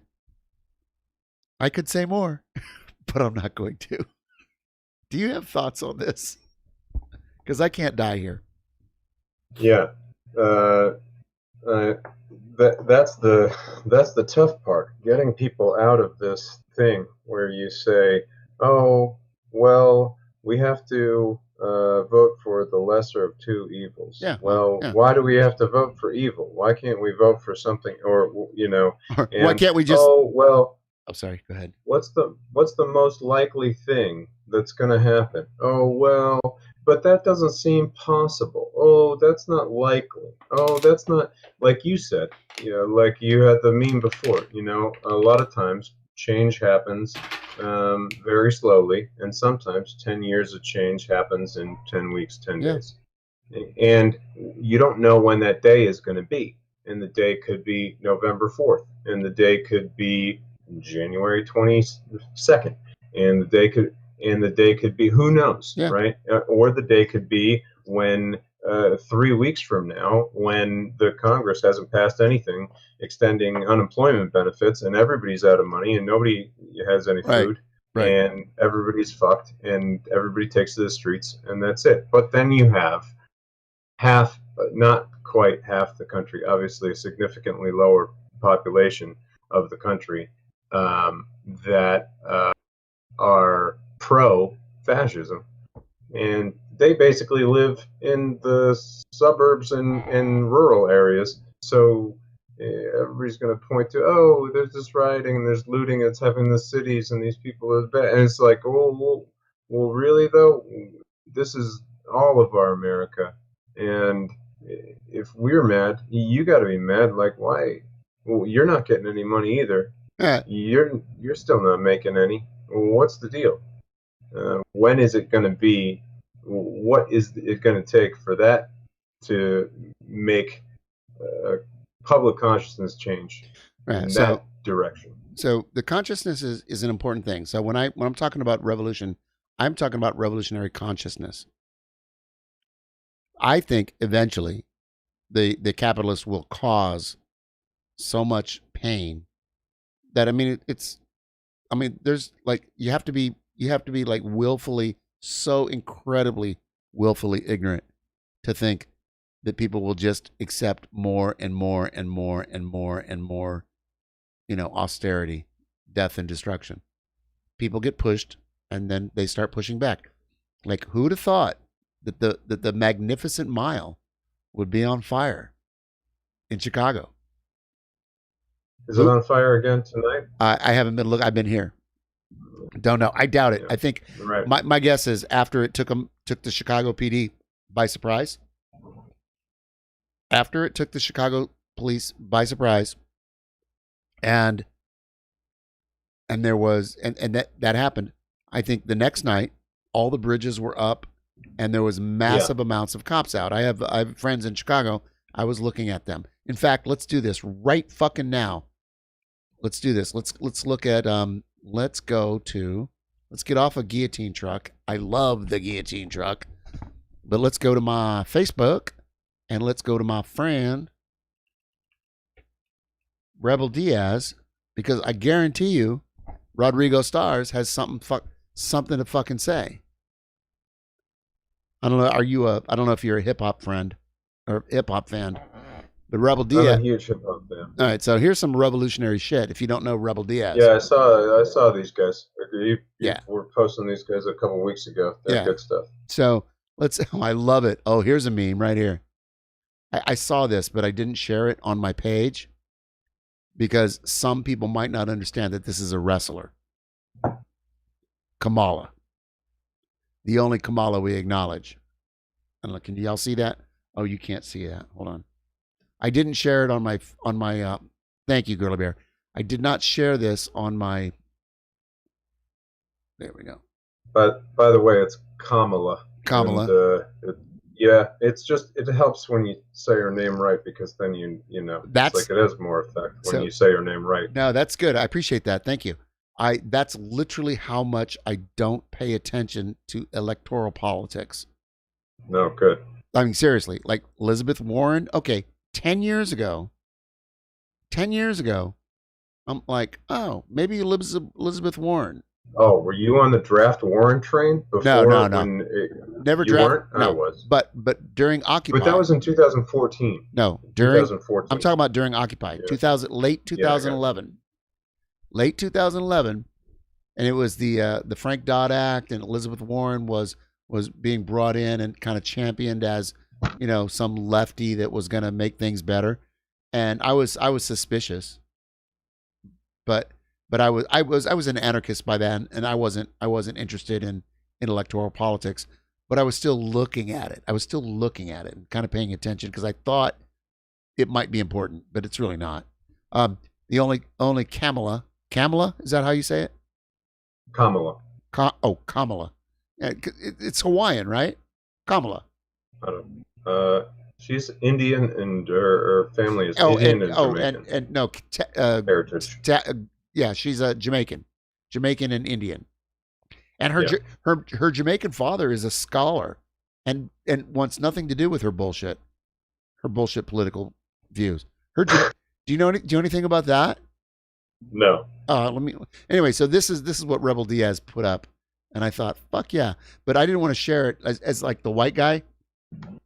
I didn't want to share this because it's if you don't know that that's a wrestler, then it might look a little weird coming from me on my Facebook page out of the blue, right? So I was like trying to be a little sensitive to that, but I think it's pretty clear. I think it's clear. But here's oh, there's a new they got a new video dropped August 3rd. No, I've seen that already. I've seen all these. Now he had a scathing Rodrigo Stars had a scathing fucking thing. Oh, he may have taken it down, or maybe it was a comment somewhere else. All right, I'm not going to try to find it. What was the other thing you said that reminded me of something I wanted to look at? No. Oh, so in the Discord, everybody can find, or in the chat, if you've been here long enough. Let me go. I'm gonna scroll up. Her father is a scholar, is a kind of writer, intellectual, yada yada, and is not in any way on board with her bullshit. And he's got a whole body of work published. It wasn't Harvard. Let's see, where is it? Oh, I see. I've refreshed. It's not in the chat, and I am not good enough on OBS. Let me transition back. It's back to you and me now. I'm not good enough on OBS to like figure out where to go to find it. But her father, it's on my Facebook page, I'm sure. But which is public. Her father has a thing. He does not approve. He disapproves of her being a prosecutor and her stance towards Jamaican culture, dreads, all sorts of stuff. And people can look it up. I'm gonna look it up because I've talked about it enough. I have to look it up, right? I can't just let it sit there and not find it. This is what. Oh, here it is. Oh, I bookmarked it. Perfect. Got it. Copy. And find another place for it. Here it is. Paste. Boom, boom, boom, boom. Right here. web.stanford.edu dharris/papers. Now, I only looked at a little bit of it. But people are going to comb through this in the coming days and weeks. Trust me. They're going to comb through it. Father knows best, that kind of thing, right? Now, the Trump people probably already know all about this and have, well, maybe not. Yeah, no, he's probably still, yeah, Trump people probably know all about this. And they're going to find and they're going to use it against her. And, maybe it'll change people's minds. Maybe it won't. These elections are decided by theft and by really ridiculous people who haven't made up their minds years ago, who are like actually watching CNN to try to decide who to vote for. If that's your level of political understanding, you're not in the game. And I don't want to be an asshole. Just in the first. Go ahead. Just in the first couple paragraphs of the first thing on that page is basically, revolutionary economics based on how capitalism is unsustainable.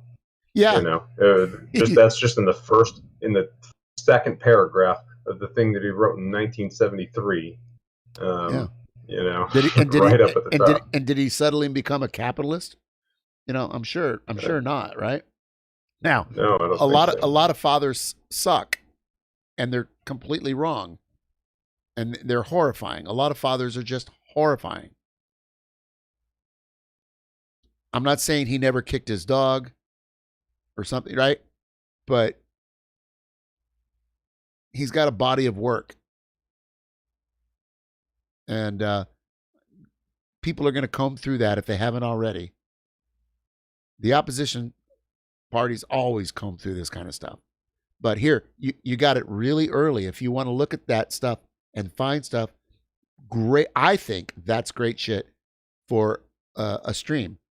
I'm not all that interested because I literally don't care about the election. I care about making sure that the cops.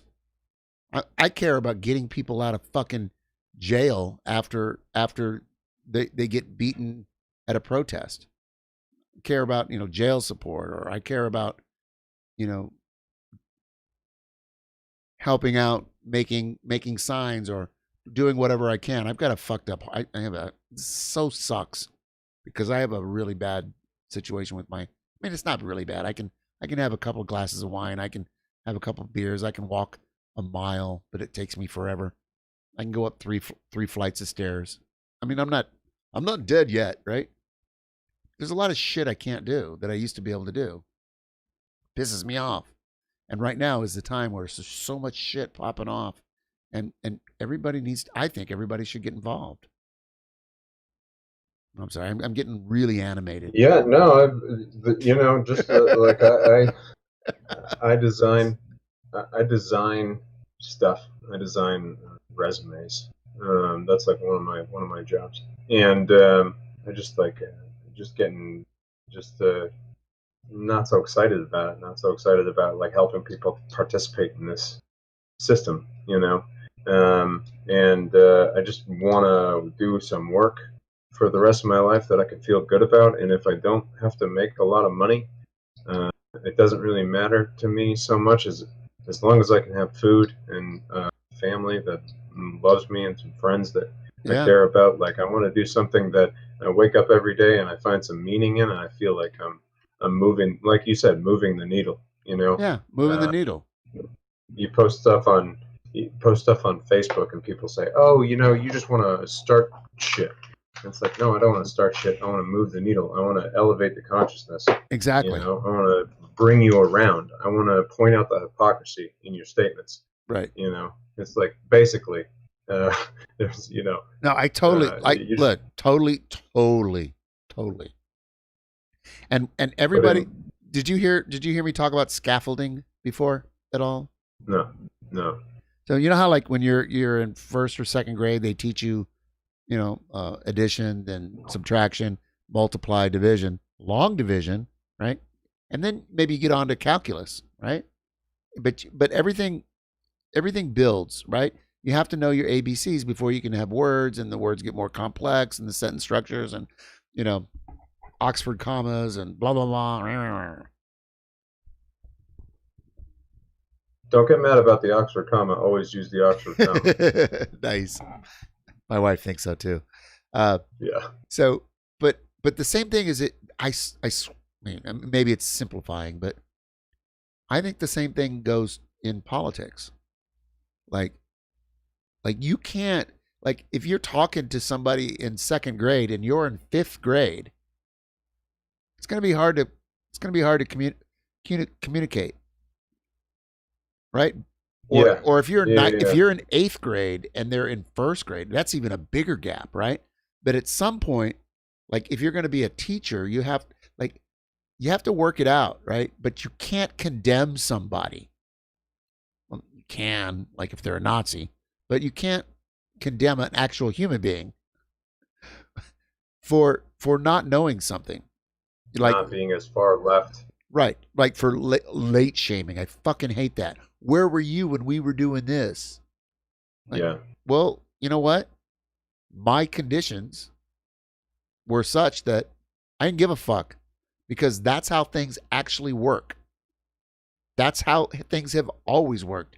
There are volumes and volumes of books. People have spent billions of hours thinking about it and proving, like, that's how it works. If you can't eat, you're going to pick up a gun in a video game. Right. Have you ever played GTA? Have you ever played GTA? Right. I play a game called. We were just talking about it. Yeah. But, like, fuck. Like, if you're hungry and there's food, you don't have any money. And you know where the food is. Like, so in the video game, you get to go in and you just, like, take it. Because they're like, fuck you and your profit.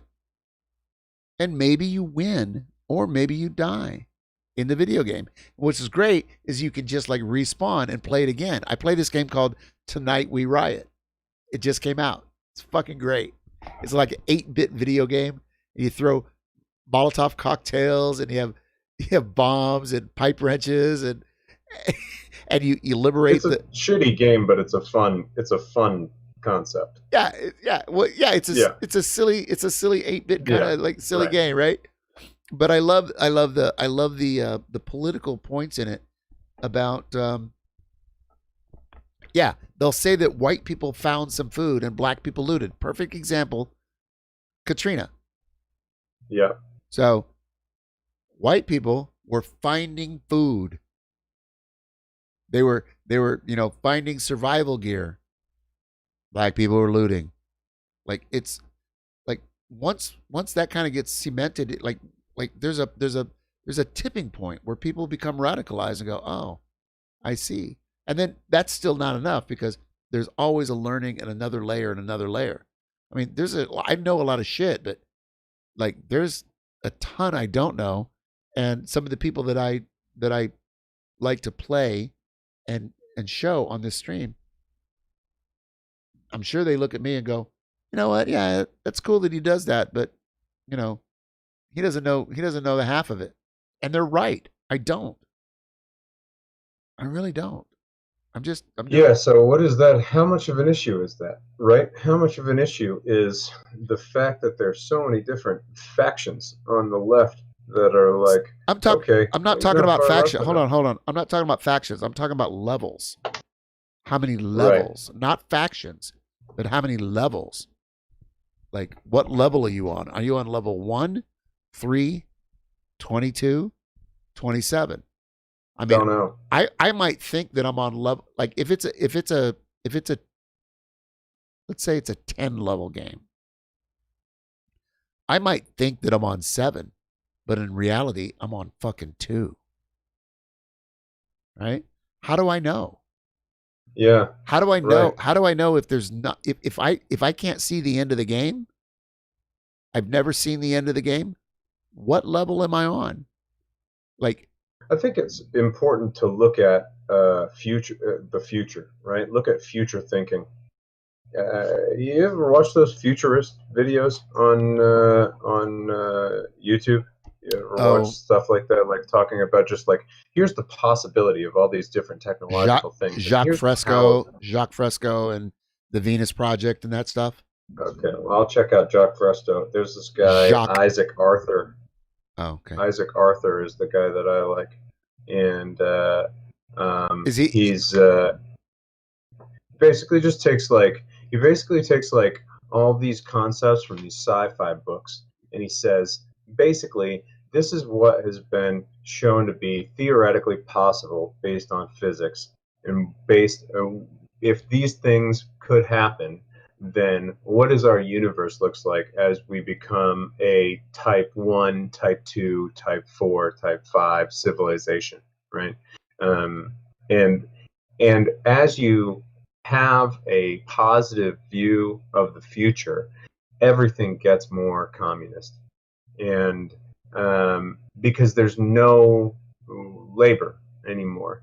I mean, in a couple of years ago, in a couple hundred years, robotics, if things go in the direction that we expect them to go, there's no use for labor. There's no creativity that is that a human has that is better than any artificial intelligence creativity. So when you think about it that way, even labor is useless because there is no labor anymore. Everything's provided for. And robots fixing robots. Robots building other robots to fix other robots. So there's programmers. Right? There's programmers. No, there aren't programmers. Oh, AI. I don't even. Yeah. I mean, well, you just put in because in the end. I don't want to go down. Hold on. I do not want to go down this rabbit hole. This is getting back to the communist aspect of it, right? It is also a struggle for resources, right? So it's gonna be something like this where it gets so far and where we go through this awakening where everything has to be communist, and then it's going to get to the point where people are leaving the galaxy and coming back in thousands of years and fighting for more resources. I get where you're going, and I'm just on a limited time right now. Gotcha. So all of that's well and good to think about, to read about, to speculate about. Meanwhile, people die every single day because they don't have drinkable water. They don't have enough calories because they got poisoned from some corporation that dumped shit and gave everybody cancer because the Pentagon decided they needed 1,000 bases around the world, and they made a coup in Bolivia so Elon Musk and these motherfuckers can grab all the lithium. Right? So robots, there's no doubt, there's zero doubt that things get mechanized and robotized, and AI is in the works and in the mix. None of that is in dispute.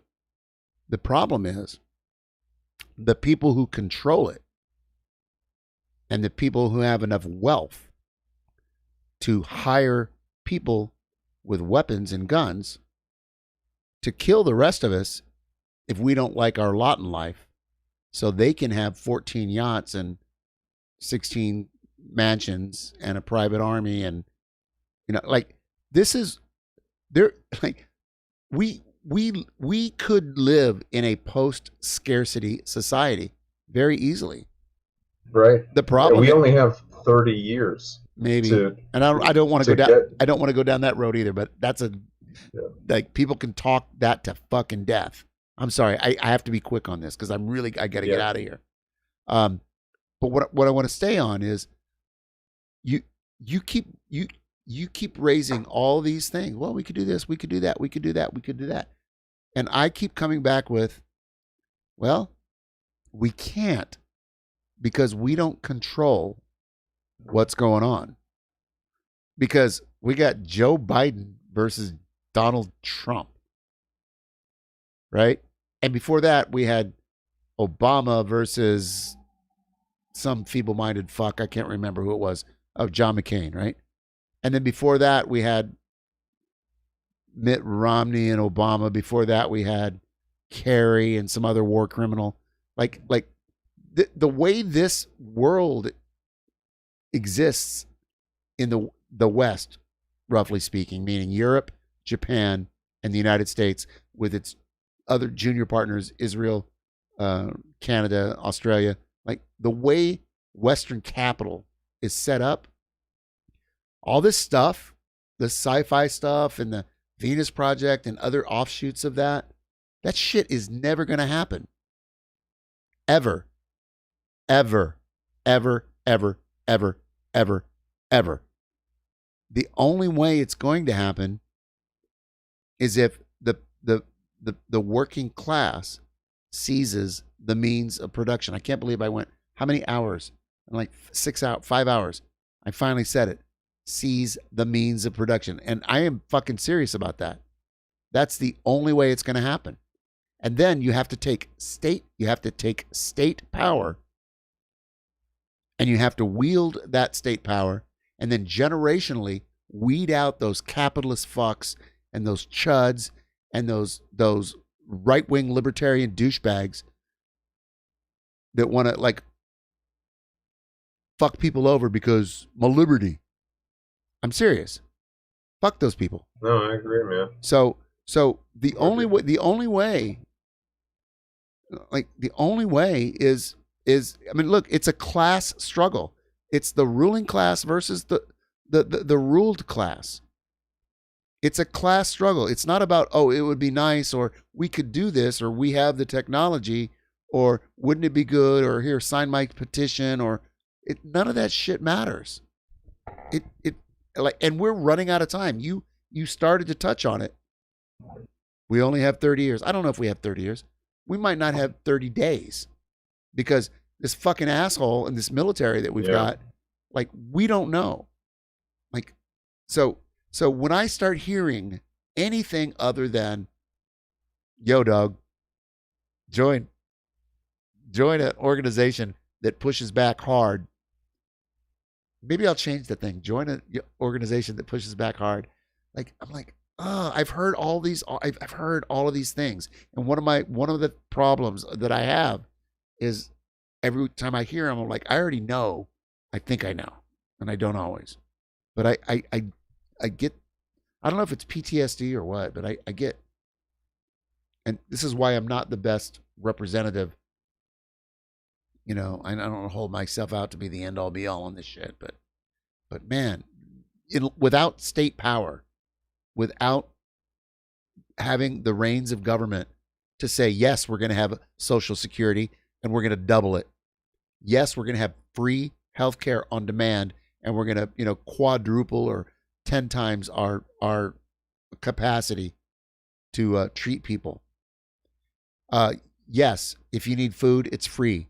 You need internet, it's free. You need electricity, it's free. Anything that you need to live, anything, housing, free. Free. Doesn't mean you don't have to work. I mean, if you can work, right? If there are jobs. Well, there's going to be jobs. Somebody's got to fucking drive. Well, somebody has to collect the trash. Somebody has to fix the pipes. I got a fan up here that doesn't work. Somebody has to fix. Like, people have to do for things. now. People have to do things. Food needs to be produced. Distribution has to happen. The problem is, the way it is done right now, it's only done if it's profitable.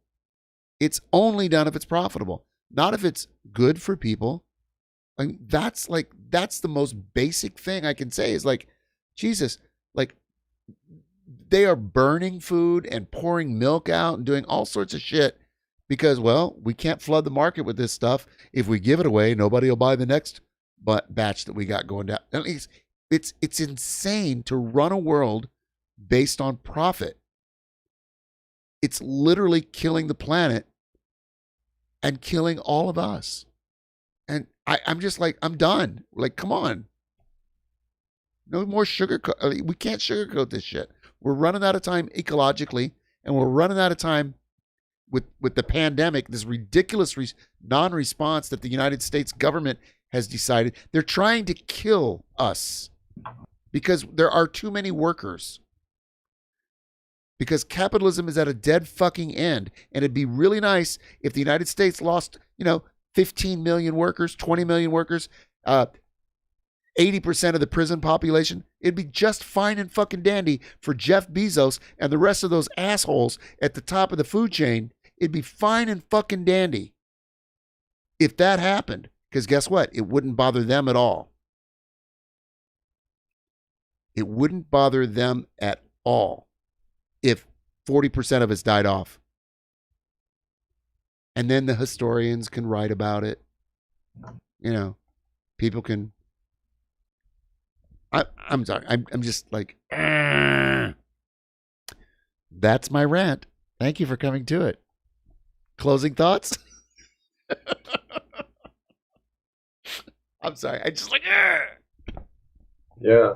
No, I mean, I feel like if we're going to have a revolution, we've got to have it soon before all the cops are robots and they can just print new cops. That's how I feel like. It's not, you've seen those Boston Dynamics, videos on YouTube, and they're going to deliver our packages. Sure they are.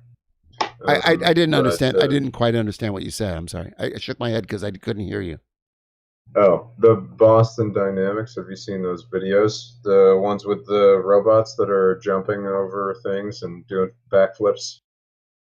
Look, robots have been around for a while. They're going to get better and better and better and better and better. And that's why there's going to be a surplus and more superfluous labor. There's going to be more people who don't have anything to do. Now, the ruling class can do a couple things. They can kill us, or they can incarcerate us and make money off of us. Or they can play nice and placate us with sports and video games and some illusion of freedom, as long as we don't threaten their system. And we have a two-tiered system. It's going to be the fucking Hunger Games, right? Like, this is not a joke. When she wrote the Hunger Games, that was not like, oh, I want to write a novel that I think is really important. She knows what's up. This was a political statement, the Hunger Games. Yes. 100%. Even though they fucked up the movies. Well, particularly the last one, that, heroin and shit will do that to your actors. But, so, I'm sorry, rest in peace, whatever your name was, that guy. He's really good. Fuck. But, like, these dystopian novels, it's no fucking coincidence that the zombie movies and the Walking Dead and all this shit has been bubbling up, and then the superhero shit's been bubbling up. It's no coincidence. Some people are trying to get like Star Wars. Did you see the Trump motherfuckers are wearing the Trump Strikes Back? Yeah, I saw you. Right? That none of this is a coincidence. And people that aren't making these connections need to wake the fuck up. Nobody's cheering for the Capitol. God. In the Hunger Games, nobody's cheering for the Empire. No, but people that live in the Capitol are making excuses for the Hunger Games. Well, it's not my problem. I was born here. You know? It's not my problem. I was born here. I can't help it if they were born in District 13. That's their lot in life. I can't do anything about it. You think there are just as many people on the right that are closer to this economic disenfranchisement as there are on the left? No, I think there's more on the left that have long been economically disenfranchised. I think the people on the right, particularly the far right, that are white, that are more privileged. They used to be more privileged. Well, they're more privileged because they're white, but then they used to be more privileged because of the generational privilege that their families have had. So they've had a chance to, have a small amount of money, pass down houses or, a couple acres or whatever. Right. But they're seeing their hopes. They're seeing their future evaporate. And they're angry. And they should be angry. They're just angry at the wrong fucking people. Like, they literally can't understand that Antifa stands for anti-fascist and that fascists are a really bad thing. We had an entire world war about it. And, way too many people suffered and died. But, they want to say that Antifa is fascist. I mean, like I don't know how to fix that. I can't even. Dude, we need to decouple property taxes from our educational system. No, what we need to do. No. Well, okay, that's a reform, but you don't have time to do that. The fucking world is burning. The world is burning more now than ever. I don't know how old you are. I've been watching this shit for 58 years. And I always thought, well, if we could do this, it'll be all right. It goes left, it goes right. And I have been through every machination. What is the permutation? Permutation. I have been through every permutation. This is the reality we live in. Is shit is unraveling. Shit is fucked. Things are fucked up and shit. Things are unraveling. and people, like, which side are you on? And quit talking about fucking voting for Biden and stupid shit like that as a fix. Just stop it, people. Go vote for him if you want. Like, I don't care. Like, did it matter? Did it look where we are in 2020? Did any of these presidential votes matter in the last fucking 200 years? This country started off voting for a man who owned 300 slaves, or owned 300 enslaved people, excuse me, very sorry about that, who owned 300 people and pulled their teeth out for his own mouth. Fuck, are you kidding me? Anyway, I'm gonna have an aneurysm or a heart attack. I really should end this stream. I'm sorry for getting you so worked up, man. You haven't. Look, I enjoy doing this. Yeah. But I'm getting tired. I don't think tired is. I'm getting worked up. But as soon as I unplug from this, it's tiring, man. I will be. What do you I will be. How do you move that needle? Here's how I would suggest you move the needle. Get $100 microphone. Get a $98 microphone. Start doing this. What that thing that you've got right there? I don't. Yeah. I like you and everything, but Jesus, don't go on people's streams with this. Look, there's only you and me and Girly Bear here, right? Shh. And nobody's gonna watch this thing all the way to the end. So, I was gonna say this off stream, but so get a better mic and start streaming. and talk to people, and like what you know and what other people know.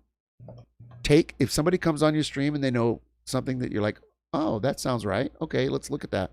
And if somebody comes on your stream and they don't know what you know, get them up to speed, right? Do you know what I mean? Yeah. Like, right. It's like we all. Like I looked at the Hong Kong stuff last night. When you said I didn't take my flag down yet. That's I didn't all right. take the flag down yet. I just didn't have time to do it yesterday. But I don't know what other flag I have to put up. I have a Russian flag. I don't know if that would go over. I don't know if my wife would let me put that up. Russia is capitalist. Communist flag.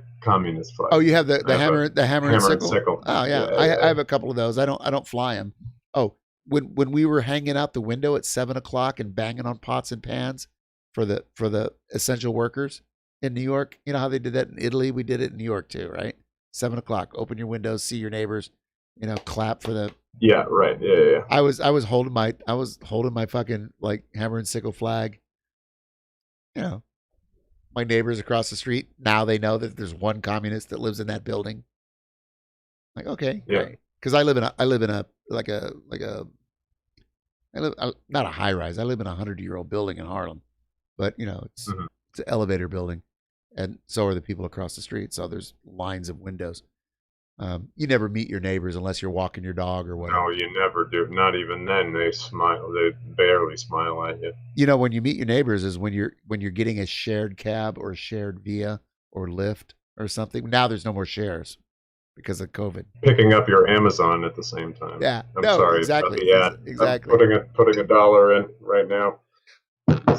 So anyway, I would say if you're going to start streaming, get a little mic and learn how to. Because you still got that weird fucking. Listen to the playback on this. I got a list. I got a list that of all the stuff that I want to buy for this, and you can do all of this for under. You've already got a computer. Are you using a laptop or what? I have a design kind of ethos that I want to execute on, and I don't want to just go half-assed. Gotcha. And it's like if I'm going to do this, I'm going to treat it as a job. Oh, and nice. I haven't got there yet. I don't really have. I'm not in the setup that I really want to be in to, consistently do this. Just life is weird right now. Yeah, so. The first thing I would do is listen to the parts where you're on the stream, and hear every time you speak, because when I speak, it overpowers you because. I have it. Yeah. I'm gonna get. This is a shitty Bluetooth. But no, I got you. I got a lot of. I have a friend who's got that. But figure out why that hum is there because it's really bad. And then I have a pro that is a friend of mine. He's gonna help me. Oh, Riot Girl wants to know, and this is a legit question. Riot Girl Callie wants to know. You go. What is your plan? What is your plan for November when Trump refuses to leave office? Oh, he's not going. He's going to do nothing. It doesn't happen until January. So, what's our plan for January? You just want to revise that question and just address that. Very good call on that. So imagine it's a video game. If you were in a video game in this situation, what would you do? You'd probably get your video game gun, and you'd make sure everybody knew you had one and address it. I mean, I don't know. I think this is what you do, right? This is what patriots do. Is that I thought that's what patriots do. In a video game, if he doesn't leave office, if he claims that there was problems with the mail-in votes and it was rigged, or that there was some, and he has some plausible, he has some reasoning, and he's got some kind of backing. Enough Republican governors would refuse to certify the election results is what they think is going to right. So in his mind, he feels like he's got enough backing. Some people in the military tell him it's cool. Some governors tell him it's cool. If he refuses to leave office, what do you do?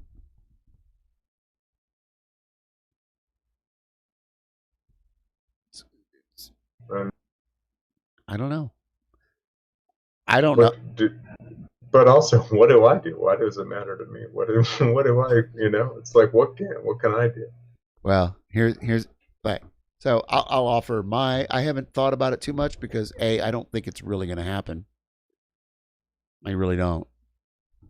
But if it does happen, I'm not sure that I'm going to be all that motivated to, I don't know. I'm like, okay. And like, did I want Biden and Camilla? Does it fucking matter? Right. I know. That's the thing. This shit is going down. This country and the way this country is organized, it's in a death spiral. And this is probably the normal actual outcome. So think about like Russia. Like here's why I am a Marxist-Leninist. Because I look at the successful revolutions. Somebody told me, hey, read this, look at that. What do you think about this? Blah, blah, blah. And then I started looking at people who studied the Paris Commune, Russian Revolution, Chinese Revolution, Vietnamese struggle for independence, blah, blah. List goes on and on. Cuban Revolution. You start looking at what works, what doesn't work. What are the conditions that led up to it? Like when you study that stuff, then it's not like you have a roadmap like, oh, this is what's going to work in 2020. No, it's not like that. But you have a better idea of maybe what to expect, what to think about, what to look out for. And I don't know. I don't know. And then, do you even want to say? Do you want to tell anybody what you do? I don't know. Do you? Do you want to say? I mean, there's a lot of places on this planet to move to. No, there's not. You can't even fucking get out of the country right now with your passport. There's like 3 places you can go because of COVID. I can because of COVID. I figured out how to. No, I can get to. I can get to Spain. Maybe you can. Maybe, yeah. Right. But I'm saying personally, I can get to Spain because I have a connection. Right. There's 320 million people in this country. And like, no, they can't. Like, I would have loved to move to Canada years ago. Canada has all its problems, but at least they got fucking health care. They're like Americans, but they're nicer. Sorry. Am I saying fascism is an inevitability? Yes, right, girl. I'm saying it's one of 2 things. The center is falling, and then it will be fascism, or it'll be socialism. The common phrase is always socialism or barbarism, but socialism or death, fascism or socialism. Those are the choices. Social democracy ain't going to get it done. Voting blue, no matter who, ain't going to get it done. Voting red, when it's GOP red, ain't going to get it done. That's like literally what every socialist, communist I know says. Yeah, but see, Riot Girl, it doesn't matter. Right? Socialism is too weak in the USA. Well, guess what? The USA isn't the world. The USA has 320 million people. The rest of the world, it's a couple of billion. And guess what? A lot of them don't give a fuck about capitalism. Capitalism is unwinding on its own. They're like here's this weird thing. People think that socialists are tearing down capitalism. Socialists are like tearing down. We're not doing shit. We're not tearing anything down. Capitalism is just eating itself alive. Capitalism is doing what capitalism does. It has spread like a virus across the entire fucking planet. The clip I played of David Harvey earlier laid it out pretty good. It's it's spread across the planet. It's fucking done. It has no more places to go. That's why Washington is like chomping at the bit to break up Syria so they can break up Iran, so they can break up Russia, so they can break up China. Because those, like Syria and Iran, are still capitalist, but you have to get through them to get to Russia, which is still capitalist, to get through 1 billion Chinese, which is not capitalist, that has socialism with Chinese characteristics. And that's a whole different discussion. But like, this is what's going on. Like, we're not tearing anything down. You take all the left parties in the United States, it's fucking teeny weeny. We are teeny weeny here. Doesn't mean we're wrong, but we have an analysis of, Marx had an analysis of capitalism, Lenin, revolution, Mao, revolution, and capitalism too, right? And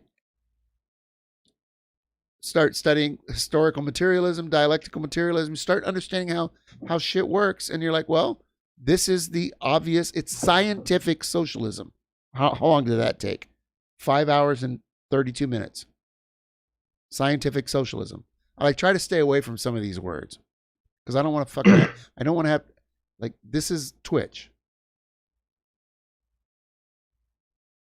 And Hey man, it's been a pleasure. Yeah. I gotta drop off. My computer is actually gonna die. This it is a laptop, but I can't put all the stuff into it and also have it go for more than a couple hours without it going to zero. So I have to take some of the peripherals out. Why don't you go and start your stream, and then I'll raid into you. How's that? Does that sound fair? Because there's only like 5 people here. Yeah, I mean, geez, I have not actually. I've tried one stream. I don't even know how to do that. Oh, if you don't know how to do it, then I'll look around and see who else is here. All right, look, I haven't gotten to that point. I'm still working it out. I want a couple things. I like talking to you, and when I get animated and like this, I'm not at all angry with you. I got my own issues and my own PTSD. I don't feel like that at all. Oh. No. You're not even coming across like that at all. Good, because I get that. so fucking mad. I get. Dude, there's a lot to be mad about right now, and there's not a lot of ways to channel your anger in a way that seems like it's working. Yeah, well, yeah, that's the frustrating thing. I used to be able to go to the Solidarity Center, and I see my comrades and my friends and people that I don't know, but I know if they're at the center doing something, that they're on the team. Their politics might be slightly different, but they're definitely anti-capitalist. Except for some of the liberals that come in for some like other things, but if they're regulars there or if their organization meets there, I know where they stand, and it's so nice to know that we're not alone, right? Yeah. And this is why I looked around on Twitch for quite a while. I'm like, fuck, where's the real left? I don't want to dismiss the other, but where's the left pole, right? Of the left. I don't know. I've been watching a lot of them, and it's basically all centrist. It's all left center. Yeah. So. All right, man. Well, I'm gonna join, and I'm gonna be another one of those more left, and there'll be another comrade here. So. Right on. I had a good time with you. Thank you. Nice to talk to you. Absolutely, it's been fun. Yeah, absolutely. I'll see you in New York when we're out there. Hey, when are you coming? Or you can DM me. COVID. I don't know. Yeah. When COVID is done. Later, no idea. Yeah. All right, brother. Have a good night. All right, man. Take it easy. All power to the people. There you have it.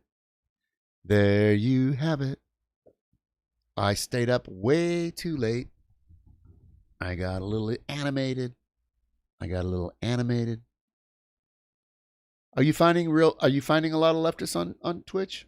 Right, girl? Nice. Nice. Girly Bear, thanks for coming by. The intention was not to spend 2 hours with Rad, but on the other hand, I think it's fun. I mean, I don't know how it is for y'all. I had a bunch of shit that I wanted to play and react to and yeah. But I'm really pretty chill. And as long as somebody wants to talk about stuff. I'm just not, like, personally, I don't know that I'm the best, like, host sometimes, like, in a conversation, because I have my own shit that I want to get out there. And then next thing you know, I'm talking over somebody, and I don't know, maybe I'm just self-conscious about my my skills in that way. But all right, there's like a couple of us here. Do we want to raid out into someplace, or what do y'all want to do? Raiding in with 3 people.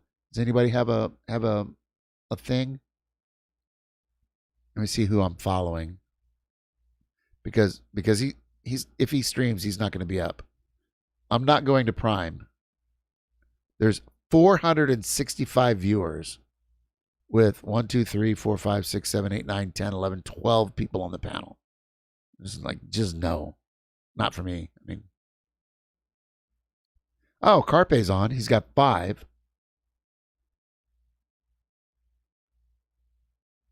Oh, he's playing Call of Duty.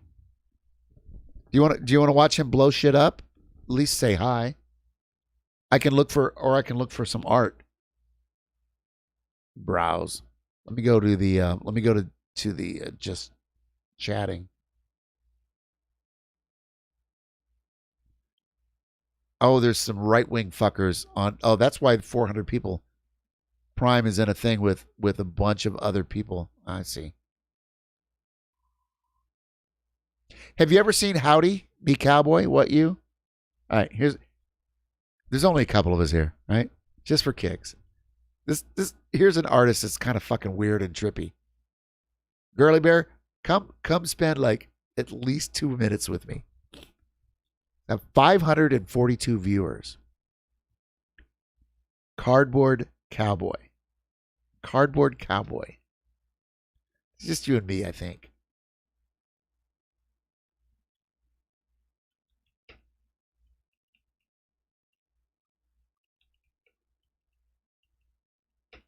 Is that Cardboard Cowboy with oh, it's an underscore. Cardboard Cowboy underscore. I gotta redo that.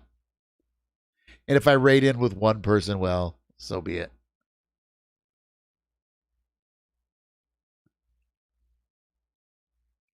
Yeah, because Prime. So that's right. That's how you end up in the righties stream, because Prime is just talking to anybody, and that's fine. That's what Prime does. All right, 1 viewer, you and me, 2 viewers, 4 viewers, 4 viewers. Here we go. 3, 2. I love you. 2. I love you all. 1. But I gotta go. Boom. Good night.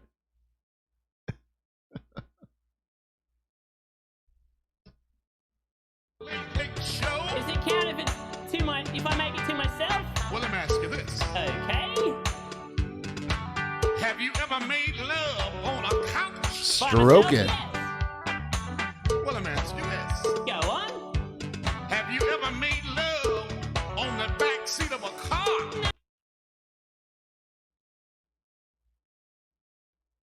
Good for you. And the police came and shined his light on me. What did they say? I'm stroking. That's what I'm doing. I be stroking. I stroke it to the east, and I stroke it to the west, and I stroke it to the woman that I love the best. I be stroking. Buster, what up? Let me ask you something. Okay. How long has it been since you made love? Eternity. Huh? Eternity. Did you make love yesterday? No. Did you make love last week? Certainly not.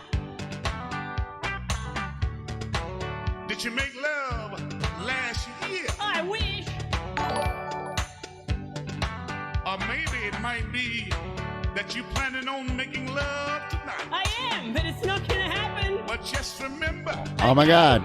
When you start making Carpe. Yes. Carpe. you make it hard. Carpe and company, welcome.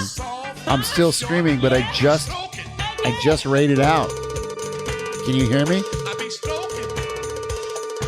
Don't know if you can hear me. I rated out. I'm not here.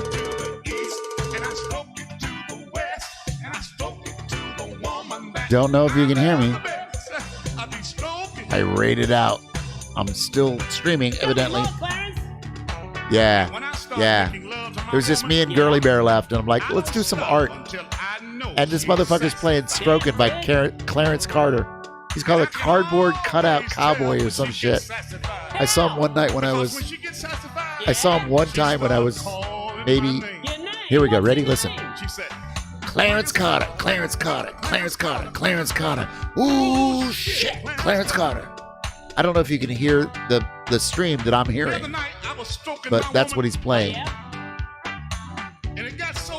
Evidently, this is one of his shticks because his chat room is all about it. Clarence Carter, so fast. Good enough. You can stick it up my... Oh, I was stroking. Silly. I fucking hate this song. But right now it's kind of cute and funny. It's a, it's a novelty song.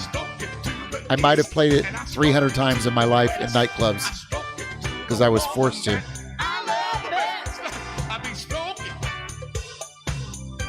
All right. All right, I gotta go. So Carpe, if you can hear me or see me, I'm saying goodbye because I don't even know how to show you where my thing. Oh, here, look, here. This is what we're doing. I'm over here. Can you see that now? If you're still here, that's Cardboard Cutout Cowboy or some shit. Cardboard Cutout _ Cowboy. Pretty creative, pretty fun, pretty weird. What I was trying to say is that I've never had sex. I don't know what it's like. Is anything like that song? If so, I want to have it. Lurcus Ignoramus. Oh, he's doing shout outs to people that came in. Gaming Prime Watch, he's going to Amazon. say hi. Appreciate it. Pinko the Bear. Creeper USA, thanks for the follow. Sibilicious, 3D Working Machines. Remdiz, what up, cutie. Sundin, thanks to the 20 Bs. Ricky, thanks to the 20 Bs. Balsham Art, thanks to the 20 Bs. 20 Bs. What's a B? Girly Bear, thank you for the follow. And Ewop. Hello, Ewop. What's going on? Be careful of paper cuts when stroking. Well, obviously, my flight gets in on Friday, Kappa. Oh, really? Monka. Okay, sex is legal and now owned by the court system. Monka. Illegal? Whatever. I'm gonna end because clearly I've gone off the deep end. You have thanks everyone for being here. 552. Hope everyone enjoyed the time. Sorry if I was confusing or made you feel weird. 552 people. He's gonna end his stream. Thanks for all the donos, the subs, the biddies. Wow. The primes, the Amazon gaming primes. He's making a fortune. For the $100 from Simp Daddy. He's making a hope fortune. to see Simp Daddy more often. He's got 563 people. He's been streaming for 5 hours. Thanks for incredible content. Shut up, donut. This is like original content. You mean is RQ real quick? We could go out with a plamper, right? Just to further filter out the, you know what I'm saying? You're a great streamer, my guy. Super creative. Oh, thanks.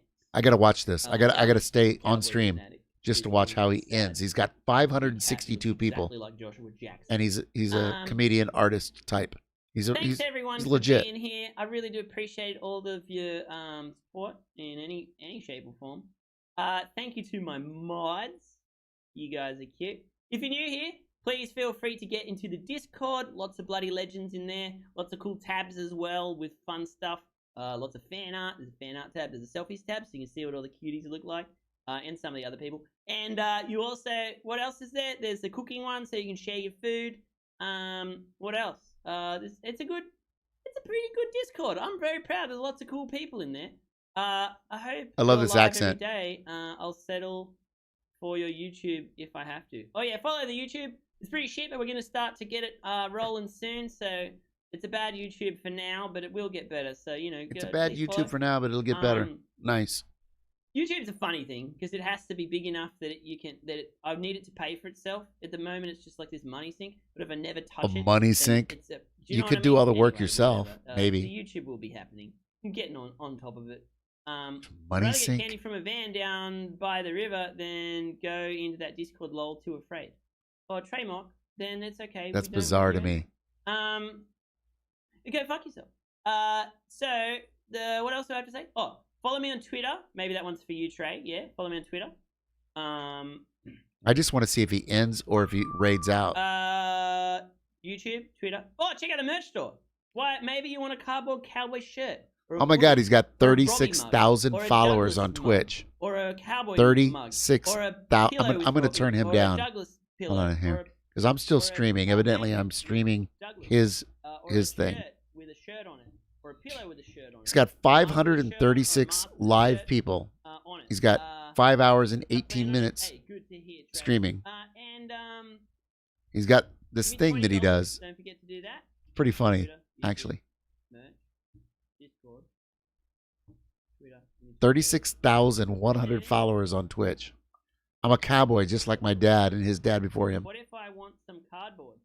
Well, good news. I think my great-great-granddad was a plumber or something, but I'm a cowboy. I do cowboy stuff all the time. Good news, Nathan. Wow. Shut up. Nailed it. I'm a cowboy, that's for sure, but I'm hoping to make enough from Twitch we're gonna raid Boggo to do less cowboy stuff and more Twitch stuff. Anything you can spare will help my cowboy cause. Click the image to contribute. Wow. So he is going to raid. He's going to raid into somewhere. Please come with. Now I'm interested. I think you still need to ask for $20. Okay. And give me $20, please. And give me $20. Join. Thanks for the follow. Wow. Thanks to that person who followed the YouTube. I will be back tomorrow. Please come by. What's this thing at? Shit, tomorrow could be crazy.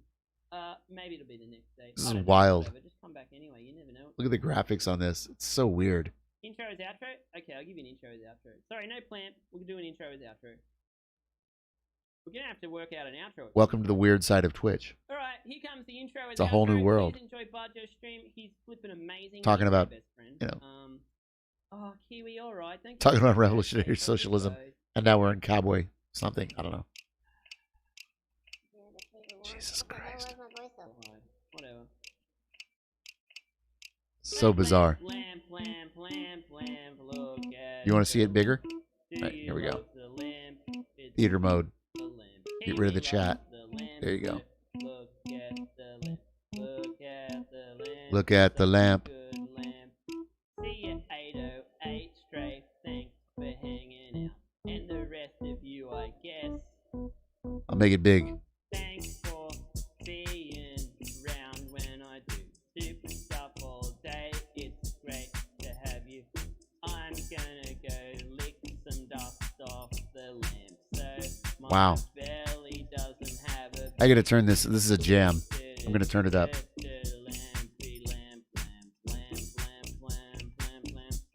Oh, Tevin. Damn it, Tevin. Kevin, I'm ending. Kevin, I love you, but I'm ending. Do you want to? He changed his mic. Kevin, no, you're too late. Hey, peepers, how you doing? You want to join the raid? We're gonna do a raid. Come with. Here's my intro as an outro to welcome you to the stream as I escort you out. You know what it is? It's that gif when Grandpa Simpson walks into the burlesque house and then sees Bart and then puts his hat, and walks straight back out. You know what I'm saying? It's that. All right, you ready? Okay, good. 500 people are gonna leave this stream and go into another stream. Wow. Hope you had a good stream, Tavern. This is bizarre. Appreciate you bringing your peeps here. We're going to Boggo. Please enjoy. There he goes. That's his raid. He plays this when he raids people. He walks across the globe with his 6 guns and a bullet in his 10-gallon hat. And he plays some cowboy music. Hoo-ha. Hoo-ha. This is fucking bizarre. Welcome to Twitch 2020, the COVID edition. Cowboy _ cardboard. This is an artist. I suspect he has a team of artists. Thanks, mods. Thanks, everyone. I'll be back tomorrow. Have a bloody wonderful evening. And Look at this. spam hoo-has in Bogo's chat. Thanks, everyone. Bye. Spam hoo-has in Bogo's chat. Whatever that bullshit you were saying, I don't want that in my head either, mate. So I need to keep. Okay, I've got some tips in my voice. So he's got 464 people. Big Mitchie, thank you so much. Shut up. 464 people. And that's his alert going off. That's his alert going off that another 500 people came in. It's fucking weird. Alert, alert. Cowboy is raiding with a party of 546.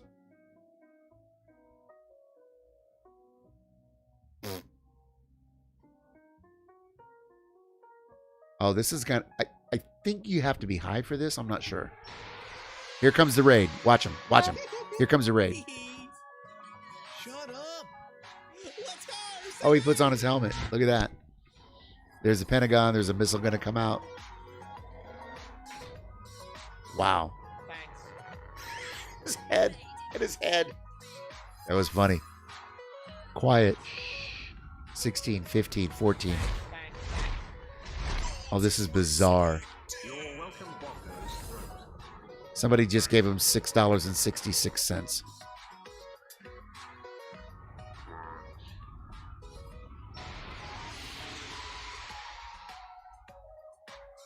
There's a bunch of donors at 666. Somebody at $30. Or so they say. There's a lot of production value here. Well, Blogger, I've never seen someone do that on it with a game before. That was, especially this game specifically, that was amazing work. Wow. Oh, we're getting there, Chad. Hold on. I gotta go to sleep, but this is Welcome. this is the quality content you need. Fuck. Welcome, everyone. Welcome to the stream. I hope you enjoy your stay here. CB, thank you for the raid. There's a bunch of bullshit going on there. Get stuffed king. Shut up. Get stuffed kind butthole. Get stuffed CB cardboard cowboy CB Rest cardboard. your throat labia or whatever. I can't get the image out of my head, chat, so now neither can you. This is like nonstop nonsense. Is that what this is? 12, 11, 10, 9, 8, 7, 6, 5. Oh, now he's behind the desk. I see. I don't want a poopy. I don't want it. And hang on, I got $30 in there. That's bonkers. Mad Maddie, it's true. I can't. Carton guy, I don't want the poopy. Little Timmy is actually massive. Actually massive in the heart. Wow. This is bizarre. I was going to sleep. No, there's no need. There's no need. Baby Logs, 13 months. Part of me just can't take my eyes away. But he's going to do this for a fucking half hour. Tier 2 as well. You tier It's 2 1,000 people in thank you here. so much. Spice meat? Absolutely not. I got $30. Ah. What a leg end. Ah, get stuffed short. Get stuffed Stoolie. Get stuffed Stoolie again. Wow. Get stuffed Cardigan guy. Get stuffed short again. How's your stream? Prime How's your tastic. stream, mate? Holy shit. All right, this is America. The world is on fire, but a lot of this is happening on Twitch. You make the call. Somebody donated $142. Cardboard. Hang on. Just chatting to 850 viewers. Holy shit. You can't look away. This as of Jackal.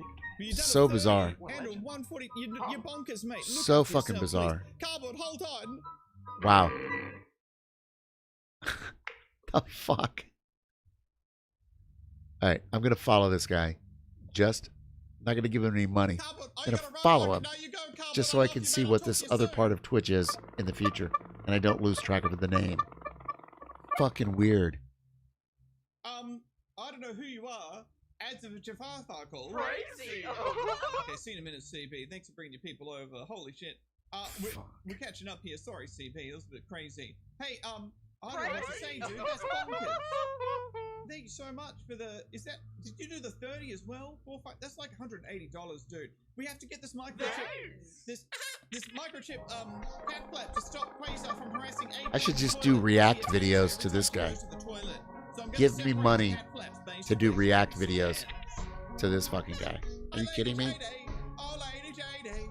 I have to sing quietly, lady. I think they're working together. Shout out Cardboard. Okay. See you later. I think there's a whole syndicate behind people like this. Thank you so much, Adjika Safazam. Oh my god. You're bonkers. So bizarre. So bizarre. So bizarre. Alright, he attacks I'm gonna step away, dominance thing, and I'll be back to turn it off in a minute. Yeah, this is fucking weird. I just want it. Firstly, I just want it in my VOD so I can look at it later. And ladies and gentlemen, I got $20.01. I got $20.01, which means I am now here.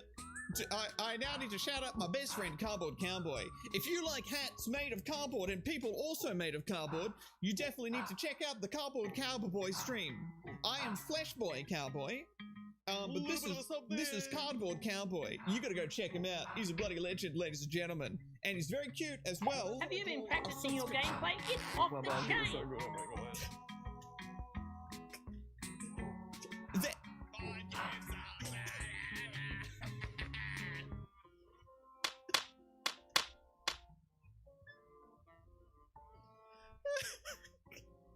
What's going on? The big pump scares me, Cheeky Nan. Cheeky Nan, thank you for the gift.